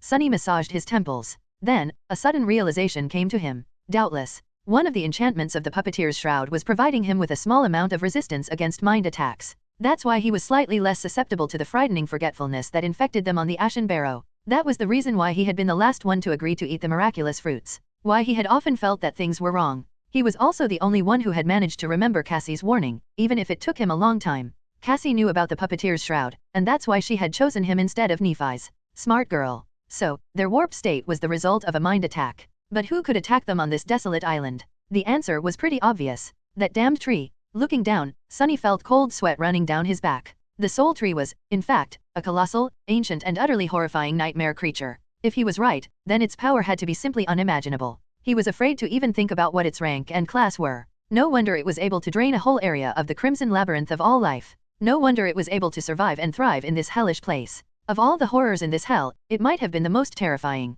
Finally, Sunny knew the reason why no other nightmare creature dared to approach the Ashen Barrow. Even monsters were afraid of the soul tree. Except for equally harrowing things that dwelled beneath the waves of the deep, dark sea. There was no way for them to destroy it. The soul tree was just too big, old, and powerful. For a moment, Sunny entertained the idea of setting it on fire, but quickly abandoned it. He would need a volcanic eruption or some sort of divine intervention to burn that colossus down. So, what to do? After thinking for some time, Sunny decided not to be hasty and move forward one step at a time. First, he had to know the exact situation with his attributes. Summoning the runes, he tried once again to read the description of the hidden fifth attribute. The result was the same. He knew it was there, but could not remember what it was no matter how much he tried. Figures. Confirming that it was still impossible for him to solve that mystery on his own, Sunny moved his attention to the Mark of Divinity. New runes appeared under its description. Mark of Divinity attribute description, you bear a faint scent of divinity, as though someone briefly touched by it once, a long time ago. Mark of Divinity is ready to evolve. Proceed. Not wasting time, Sunny said yes. Immediately, the name and the description of the attribute changed. The new runes read, Attribute, Spark of Divinity. Spark of Divinity attribute description, every fire starts from a spark. Somewhere deep within your soul, a radiant spark shines with divine light. He didn't feel any changes within himself. It seemed as though the question of whether or not he wanted to proceed was just a formality, and the attribute already evolved back when he had consumed the drop of Itcher. My affiliation to divinity has increased. Neat. Although I'm not sure how it might be useful. Was that spark of divinity the reason why he was now able to see the inner workings of memories, as well as some other stuff like the shadows in his soul see? If so, was it a universal trait of all awakened with high divine affiliation, or just his? For some reason, Sunny felt that it was the latter option. He had received the drop of Itcher from a being called Weaver, and then became able to see the strings that were weaved through the memories, giving them their unique qualities. It wasn't hard to see the connection. If this was true, did it mean that there were different kinds of divinity? And he inherited a small amount of a very special kind of divinity? Was Weaver even a deity? Every god he had heard about was named in a similar fashion. There was Shadow God, War God, well, that's it. He had never heard the names of any other god. However, Weaver's name was different. Maybe Weaver was not a deity at all. Maybe he, she, or it was actually one of the unknown. Sunny shook his head, feeling that he had almost allowed himself to get distracted and release the hold on his memory. He could not allow himself to go on tangents now. Concentrating, he looked at his new attribute, Bloodweave. Bloodweave attribute description, you have inherited a part of Weaver's forbidden lineage. Your blood has been altered and imbued with odd tenacity. So, he would be less likely to bleed out in the future? That was a very nice enhancement. However, it did not help Sunny with his current situation. It was time for the next step. It was early morning when Sunny descended from the soul tree. However, he didn't bring any fruit with him. Walking over to sleeping Cassie, he took her by the shoulders and gently shook her awake. The irony of how this situation mirrored the one where Cassie had told Sunny to remember the number 5 was not lost on him. The blind girl slowly came to her senses and turned to face him with a sleepy, confused expression. Sunny, why are you up so early? He hesitated, then said with a friendly smile, trying very hard to act as though everything was all right. Actually, I didn't sleep at all this night. Cassie frowned. Luckily, she could not see the sorry state he was in, nor the dried blood on his face. Really? Why? He shrugged. I decided to climb the soul tree and search for some fruits. But that's not very important. Hey, your aspect ability allows you to see other people's attributes, right? She nodded, still confused. Yes. You know this. Why? Sunny lingered, then said in a carefree tone. Can you take a look at mine? Chapter 86, Final Clue. Shadow Slave. Sunny's thought process was very simple. Honestly, in the state he was in, complex ideas that went against Soul Tree's indoctrination were almost impossible to hold on to. He was already at his limits just trying to remember what had happened in the giant nest. On his way down, Sunny had to bite himself several times, leaving bloody marks on his hands. Sharp pain cleared his mind for a few moments and gave him temporary relief from the constant pull of forgetfulness. Coincidentally, he was already noticing the effect Bloodweave was exerting on him. The bites only bled for a short while, quickly turning into scabs. The speed of coagulation of his blood was clearly enhanced. He also felt more energetic, his endurance substantially better than it had been before. Which made sense. The human body was a system where every part affected the other. A comprehensive improvement of one of these parts, especially one as important as blood, had to lead to a chain reaction of lesser improvements throughout the system. It seemed that he had severely underestimated the importance of his new attribute. Focus, idiot. No tangents. Gritting his teeth, Sunny concentrated on the task. He wanted to use Cassie's aspect ability to learn the truth of the hidden attribute. Her sight was different from his. Sunny could only see the information provided by the runes because it was a default function of the spell. He simply accessed that information with his mind.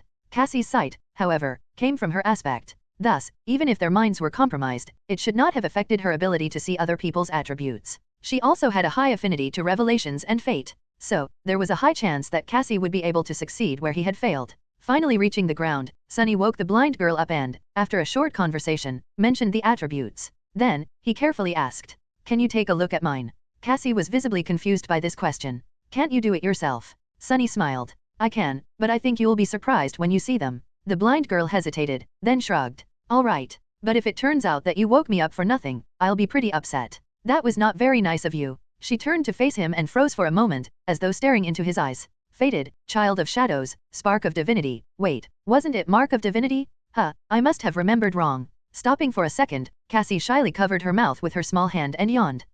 My memory has not been too good lately. Too much rest, I guess. Where was I? Oh, yes. Bloodweave, huh? Where did this come from? Sunny forced a chuckle. This thing? From an egg. Anyway, is there something else? Cassie blinked a couple of times. An egg? Well, if you say so. Usually, an appearance of a new attribute was not something one would gloss over. But in the state she was in, Cassie's attention span was severely reduced, and her mental capacity was clouded. She just frowned for a second, then forgot all about the discrepancy. Sunny's heart, meanwhile, was beating like it was going to explode. With a fake smile frozen on his face, he waited for the blind girl's next words. They were going to decide whether or not he would be able to get to the bottom of things. And, therefore, find a way to rise from that bottom. With an absent-minded smile, Cassie said, "My mom makes the best eggs." What were we talking about? Right, your attributes. The last one is enthralled. Wait, where did this? Knowing that there was very little time, Sunny hurriedly asked. The description? What does the description say? A bit of tension sipped into his voice. Startled by this intensity, Cassie didn't ask the same question again and simply said, "You've been mesmerized by the ancient fiend, soul-devouring tree, and are being turned into its thrall. Once the process is complete, there will be no escape." As soon as Sunny heard these words, it was as though heavy chains fell from his mind. Suddenly, his memories returned in an avalanche, making him stagger. His eyes opened wide. Only now that he had fully recovered his memory did Sunny realize the extent to which his mental state was warped, how much of his true self was gone, how close he came to being completely obliterated without even knowing that a terrible monster was slowly devouring his mind. An extreme feeling of terror filled his heart. For a few moments, Sunny lost the ability to speak, covered in cold sweat and shaking. "See, calm down.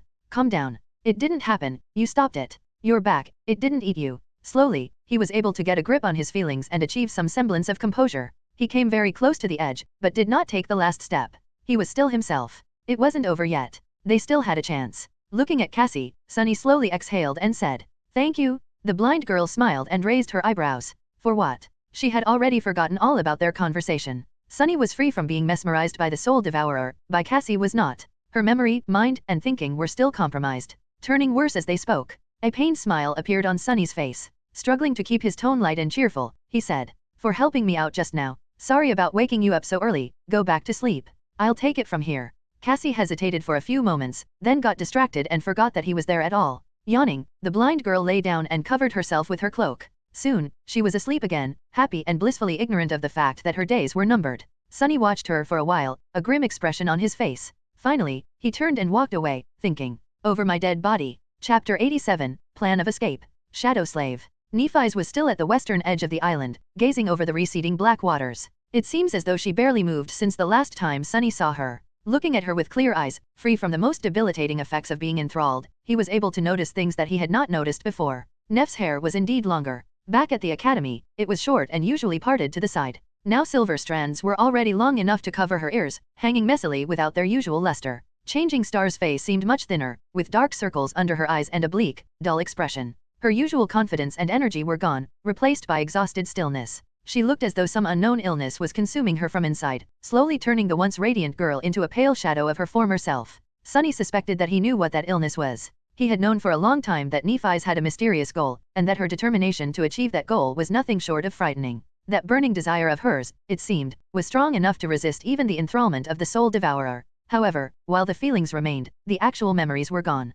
Thus, Nephise had been left longing desperately for something that she did not know, with no way to understand the nature of her emotions or satiate them. This inner conflict was the reason for her terrible state. Coming closer, Sunny sat down and looked at Neff, wishing to see her striking grey eyes shine once again with unbreakable resolve. "Hey, Neff." She turned her head to him, not saying anything. Sunny gritted his teeth, feeling dark anger blossoming in his heart. "That loathsome tree. I have something to tell you." Trying to stay calm and not miss anything, he told Nephise everything that he had found out. He told her about his trip to the upper parts of the soul tree, the giant nest he had discovered, the vile thieving bird's spawn and how he had killed it, the strange memory with no rank and type, the new attribute he had received and the hidden one he had accidentally discovered. Finally, Sunny told her about the nature of that attribute, the true nature of the soul devourer, how long they had been on the island, and what they had forgotten. When he finished, Changing Star's expression didn't change one bit. Looking away, she simply said, "I see." Sunny blinked. I see, that's all you have to say." She glanced at him and smiled darkly. "What do you want me to say?"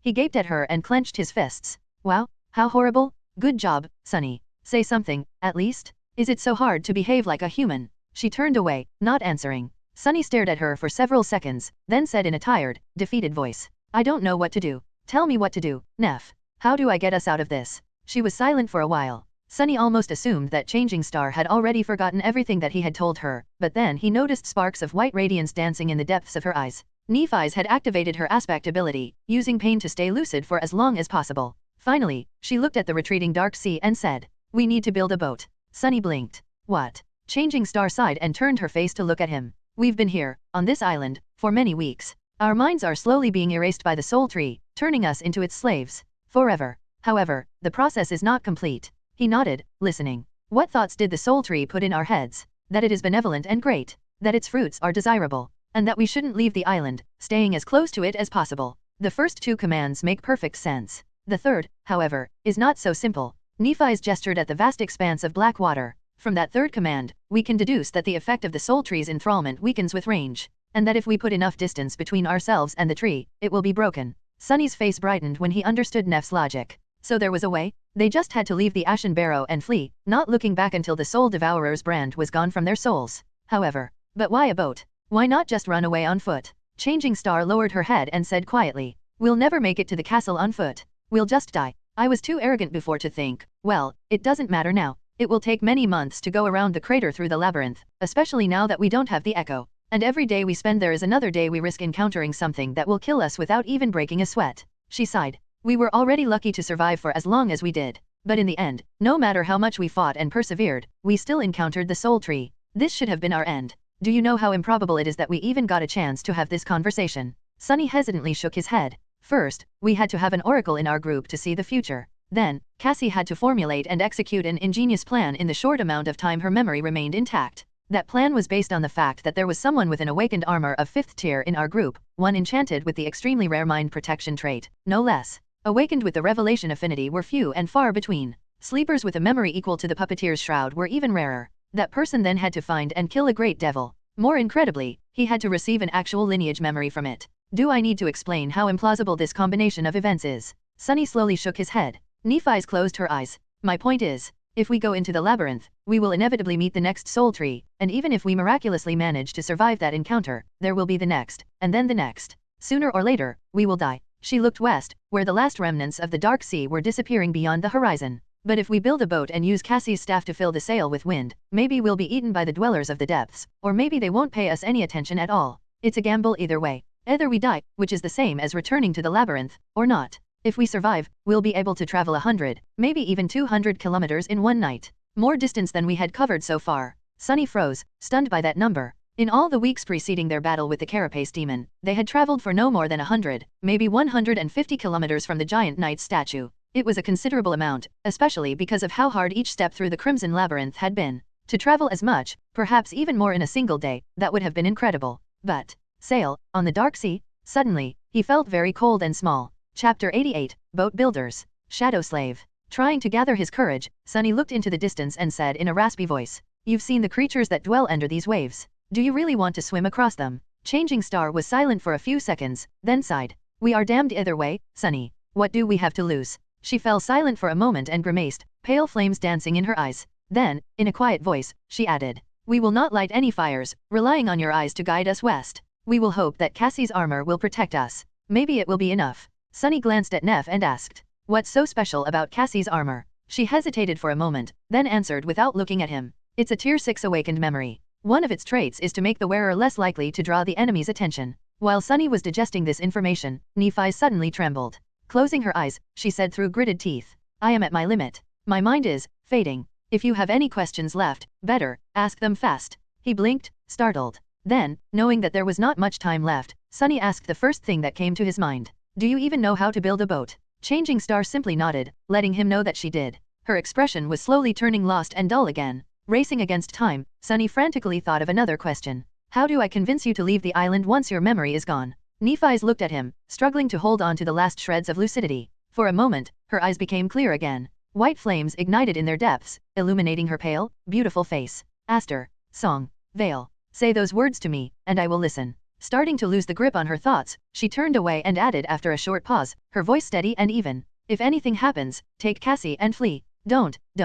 Then, the light in her eyes slowly dimmed, and soon, Changing Star was staring west once again, all memory of their conversation gone from her mind. Sunny sat by her side for some time, waiting. After a while, he shifted a little and said, "Hey, Neff." She turned to him, her face bleak and full of confusion. "Sunny? Oh, when did you get here?" "A while ago." Then, he smiled and said in a carefree tone, "Hey, can I ask you something? Do you know how to build a boat?" Nephi's was very surprised by his question, but eventually agreed to help him. Sunny didn't tell her why exactly he wanted to build a boat, dodging the questions with practiced finesse. His flaw was not making things easy, but with the state Neff was in, persuading her was not very hard. Manipulating her felt a little strange, but explaining everything once again would have taken too much time. Not to mention that he wasn't sure that it would work again. And there was not much time left. With every hour, their condition worsened. Even Sunny was having trouble keeping his lucidity intact. Every time he felt that his mind was beginning to slip, he had to inflict pain on himself to get a few moments of reprieve. Even so, his thoughts were slow and fragile. Keeping them together was taking a heavy toll on him. They had to flee the island as soon as possible. Sunny was determined to be ready by the time the Dark Sea returned. Turning away from Nephi's to not let her see the pained expression on his face, Sunny bit his hand once again. Feeling the bitter taste of blood on his tongue, he let the wave of pain clear his mind and blinked, amused at the irony of the situation. He was gnawing on himself to prevent himself from being eaten. What a funny contradiction. Hiding his bleeding hand behind his back, Sunny turned to Neff and asked, "So, how are we going to make the boat?" She thought about it for some time, then said indifferently, "We will have to use the materials at hand. For the hull, we will have to use the dead demon's carapace. We can strip several armor plates of suitable shape and tie them together with the golden rope." Sunny raised his eyebrows. The carapace demon's armor? It's made out of some strange steel. Can steel even float? Nephi's glanced at him with reproach. "Anything can float, Sunny. You just have to make sure that you're displacing more water than the weight of the floating object. That's how boats work." He blinked.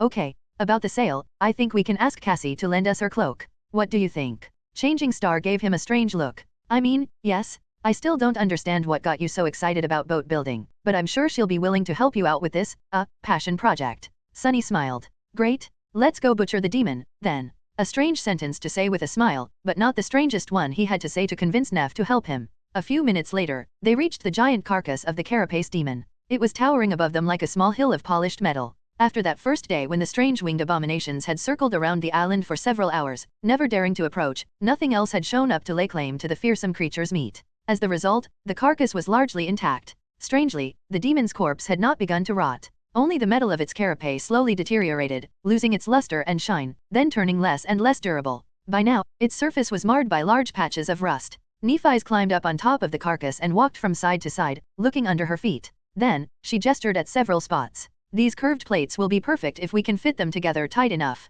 Each one is long enough to form the entirety of the hull, leaving enough space for the three of us to sit side by side." Sunny had no knowledge of shipbuilding, so he decided to trust her judgment. Looking up from the ground, he asked, "What about the mast?" Changing Star scowled. "That I will have to think about." Sunny smiled. "All right. While you're thinking, I'll go fetch Cassie to keep you company." Chapter 89, Demon's Bones. Shadow Slave. Sunny had a lot to do before the sunset. The parts of the plan spun in his head, making it ache. He had to constantly remain focused, straining his will to its limits, just to keep himself from forgetting everything. When it was not enough, he had to use pain to augment his concentration. His hands and arms were covered in ghastly bite marks. Without the blood weave, Sunny might have fainted from blood loss already. Still, with his pale face turning even whiter from exhaustion and feverish light burning in his eyes, he must have looked like a zombie. Luckily, Cassie couldn't see any of it. It didn't take much to convince her to join their strange endeavor. The blind girl's state was way worse than his or Neff's. She seemed to be barely holding on, her thoughts slow and meek. Sunny's heart was gripped with worry. Why is she affected so much more than us? Is it because we have true names, but she does not? Names were anchors of one's sense of self, after all. Could it be that true names served a similar role, only in matters having to do with the spell? He didn't know. Sunny guided Cassie to the carcass of the carapace demon. Nephi's was already busy stripping plates of armor from its back. Her silver sword was seemingly able to cut through the deteriorated metal, making the task not as hard as he had been afraid of. Gently sitting the blind girl down in a spot where Neff could see her, he climbed atop the dead demon and evaluated the progress of Changing Star's work. She looked at him with a frown. "Aren't you going to help? This was your idea, after all." Sunny shrugged. "Maybe later. You seem to be enjoying yourself, anyway. Some people might say that it's a fun little project to chase the boredom away, right?" She blinked a couple of times, then said, "I guess." Sunny nodded a couple of times, looking down at the spots where, stripped of armor plates, the demon's flesh was laid bare. The azure blood had coagulated, turning it dark and as hard as stone. Here and there, though, white layers of fat remained in pristine condition. "Actually, I have another project in mind."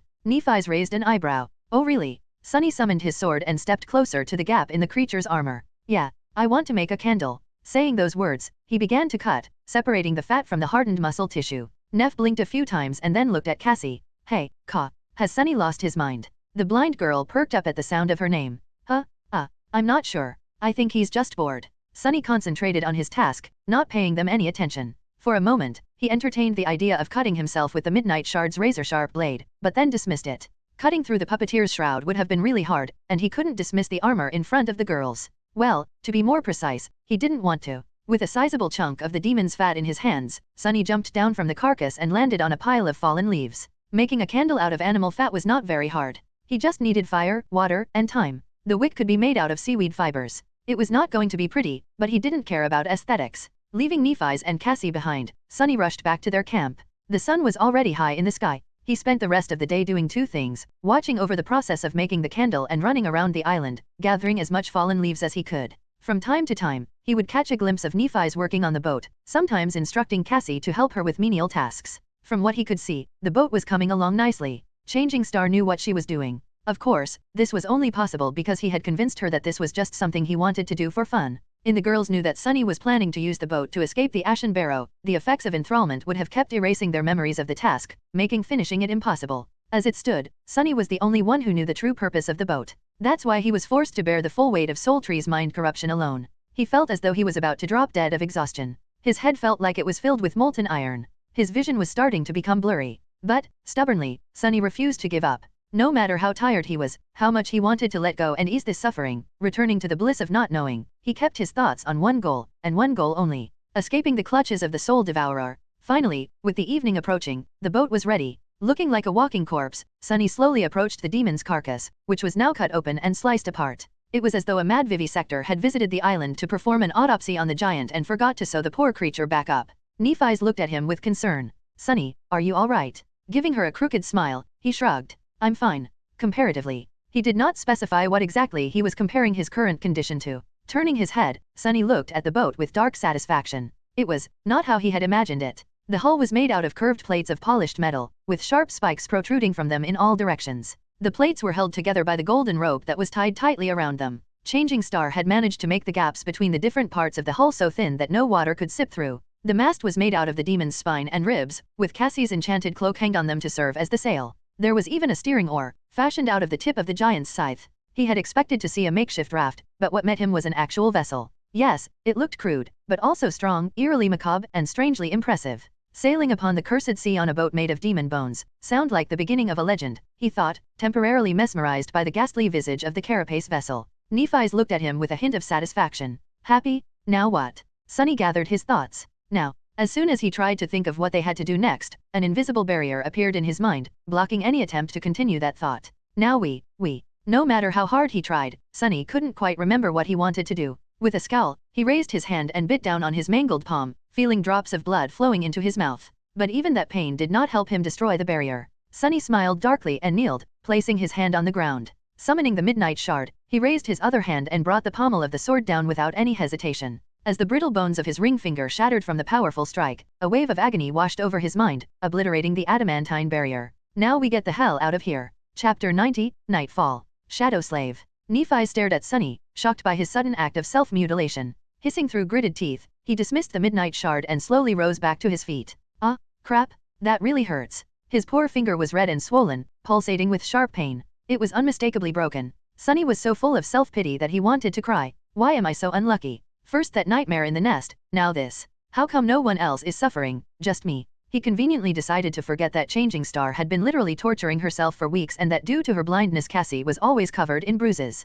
Hearing his pained voice, the blind girl turned her head and asked, Sunny, what happened? He grimaced and tried to smile. It's nothing serious, really. I just, sort of, smashed my hand a bit. Nephi's opened her mouth to say something, but he hurriedly interrupted whatever she wanted to say. Anyway, Neff, can you help me drag this gruesome masterpiece of yours to the edge of the island? At this point, one wrong question could make things very complicated. He didn't want to reveal the true purpose of his actions until the last moment. That way, he would have more leeway in how to deal with problems, should any arise. Changing Star hesitated. A few seconds later, she shrugged, looking at him with a concerned frown. Are you sure you're okay, Sunny? He forced a smile. I will be if you help me. Giving up, she shook her head and walked over to the front of the boat. Sunny turned to Cassie. We're off, Ka. Wait here for a bit, alright? I'll come get you soon. She lingered, as though not quite understanding his words, then answered with an uncertain expression. Okay. Sunny raised his healthy hand to grip her shoulder, then hesitated and turned away with a dark look in his eyes. Enduring the pain, he walked toward the boat. Hold on a little more, Cassie. It will be over soon, I promise. The night was already approaching. Sunny and Nephi's dragged the boat across the island, pulling it as oxen yoked to a wagon. The ashen sand was not the most difficult of terrains, but the spikes on the strange vessel's hull were making the task harder. Thankfully, the boat was lighter than it looked. Sunny knew that the alloy of the demon's carapace was extremely light from his experience with the Midnight Shard, which was forged from the same lustrous metal. If he were to believe the sword's description, this miraculous alloy came from a shard of a fallen star. Whether this omen was good or bad, he didn't know. Soon, they heard a thundering rumble in the distance. It came from the direction of the colossal crater. The dark sea was awakening. Gritting his teeth, Sunny grabbed onto the golden rope that was coiled around his chest and pulled harder. Come on. Faster. The sun was just about to touch the horizon when they finally reached the edge of the island. Falling to his knees, Sunny released the rope and gasped for air, his chest rising and falling frantically. A wave of overwhelming exhaustion was drowning his senses, making it hard to stay awake. Not yet, you can't let go yet. Nephi's was silent, looking at him with a frown. For once, Sunny felt glad that she was weirdly taciturn by nature. Gathering his strength, he stood up and glanced at the darkening sky. Time was running out. Turning to Neph, he strained his parched throat and said in a raspy voice, I'll explain everything once Cassie is here. Don't go anywhere until I bring her, alright? Please. Changing Star stared at him for a few seconds, then shrugged with indifference and didn't say anything. I'll take it as a yes. What else could he do? Cursing under his breath, Sunny turned around and hurried away. He had one last task to accomplish before returning for Cassie. Some time later, he came back to the spot where he had left Cassie. The blind girl was still there, sitting some distance away from the carapace demon's carcass and idly staring into the ground. Hearing the sound of his approaching footsteps, she smiled weakly. Sunny. He walked over, tired to the bone, and said while trying to keep his tone casual. Yeah, it's me. Cassie got distracted for a moment, then asked. Do you have a fruit? I'm hungry. He flinched, then shook his head. No, listen, we need to. I'm hungry. Do you have a fruit? Sunny stopped, looking at the blind girl with a forlorn expression. She sounded like a broken doll, repeating the same phrase over and over. Her condition wasn't good. He licked his lips. Come with me, and your hunger will disappear. This was the best misdirection he could come up with within the confines of his flaw. However, this time, he failed to achieve the desired effect. Cassie smiled and said, Really? You'll take me to the fruits? Due to his exhaustion and the debilitating effect of the enthrallment, Sunny got distracted for a moment and failed to control the flaw. Without realizing it, he opened his mouth and said, No. Cassie pouted and lowered her head. That's not nice, Sunny. Why did you lie to me? Still reeling from his mistake, Sunny missed the moment and made things even worse, turning a small oversight into a real problem. Because I want to take you away from this cursed island. As soon as the words left his mouth, Sunny froze and opened his eyes wide, refusing to believe that he had just messed up that bad. However, the damage was already done. Cassie turned to him with a deep scowl. Take me away? But I don't want to leave. Why would I leave the soul tree? Sunny silently cursed and shouted, abandoning any attempt to control himself. Because that thing is evil? It's pure goddamn nightmare. Come on, let's go. Grabbing her hand, he tried to pull the delicate girl away, but she resisted with surprising strength. Let go of me, you jerk. Cassie managed to rip her hand away from his grip and flinched back, looking at Sunny with anger. I said I don't want to go? You're acting strange, Sunny. Stop, please. Sunny froze, not knowing what to do. This island is our home. It's so nice here, with the three of us together. Why do you want to leave? He lingered, struggling to do what he knew had to be done. Finally, Sunny gritted his teeth and said, Because it's 5? Remember. I'm sorry, Cassie. Then, he lunged forward and violently grabbed the blind girl, easily suppressing her resistance. What are you doing? Stop. Help. Help. Neph. Throwing her over his shoulder, Sunny turned around and ran toward the edge of the island. Cassie resisted desperately, using her small fists to pummel his back with a rain of punches. Despite the fact that she had never taken part in battles against the nightmare creatures of the Forgotten Shore, she still was considerably stronger than a normal person. All those soul shards Changing Star had shared with her gave Cassie enough strength to make Sunny feel every strike. It wasn't enough to seriously injure him, but more than enough to hurt like hell. I'm sorry, I'm really sorry, Cassie. Deeply disturbed, Sunny tried to block out Cassie's desperate screams and rushed to the boat. His forehead was covered in cold sweat. As the last glimmers of light were disappearing from the sky, he finally returned to the edge of the island. The ghastly boat was silently standing on the sand, just a few meters away from the restless black water. Changing Star was resting just in front of it, raising her head to look at the source of the commotion. Neph? Help? Sunny had gone crazy. Nephi slowly rose to her feet, her indifferent expression radiating coldness. She slightly outstretched one hand. Crap. Wait, it's not. Before he could finish the sentence, the silver sword appeared out of thin air, aimed at the ground. For now, explain yourself. Change in Star's voice was even and calm, but Sunny could feel the hidden threat in it. Suddenly, he saw her in a new light, or, rather, in an old one. As a potential enemy. The idea of facing off against Nephi sent chills running down his spine. He had almost forgotten the feeling he got back in the academy, watching her wipe the floor with most of the sleepers in their batch. He had forgotten that she, too, was a monster. Chapter 91, Escape. Shadow Slave. Licking his lips, Sunny cautiously said, "It's not as you think, Neph. We've been caught in a trap by the Soul Tree. It's not benevolent, it's not protecting us. In fact, it's doing the opposite. If we don't leave this island, we'll become its slaves, forever.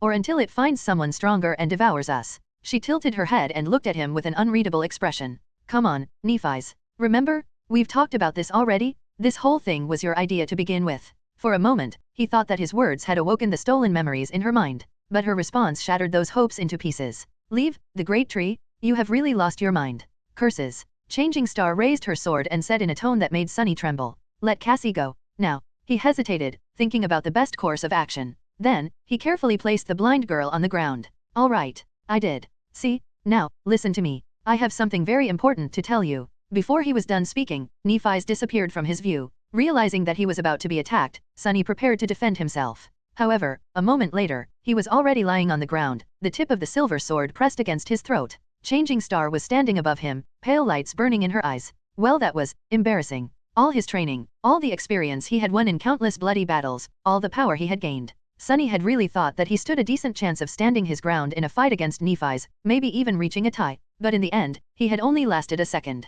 One would be tempted to call this shameful display a premature capitulation. "Nice one, idiot. Now stop fooling around and focus." Feeling the cold steel touching his skin, Sunny tried to move as little as possible. He was pretty sure that Changing Star wouldn't just kill him in cold blood, but it was still better to not give her any reasons to do something drastic. After all, Neph's mind was not all there. Looking up at her cold, indifferent face, Sunny strained his vocal cords and shouted in exasperation. "Aster, Song, Vale." Nephi's hand trembled, making a drop of blood roll down his neck. Her eyes opened wide, full of surprise and shock. Then, a dark expression appeared on her face.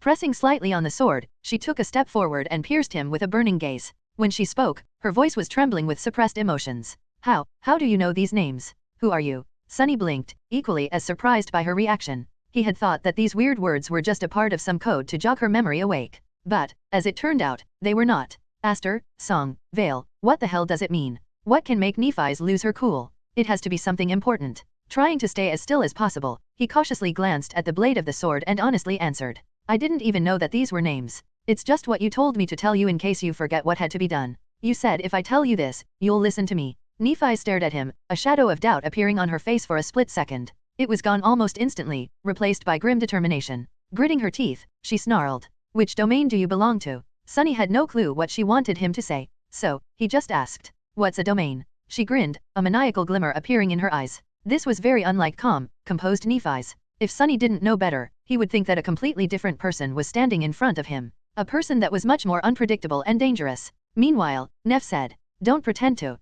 Suddenly, she stumbled, then frowned. It seemed as though Sunny's question touched something in Changing Star's mind, causing a chain reaction. A few seconds passed, each turning her frown deeper. Slowly, the familiar poised calmness returned to her eyes. It didn't seem as though she had remembered everything, but, just as Nephis had promised, it seemed enough to make her listen to what Sunny had to say. He understood it from the fact that she had finally removed the tip of the sword from this throat. She even helped him stand up. Looking at Sunny with a strange expression, she then said, "I really told you those words." Rubbing his slightly cut neck, he simply nodded. Bloodweave was already busy repairing the damage to his skin. Nephis looked down, then closed her eyes for a few moments. When she opened them again, they were full of resolve. "What do I need to do?" Sunny really wanted to ask her about the meaning of the three mysterious names, but decided against it. They had to hurry. Ask Cassie to summon her staff. Then get her into the boat. Dismissing her sword, Changing Star glanced at him for the last time and walked toward her friend. Somehow, Nephis had managed to talk Cassie into following her and boarding the ghastly vessel. She probably had to lie about a lot of things, but Sunny didn't want to ask, afraid that his flaw would ruin everything.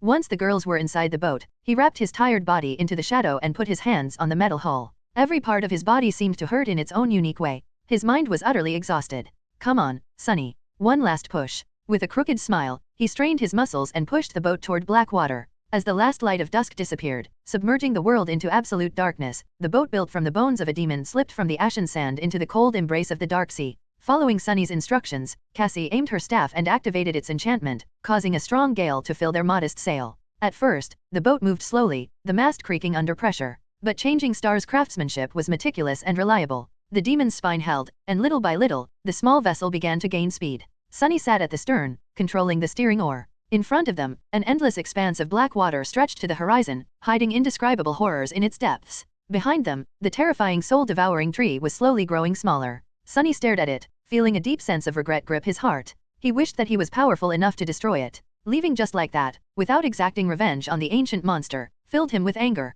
Well, at least he left it a present. Back at the Ashen Barrow, a candle was burning in a small alcove of stones that protected its flame from wind. Near the candle, a tall pile of dry, fallen leaves was towering over the alcove. It had taken Sunny a long time to gather that pile. He had scoured most of the island, hoping to make it as tall as possible. He had also mixed dry seaweed and the remaining fat of the carapace demon into the leaves. Some time later, the small candle was nearing the end of its life. Most of the wax had already melted, turning it even smaller. Just as the flame was about to go out, it ignited the leaves. After a few seconds, a massive, searing bonfire ignited in the middle of the island, illuminating the scarlet leaves of the evil tree. Almost instantly, the black waters surrounding the island surged with movement. Sunny was already too far away to see any of it. He didn't know if the creatures of the Dark Sea would be able to obliterate the Soul Devourer. He strongly doubted that the ancient fiend was that easy to destroy. However, with the carapace demon dead and the 3 humans meant to replace him gone, there was no one on the island to protect the gluttonous tree. Perhaps it would be seriously harmed, at least. For now, it was the best he could do. Looking back in the direction of the Ashen Barrow, Sunny gritted his teeth and thought, "One day, I will become powerful enough to destroy that tree, these monsters, and anyone else who would dare to stand in my way. One day, I will become powerful enough to never be afraid again, of anyone or anything. Instead, all of them will fear me." He didn't notice that, just as he was thinking these words, Cassie suddenly raised her head and turned in his direction. On her face, a dark expression appeared, soon erased by uncertainty and doubt. Chapter 92, Journey into the Night. Shadow Slave. In the absolute darkness, a small vessel was gliding on the black surface of a restless sea. Its mast, made of a demon's spine, was straining under the assault of the winds. In the eerie silence of this vast and lightless void, the swift boat cut through the waves like a blade. No sounds could be heard except for the creaking of bones and the crashing of water against its polished metal hull. Sunny sat at the oar, steering the carapace vessel. He was guiding them west. With no moon or stars to show them the path, it was hard to keep the boat on course. But there was a mark left in his mind by the cold and menacing shadow of the Crimson Spire. Using it as a compass, he was able to navigate the treacherous waters without losing his way. Black skies above, dark sea beneath. With nothing but a thin layer of steel separating them from the tenebrous abyss, they sailed through the night. Below them, countless horrors were hiding in the cursed depths. Several times, Sunny felt gargantuan shadows moving close to the small boat, attracted by the sound of its passing. Powerless to do anything, he had no choice but to tremble in silence, praying that the terrible creatures would turn away. So far, luck was on their side. Perhaps they were too small and feeble to satiate the hunger of these ancient leviathans. A few hours after the start of the voyage, Sunny felt that the constant pull on his mind had begun to wane. His thoughts were slowly becoming clearer, the haze of forgetfulness weakening with each minute. Soon, a ghostly sound of shattering glass resounded in his head. Instantly, the last remnants of the fog that was clouding his consciousness disappeared. He was free from the enthrallment of the Soul Devourer. Relieved, Sunny couldn't help but smile. However, his smile was weak and hesitant. With the effects of the mind hacks gone, his usual sharpness had returned. It felt as though an invisible weight had been lifted, allowing his thoughts to finally flow unobstructed once again. Everything became clearer, as though the whole world suddenly came into focus. It was a wonderful feeling, but with it came a better understanding of how terrifying and precarious their current situation was. They were quite literally balancing on the edge of a hungry abyss, their lives relying on nothing but capricious fortune. The decision to venture into the dark expanse of the cursed sea on a makeshift boat was pure insanity. But then again, there was nothing sane about the forgotten shore to begin with. In this desolate hell, the craziest choice was sometimes the best one you had. Gritting his teeth, Sunny held the oar and stared into the darkness. A few minutes later, Cassie suddenly shifted, making the boat gently sway. She handed the magical staff to Nephi's and cautiously moved closer to Sunny, feeling her way through the darkness with her hands. Before Sunny could guess what was it that she wanted from him, he was suddenly caught in a tight embrace. The blind girl hid her face in his chest, hot tears streaming down her face. Sunny froze, stunned, and having no idea what to do. He could feel Cassie's body pressed against him and shaking from crying, her hands tightly wrapped around his neck. While he was trying to comprehend the situation, she quietly whispered, "Thank you, thank you." Feeling extremely awkward, Sunny pretended to clear his throat.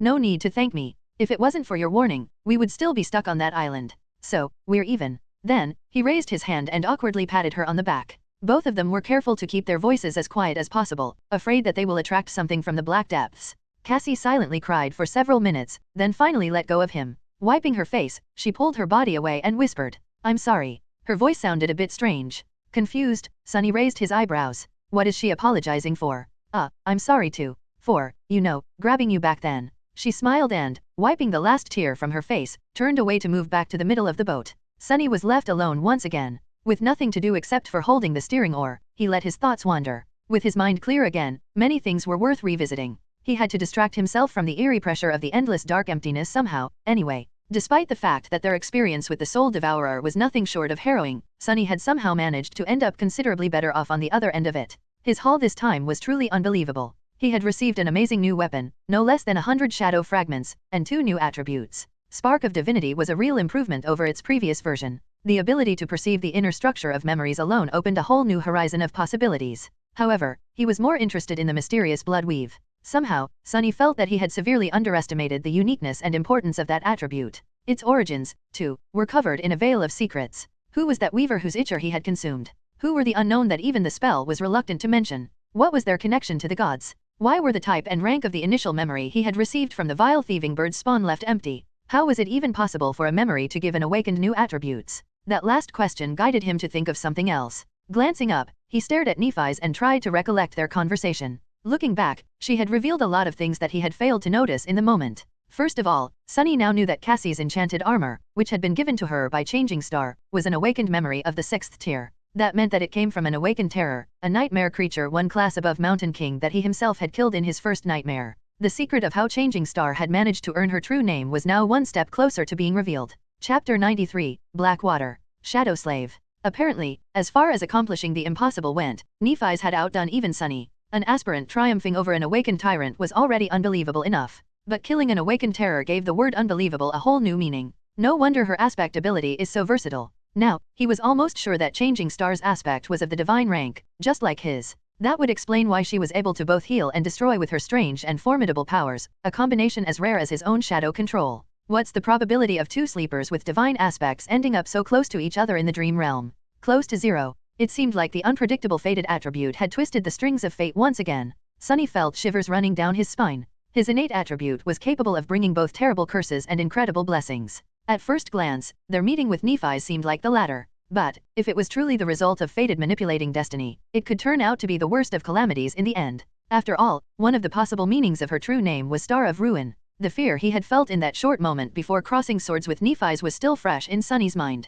And there were other things that she had revealed, too. She apparently knew something about the drop of Ichor, being that she had called it a lineage memory without batting an eye. That suggested that Nephi's knew much more about the spell than Sunny and the rest of the public did. It seemed as though there were secrets in the upper echelons of Awakened that they didn't want anyone else to know. The 3 mysterious names she had told him might have been another of these secrets. And that last word she used, asking which domain he belonged to. What were these domains? So many questions. Sunny spent many hours pondering them, as well as going over all the information about the Forgotten Shore he had gathered. The carapace boat flew over the dark water, drawing closer and closer to the western horizon. Soon, he felt that the night was already drawing its last breaths. The light of hope ignited in Sunny's heart. However, this was when their luck had finally run out. The disaster came unexpected, violently throwing them into a void of confusion. This time, Sunny had not felt anything approaching the boat. The danger simply appeared out of nowhere, leaving him no time to react. 1 second, the black waters were calm and clear. The next, they were boiling with movement, grotesque tentacles rising from them and wrapping themselves around the hull of the boat.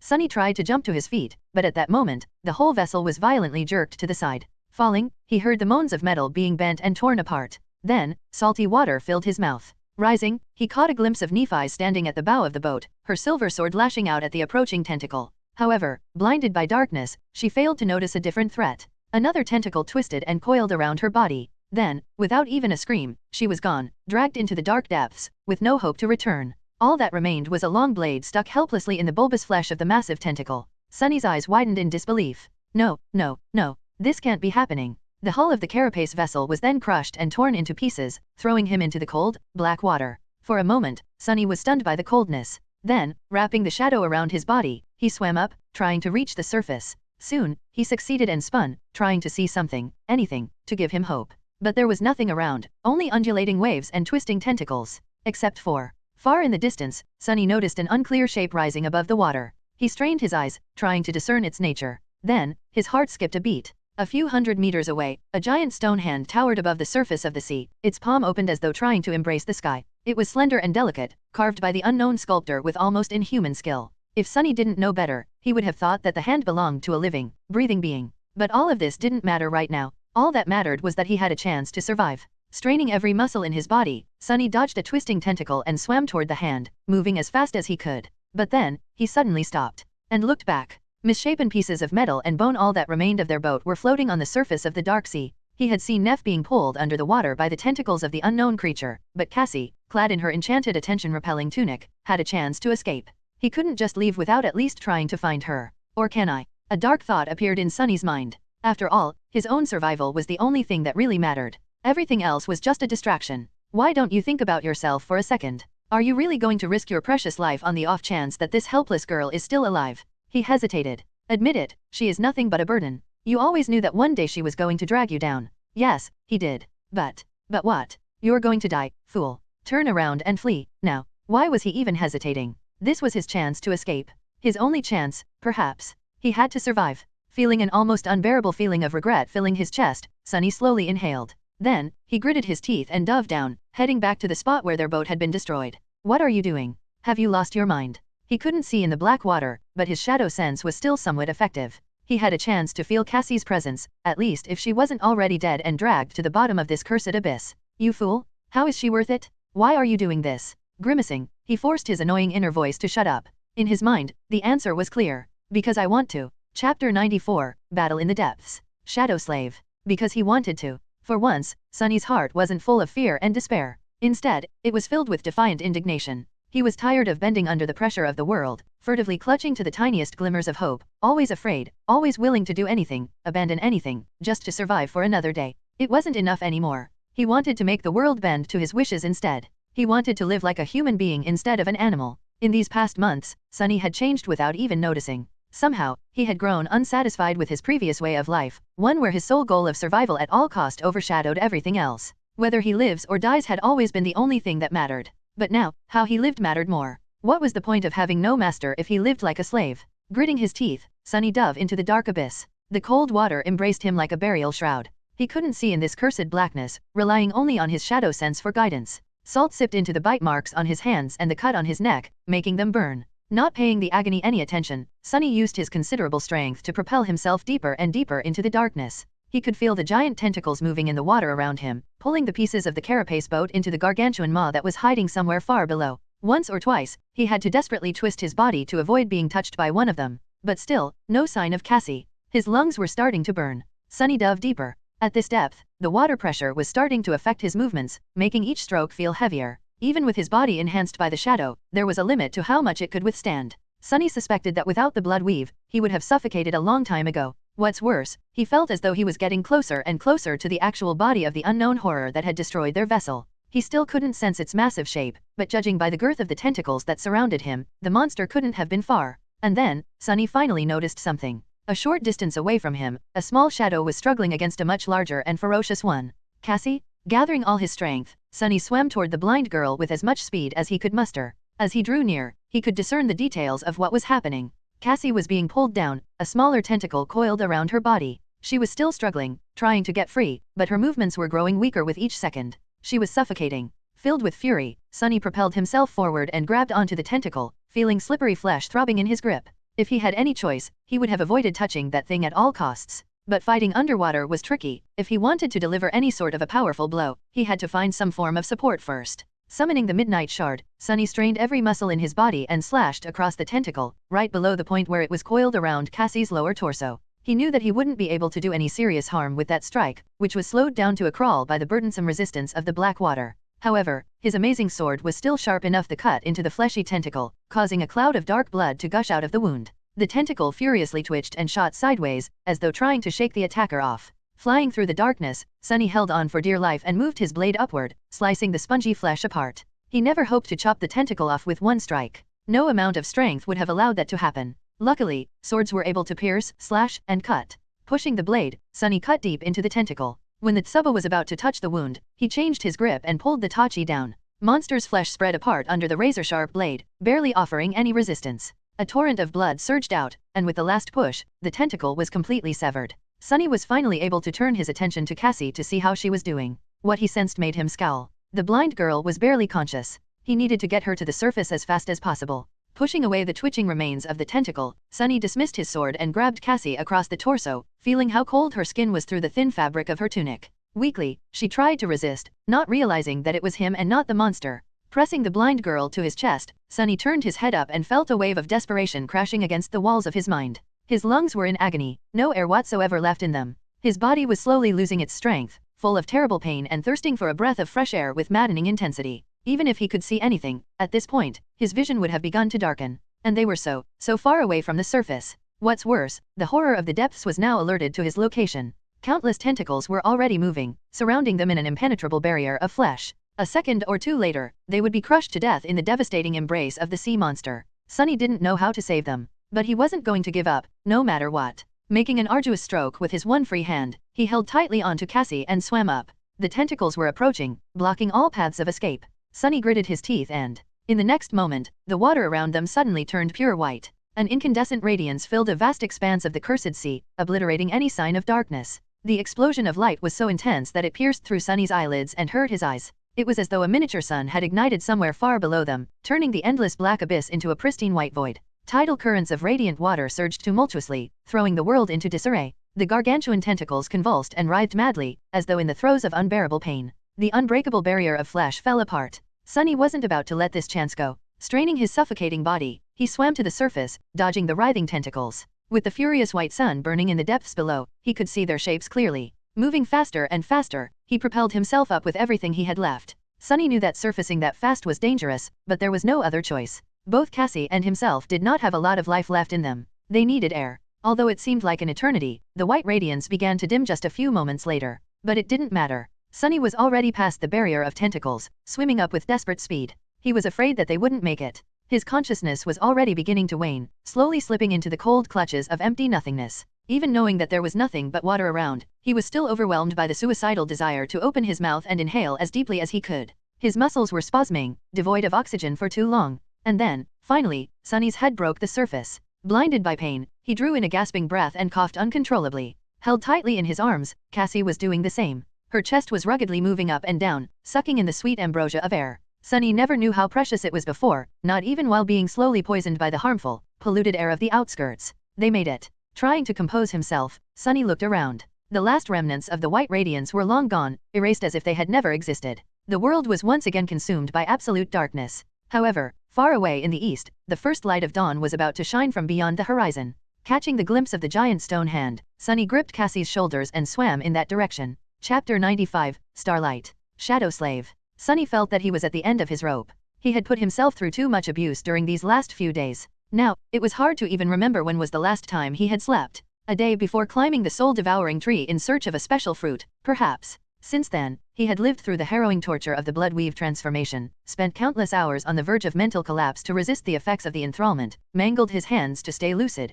guided the boat through the terrors of the dark sea in absolute darkness, saw it being destroyed by the horrid dweller of the deep, and gave battle to that monster in the cold black depths, almost drowning as the result. His body and mind were on the brink of shutting off. Despite that, Sunny stubbornly continued to swim, bringing himself and Cassie closer and closer to the giant stone hand that was rising from the water, as though trying to embrace the skies. The dark sea was surging around him, still reeling from the effects of the light explosion that had rocked it some time earlier. Tall waves were threatening to drown the two sleepers, throwing them around like toys. Struggling against them was a hard task. And still, he persisted. The dawn was drawing close, but for now, there was still nothing but cold, darkness and danger all around them. Any second, something could rise from the depths of the abyss and put an end to their desperate attempt to save themselves. At least the tentacles were gone, perhaps scared away by the pain of being exposed to the searing light. By some miracle, Sunny eventually managed to reach the stone hand. Hoisting Cassie up, he helped her climb on the dark rocks and followed closely behind. Soon, they reached the open palm of the hand and crawled to its center, then fell down, utterly spent and exhausted.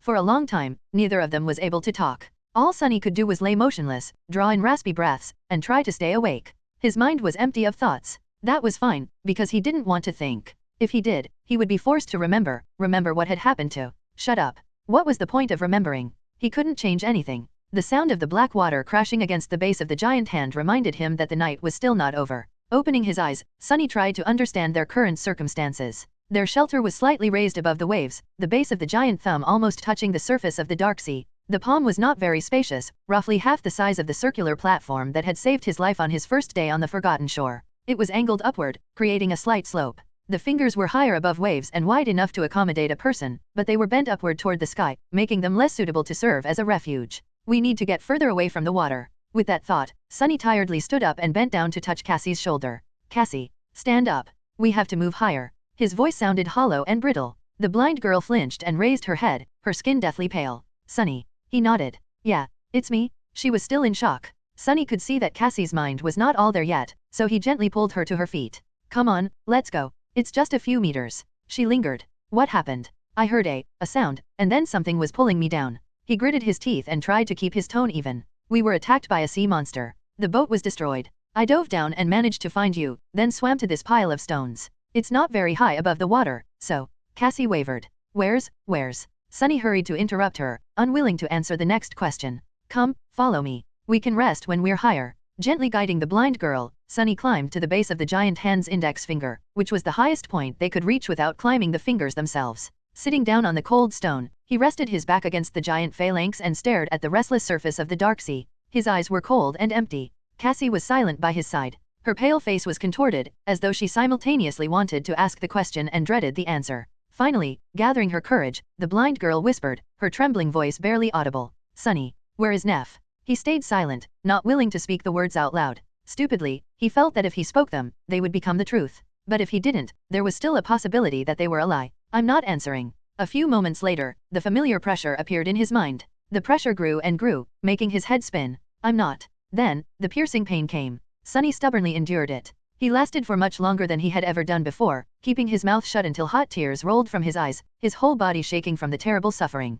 But eventually, he was still forced to say those bitter words. She's G. Before he could finish, a subtle sound attracted his attention. It came from below, from the edges of the restless dark waves. Sunny's heart skipped a beat. Out there at the base of the giant thumb, where the cursed sea was almost touching its stone surface, a pale white hand appeared from the black water and grabbed onto the rocks. Then, a tall figure slowly pulled itself onto the opened palm of the stone giantess. His eyes widened. Feeling that something was wrong, Cassie turned her head and asked, Sunny, what is it? He trembled and whispered, gripped with sorrow, it's Nephi's. An uncertain smile appeared on the blind girl's face. Neph? She is all right. Sunny found himself unable to answer. No, Nephi's was not all right. In fact, he didn't know how she was even alive. The Starlight Legion armor was shattered and torn, revealing the mutilated flesh beneath. There was a horrifying gaping wound on Changing Star's torso, looking as though almost half of her right side was missing. Sunny could see the sharp shards of broken ribs, the rivers of blood streaming down her legs, and the mangled mess of viscera spilling over the edges of the wound. He wanted to close his eyes.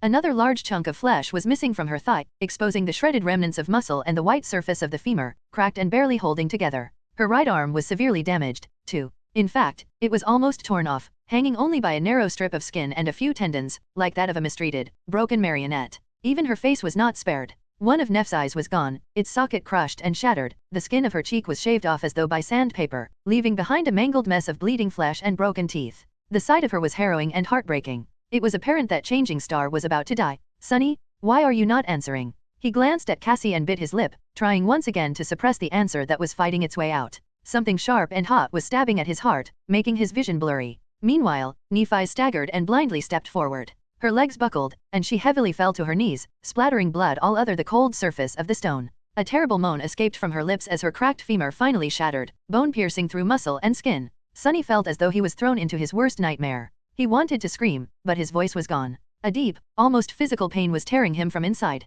He didn't want to be here. He didn't want to see this. And yet, he couldn't look away. That's why he noticed instantly when two white flames ignited in Neff's eyes. The radiance grew brighter and brighter, spilling from her eyes, her mouth, the gaping wounds in her body. It was as though there was a flaming star burning in the place where her heart should have been, as though she was nothing but white flame hidden behind a thin layer of human skin. The incandescent radiance filled Changing Star's blood, turning it into streams of liquid white fire. As Sunny watched, frozen in place with his eyes opened wide, that fire began to melt and reshape her flesh. Slowly, her muscles repaired herself, her organs returned to their places, her bones reassembled themselves from the shards. Where there was nothing to replace a missing part, the fire took its shape and solidified. With a terrible scream, Nephi's grasped her almost severed arm and tore it away, then pressed it to the stump that was bleeding with white flame. Soon, the mangled halves melted together, becoming whole again. Shocked, he saw every terrible wound on her body heal, washed in the purifying fire. Soon, there was nothing but pristine white skin showing through the wide gaps in the shattered armor. Nephi's raised her head, looking at them but not seeing anything.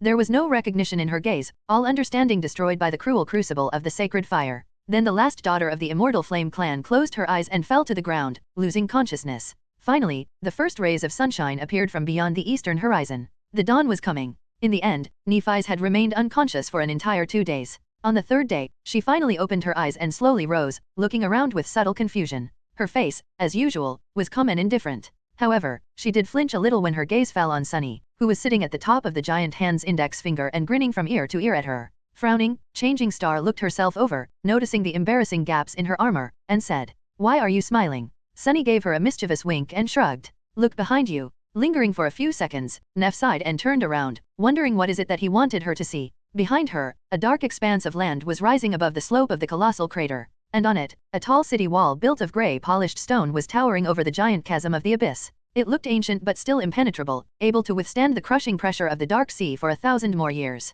They've made it. That had found the human castle. End of Volume 1, Child of Shadows. Chapter 96, Exile. Shadow Slave. Wake up, Sunless. Your nightmare is. Shut the hell up. Trying to remain in the blissful embrace of sleep, Sunny hissed through his teeth and stubbornly closed his eyes tighter. He was warm and comfortable under the blanket, on his own bed, where all the problems of the world seemed less serious and dire. For a moment, there was silence. That's better. Wake up, Sunless. You're. Goddammit. Thrusting one arm from under the blanket, Sunny summoned one of his memories. Immediately, a triangular leaf-shaped throwing dagger appeared in his hand, only to be thrown blindly at the source of the irritating voice. Missing its mark, the kunai clinked against the stone wall and fell to the floor. However, the voice did fall silent. Sunny sighed. It was already too late. He was awake. Far in the distance, the waves were starting to crash against the city wall. The night was coming, so it was time to get up. Opening his eyes, Sunny sat up and looked around. His room was beautiful and spacious. The stone walls were engraved with intricate patterns, creating an atmosphere of sanctity and elegance. The furniture was made out of pale polished wood, with several mismatched pieces that Sunny had scavenged from different places himself. The room had no windows, however, there were light wells cunningly hidden here and there. Sadly, the ingenious system of mirrors that was supposed to bathe the hidden chamber in sunlight was long destroyed, leaving only darkness inside. Sunny didn't mind. In fact, this was one of the features of his secret lair that he enjoyed the most. Darkness was his best friend. Yawning, he stood up and rubbed his face to chase away the last remnants of sleep. His long, dirty hair was getting in the way, so he moved it back. Let's make some breakfast. But first things first. Sunny moved his hand, pulling on the invisible string that connected his wrist to the ring-shaped pommel of the kunai. The throwing dagger jumped into the air and landed on his palm. This was a trick that had taken Sunny quite some time to master. In the beginning, he almost lost a couple of fingers while trying to learn how to control the flying blade. Walking over to a wall empty of engravings, he used the kunai to scratch a small line into the stone. All around it, there were dozens and dozens of similar lines, grouped neatly into sets of 5. It had already been 4 months since Sunny came to this loathsome, godforsaken city. Many things had happened during that time. Cassie's vision turned out to be true. Far in the west, they indeed found a vast, ruined city surrounded by tall walls, with monsters wandering its narrow streets. And in the center of the city, there was a hill with a magnificent castle standing on its top. Miraculously, the castle was full of people. However, they weren't awakened, as the 3 of them had hoped. Instead, they were, each and every one of them, mere sleepers. Because they were no gateway in the castle. Hundreds of humans, those who had managed to survive the lethal hellscape of the Forgotten Shore due to their strength or luck, were stuck there with no hope of ever returning to the real world. It was nothing but a graveyard of hope. Remembering his first days in the castle, Sunny couldn't help but laugh out loud. Oh, what a fool he had been. So full of hope and newfound faith in humanity, where's that faith now, huh? Laughing hysterically, he bent over and slapped his knees. Oh, that's funny. Good one, Sunny. What do you think about that, buddy? The shadow didn't respond, staring at him with reproach. Its silence only made Sunny laugh louder. He just couldn't stop. To be honest, he had gone a little bit insane some time ago, probably around his 3rd week of living alone in the city. He was more or less alright after leaving the castle due to that unfortunate falling out with, well, it didn't matter. The point was that on his 3rd week, that damn bastard of a knight had almost disemboweled him, leaving Sunny no choice but to crawl away while using his own 2 hands to stop his intestines from falling out. After finding his way to a secluded ditch and lying there for a few days, too weak to move and simply waiting to die, with not a soul around to help him, Sunny wasn't quite the same. Good times. Anyway, he survived. Dismissing the kunai, Sunny walked over to a table that he had scavenged from the ruins of a library and glanced at the grey rock that was lying in its center. No matter how you looked at it, it was just an ordinary rock. However, as soon as Sunny's gaze fell on it, the rock spoke. Wake up, Sunless. Your nightmare is over. That rock was, in fact, one of his most valuable memories. In all ways except for one, it was indeed just a rock, which was already useful enough. There were a lot of things that someone as devious as Sunny could accomplish with the help of a rock. However, this particular rock was also capable of parroting different sounds, which made it simply priceless. Right now, it was parroting Sunny's own voice. "Wake up, you vile thing." Struggling with the irrational desire to turn the parrot rock into dust, Sunny dismissed it and removed a piece of cloth from the table. Beneath it, a few strips of monster meat lay on a silver platter. He had hunted this monster himself, which was not an easy task in these parts. In fact, as far as Sunny knew, he was one of the very few people capable of hunting in the city alone. The reason for this was that most of the nightmare creatures populating it were of the fallen rank, with only a handful of weaker ones hiding here and there. No one was crazy enough to hunt the fallen monsters. Instead, large hunting parties used experienced guides to avoid these powerful creatures while searching for easier prey. But to Sunny, singling out stray awakened monsters were comparatively easy. He hunted at night, using deep shadows to make himself nothing short of invisible. If he didn't want to fight a fallen abomination, he didn't have to. Most of the time. In any case, he never went hungry. Sunny grinned and said in a deeply satisfied tone, "Ah, life is good." Chapter 97, Hunter's Dream. Shadow Slave. Life, indeed, was good. In fact, Sunny would even go so far as to say that, currently, it was wonderful.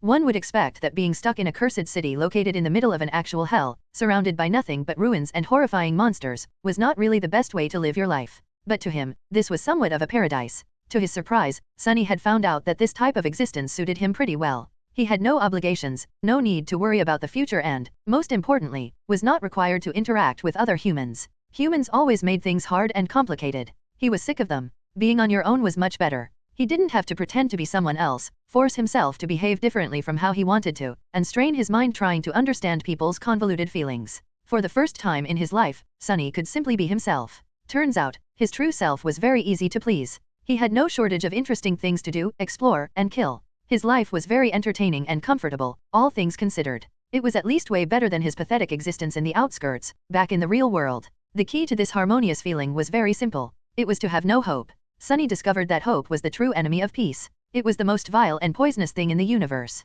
If there was even a glimmer of hope to return home, he would have been desperate, full of anxiety, and probably in the middle of some insane disaster right now, like he had always been before. But without hope, things were simple and pleasant. He really couldn't wish for more. Keep telling yourself this crap. You might really believe it. Sunny grinned. What is there to believe? It's the truth. The shadow silently shook its head, long accustomed to his crazy tirades. Lately, Sunny had been talking with himself a lot, having long arguments that sometimes descended into screaming matches. It was a good way to pass the time. A bit later, he emerged from his secret chamber. Sunny's lair was situated in the upper part of a ruined cathedral, the entrance hidden behind a tall statue of some unknown goddess. There was a small balcony that allowed him to observe the grand hall of the temple over the goddess's shoulder, concealed from sight by the strands of her stone hair. The balcony was really high above the floor, making it impossible for any creature to climb on it by accident. Falling down would certainly kill a normal human. Sunny had discovered the hidden room while spying on the bastard that had gutted him. He had entered the cathedral through the hole in its roof and landed on one of the wide support beams, then walked across and accidentally noticed the small balcony.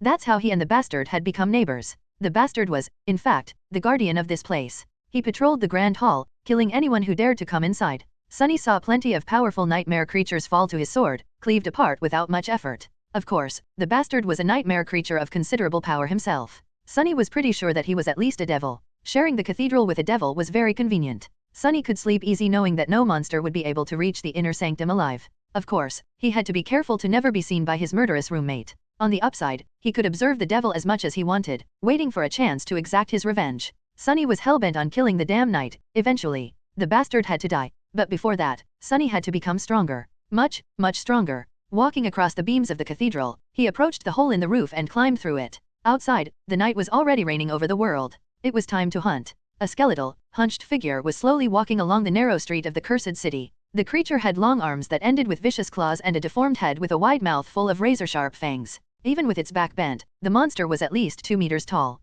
It was dressed in a torn shroud that was once white, but had long ago turned brown from the dried blood. This was Sunny's prey. The creature, which was called a blood fiend, was among the weakest dwellers of the cursed city. It was merely an awakened monster, barely intelligent and comparatively easy to kill. Of course, nothing was really easy to kill here. After all, each and every human on the Forgotten Shore was just a dormant beast. Despite the fact that they shared the same rank and class, blood fiends were less formidable than carapace centurions in terms of strength and speed. However, that was only until they smelled blood, which sent them into a murderous frenzy. In that state, these fiends were a true menace. Pathetic, Sunny thought, stalking the nightmare creature from the shadows. He had killed a few of these monsters in the past and had a great time each time, well, except for this one encounter where he had accidentally scratched himself on a sharp stone. That was not fun at all. Time to die, you ugly freak. The blood fiend was just about to turn the corner when a sudden sound attracted his attention. With unnatural speed, the monster turned around and fell on all fours, his sensitive ears picking up the slightest rustle. Then, he took a few careful steps forward and stopped at a certain spot.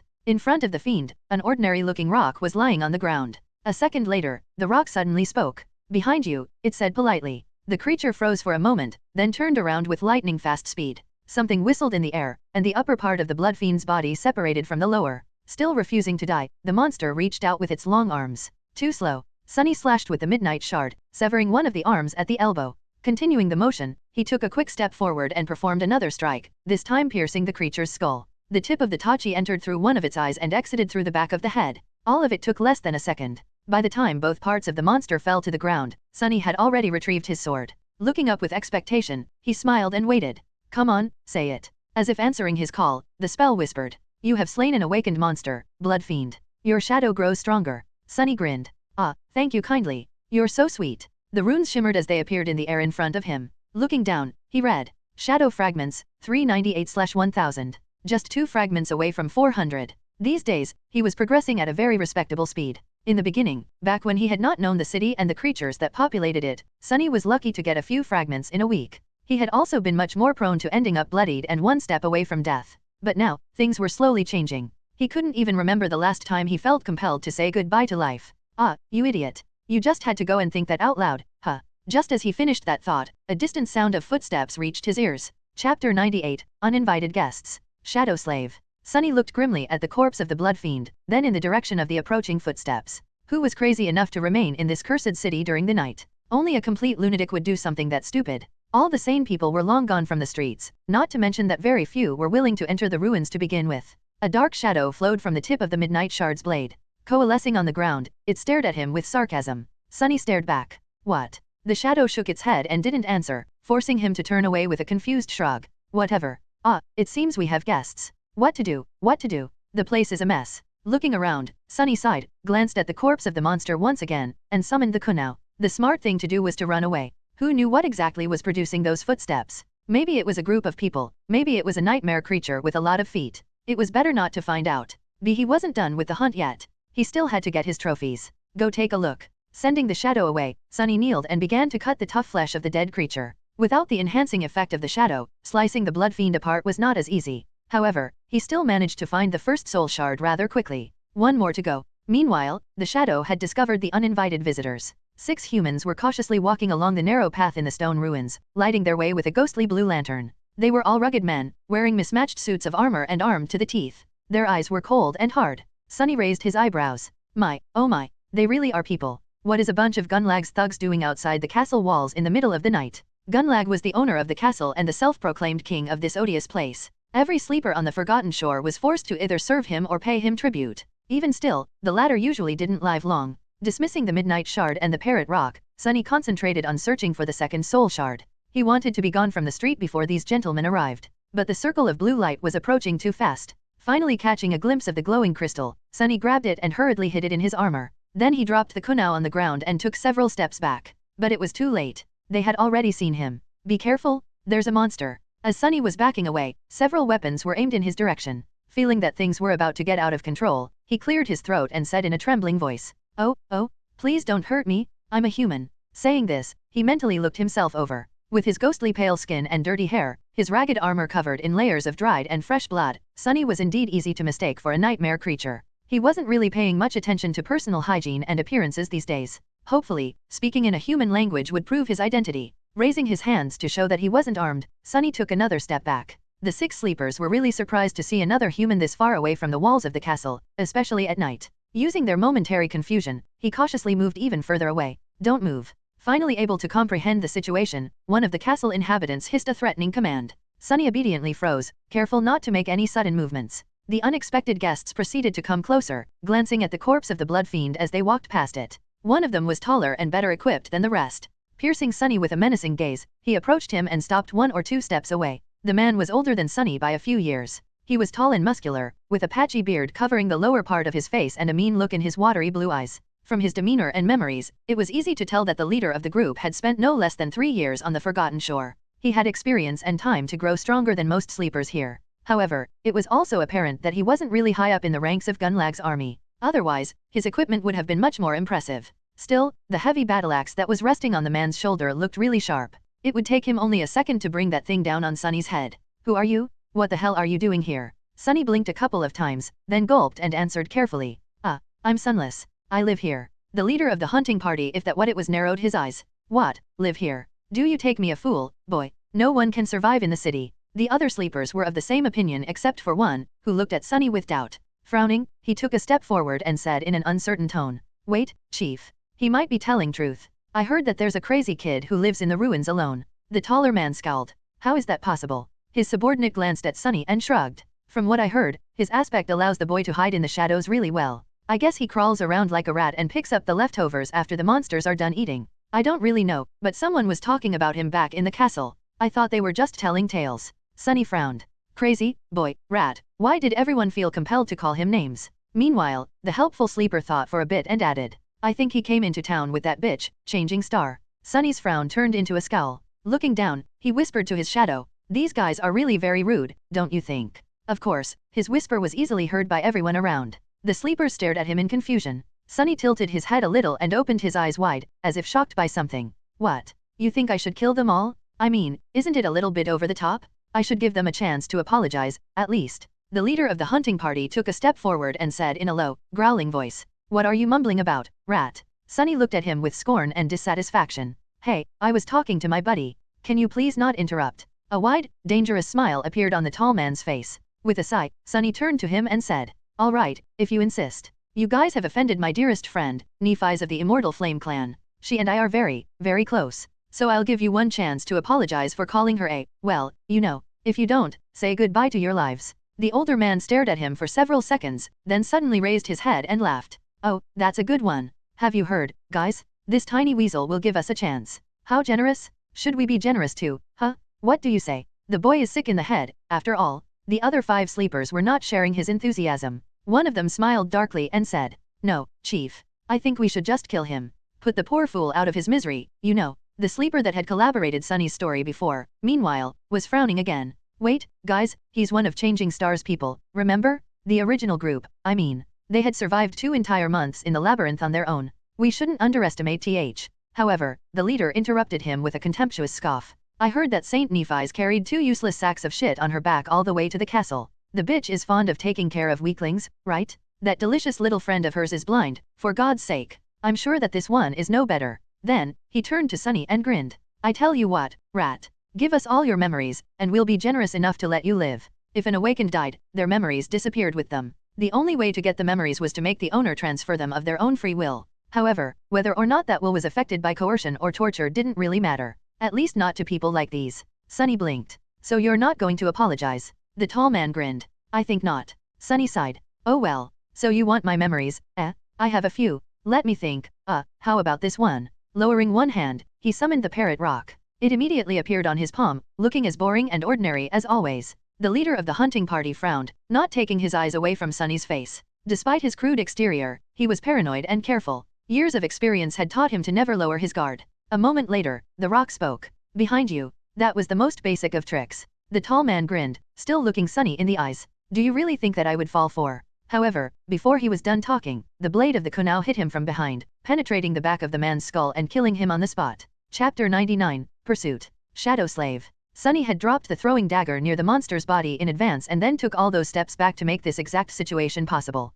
As soon as the parrot rock spoke, he pulled on the invisible string, sending the kunao flying back in his direction. The tall bastard didn't just happen to be in its path, either. You have slain. The leader of the hunting party really should have listened to that rock. Shadow grows stronger. Before the sleepers even had time to react, Sunny was already moving. The shadow had been wrapped around his body a long time ago, making him that much faster. Summoning the midnight shard, he fluidly slashed at the nearest enemy, severing the man's arm at the elbow. The blade struck right between the vambrace and the couture of his enchanted plate armor. To Sunny, these people were slow and clumsy, their power level and technique severely lacking. He had already been more experienced than them after the harrowing journey through the Crimson Labyrinth, learning how to wield the sword in combat from Changing Star herself. The 3 months he had spent hunting and surviving alone in the Cursed City only made the gap that much wider. Despite looking like easy prey, Sunny was anything but. However, he wasn't foolish enough to challenge all 5 of them.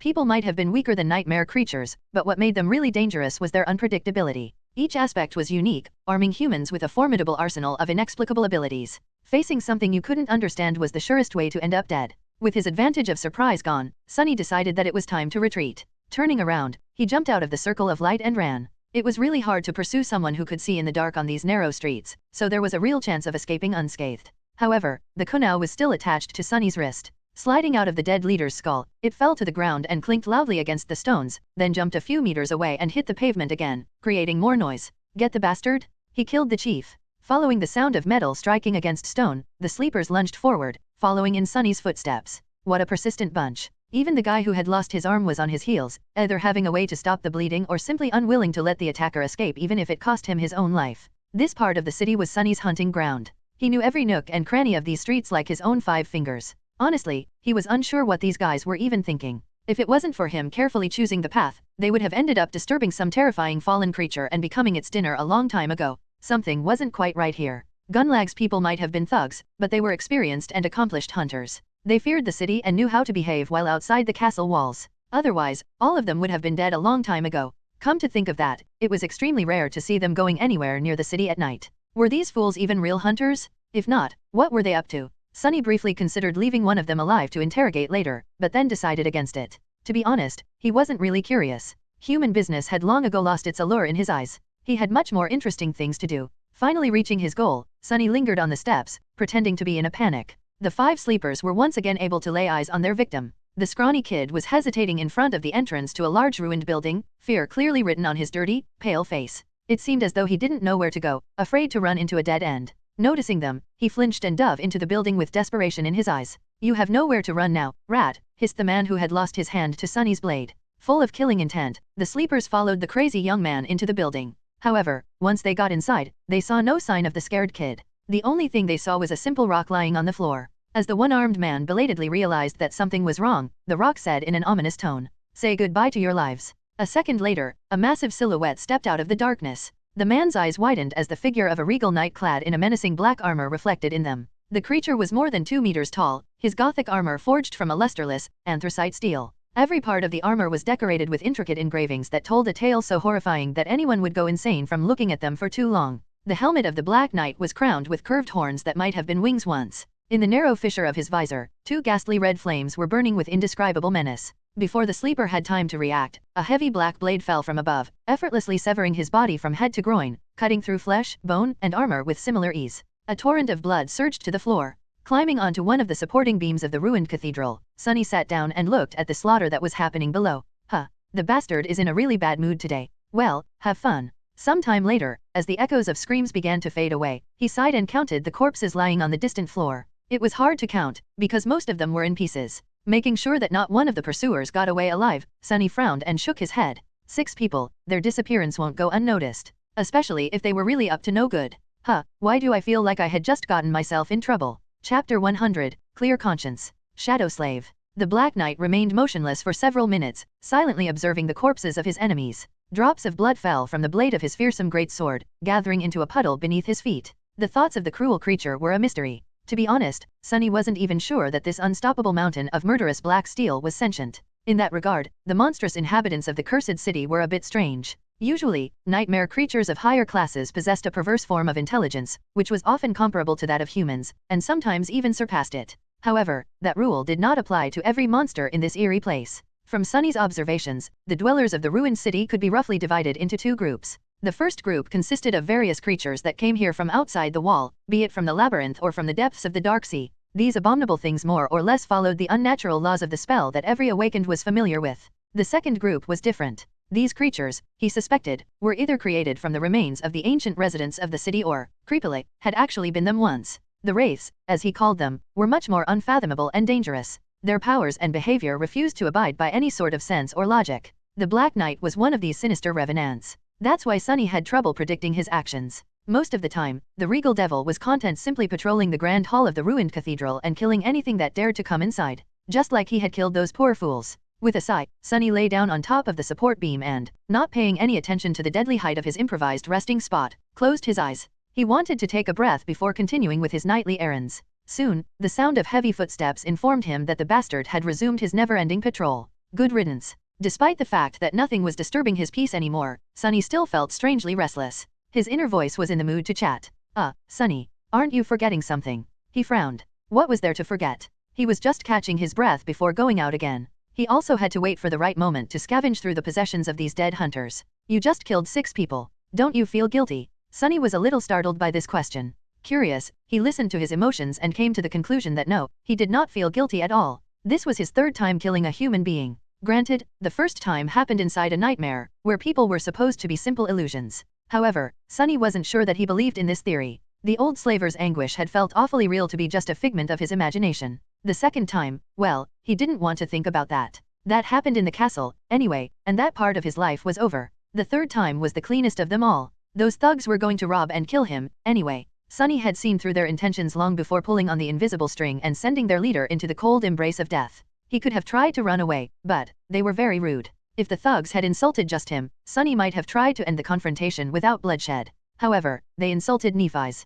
Bastards deserve to die. Despite the fact that his relationship with Changing Star had become strained, he still cared about her a great deal. Leaving the castle did not mean that he had forgotten their friendship. It's just that, there were more reasons to leave than to stay. With a sigh, Sunny summoned the beautiful bottle made out of patterned blue glass. This was the farewell gift that Cassie had given him before their parting. He cherished this memory very much. Bringing the bottle to his lips, Sunny took several sips of cold, delicious water and opened his eyes. He didn't want to rest anymore. Better to get moving. Before venturing out again, Sunny returned to his room and walked over to a large iron chest that was standing in one of its corners. Exerting some strength, he lifted the heavy lid and admired his treasure pile. Inside the chest, more than 100 beautiful soul shards were glowing softly in the dark. The sight of them always lifted Sunny's mood. Despite the fact that he himself had no use for the soul shards, they were still a valuable resource. Here on the Forgotten Shore, shards were a form of currency among the sleepers. 100 of them was an unimaginable amount. After a lifetime of being a pauper, Sunny was finally rich. Money, I have so much money. If a person wanted to live inside the castle walls, they had to pay a tribute of 1 soul shard every week. Those who could not afford it were forced to remain outside, living in a makeshift settlement just beyond the gates, which was often attacked by the monsters. Even so, they had to pay for food or go out and hunt themselves, which more often than not led to their deaths. With how much Sunny had gathered in these 3 months, he would have been able to live in the comfort of the castle for years, if he wanted to. Which, of course, he did not. Why would he pay for accommodations when he already had a palace of his own? One with no noisy neighbors and a fearsome guardian protecting the premises, no less. Putting 2 new soul shards in the chest, Sunny glanced at his dragon hoard one last time and closed the lid with a satisfied smile. Perhaps it was time to visit the castle again and buy a few things. No, he had already bought everything he needed the last time. Spending too many shards would make people doubt that he was as pathetic as everyone thought he was. Of all the sleepers in the castle, only 3 people knew that he was not just good at hiding in the shadows and avoiding danger. They were Nephi's, Cassie, and Castor. That damn bastard.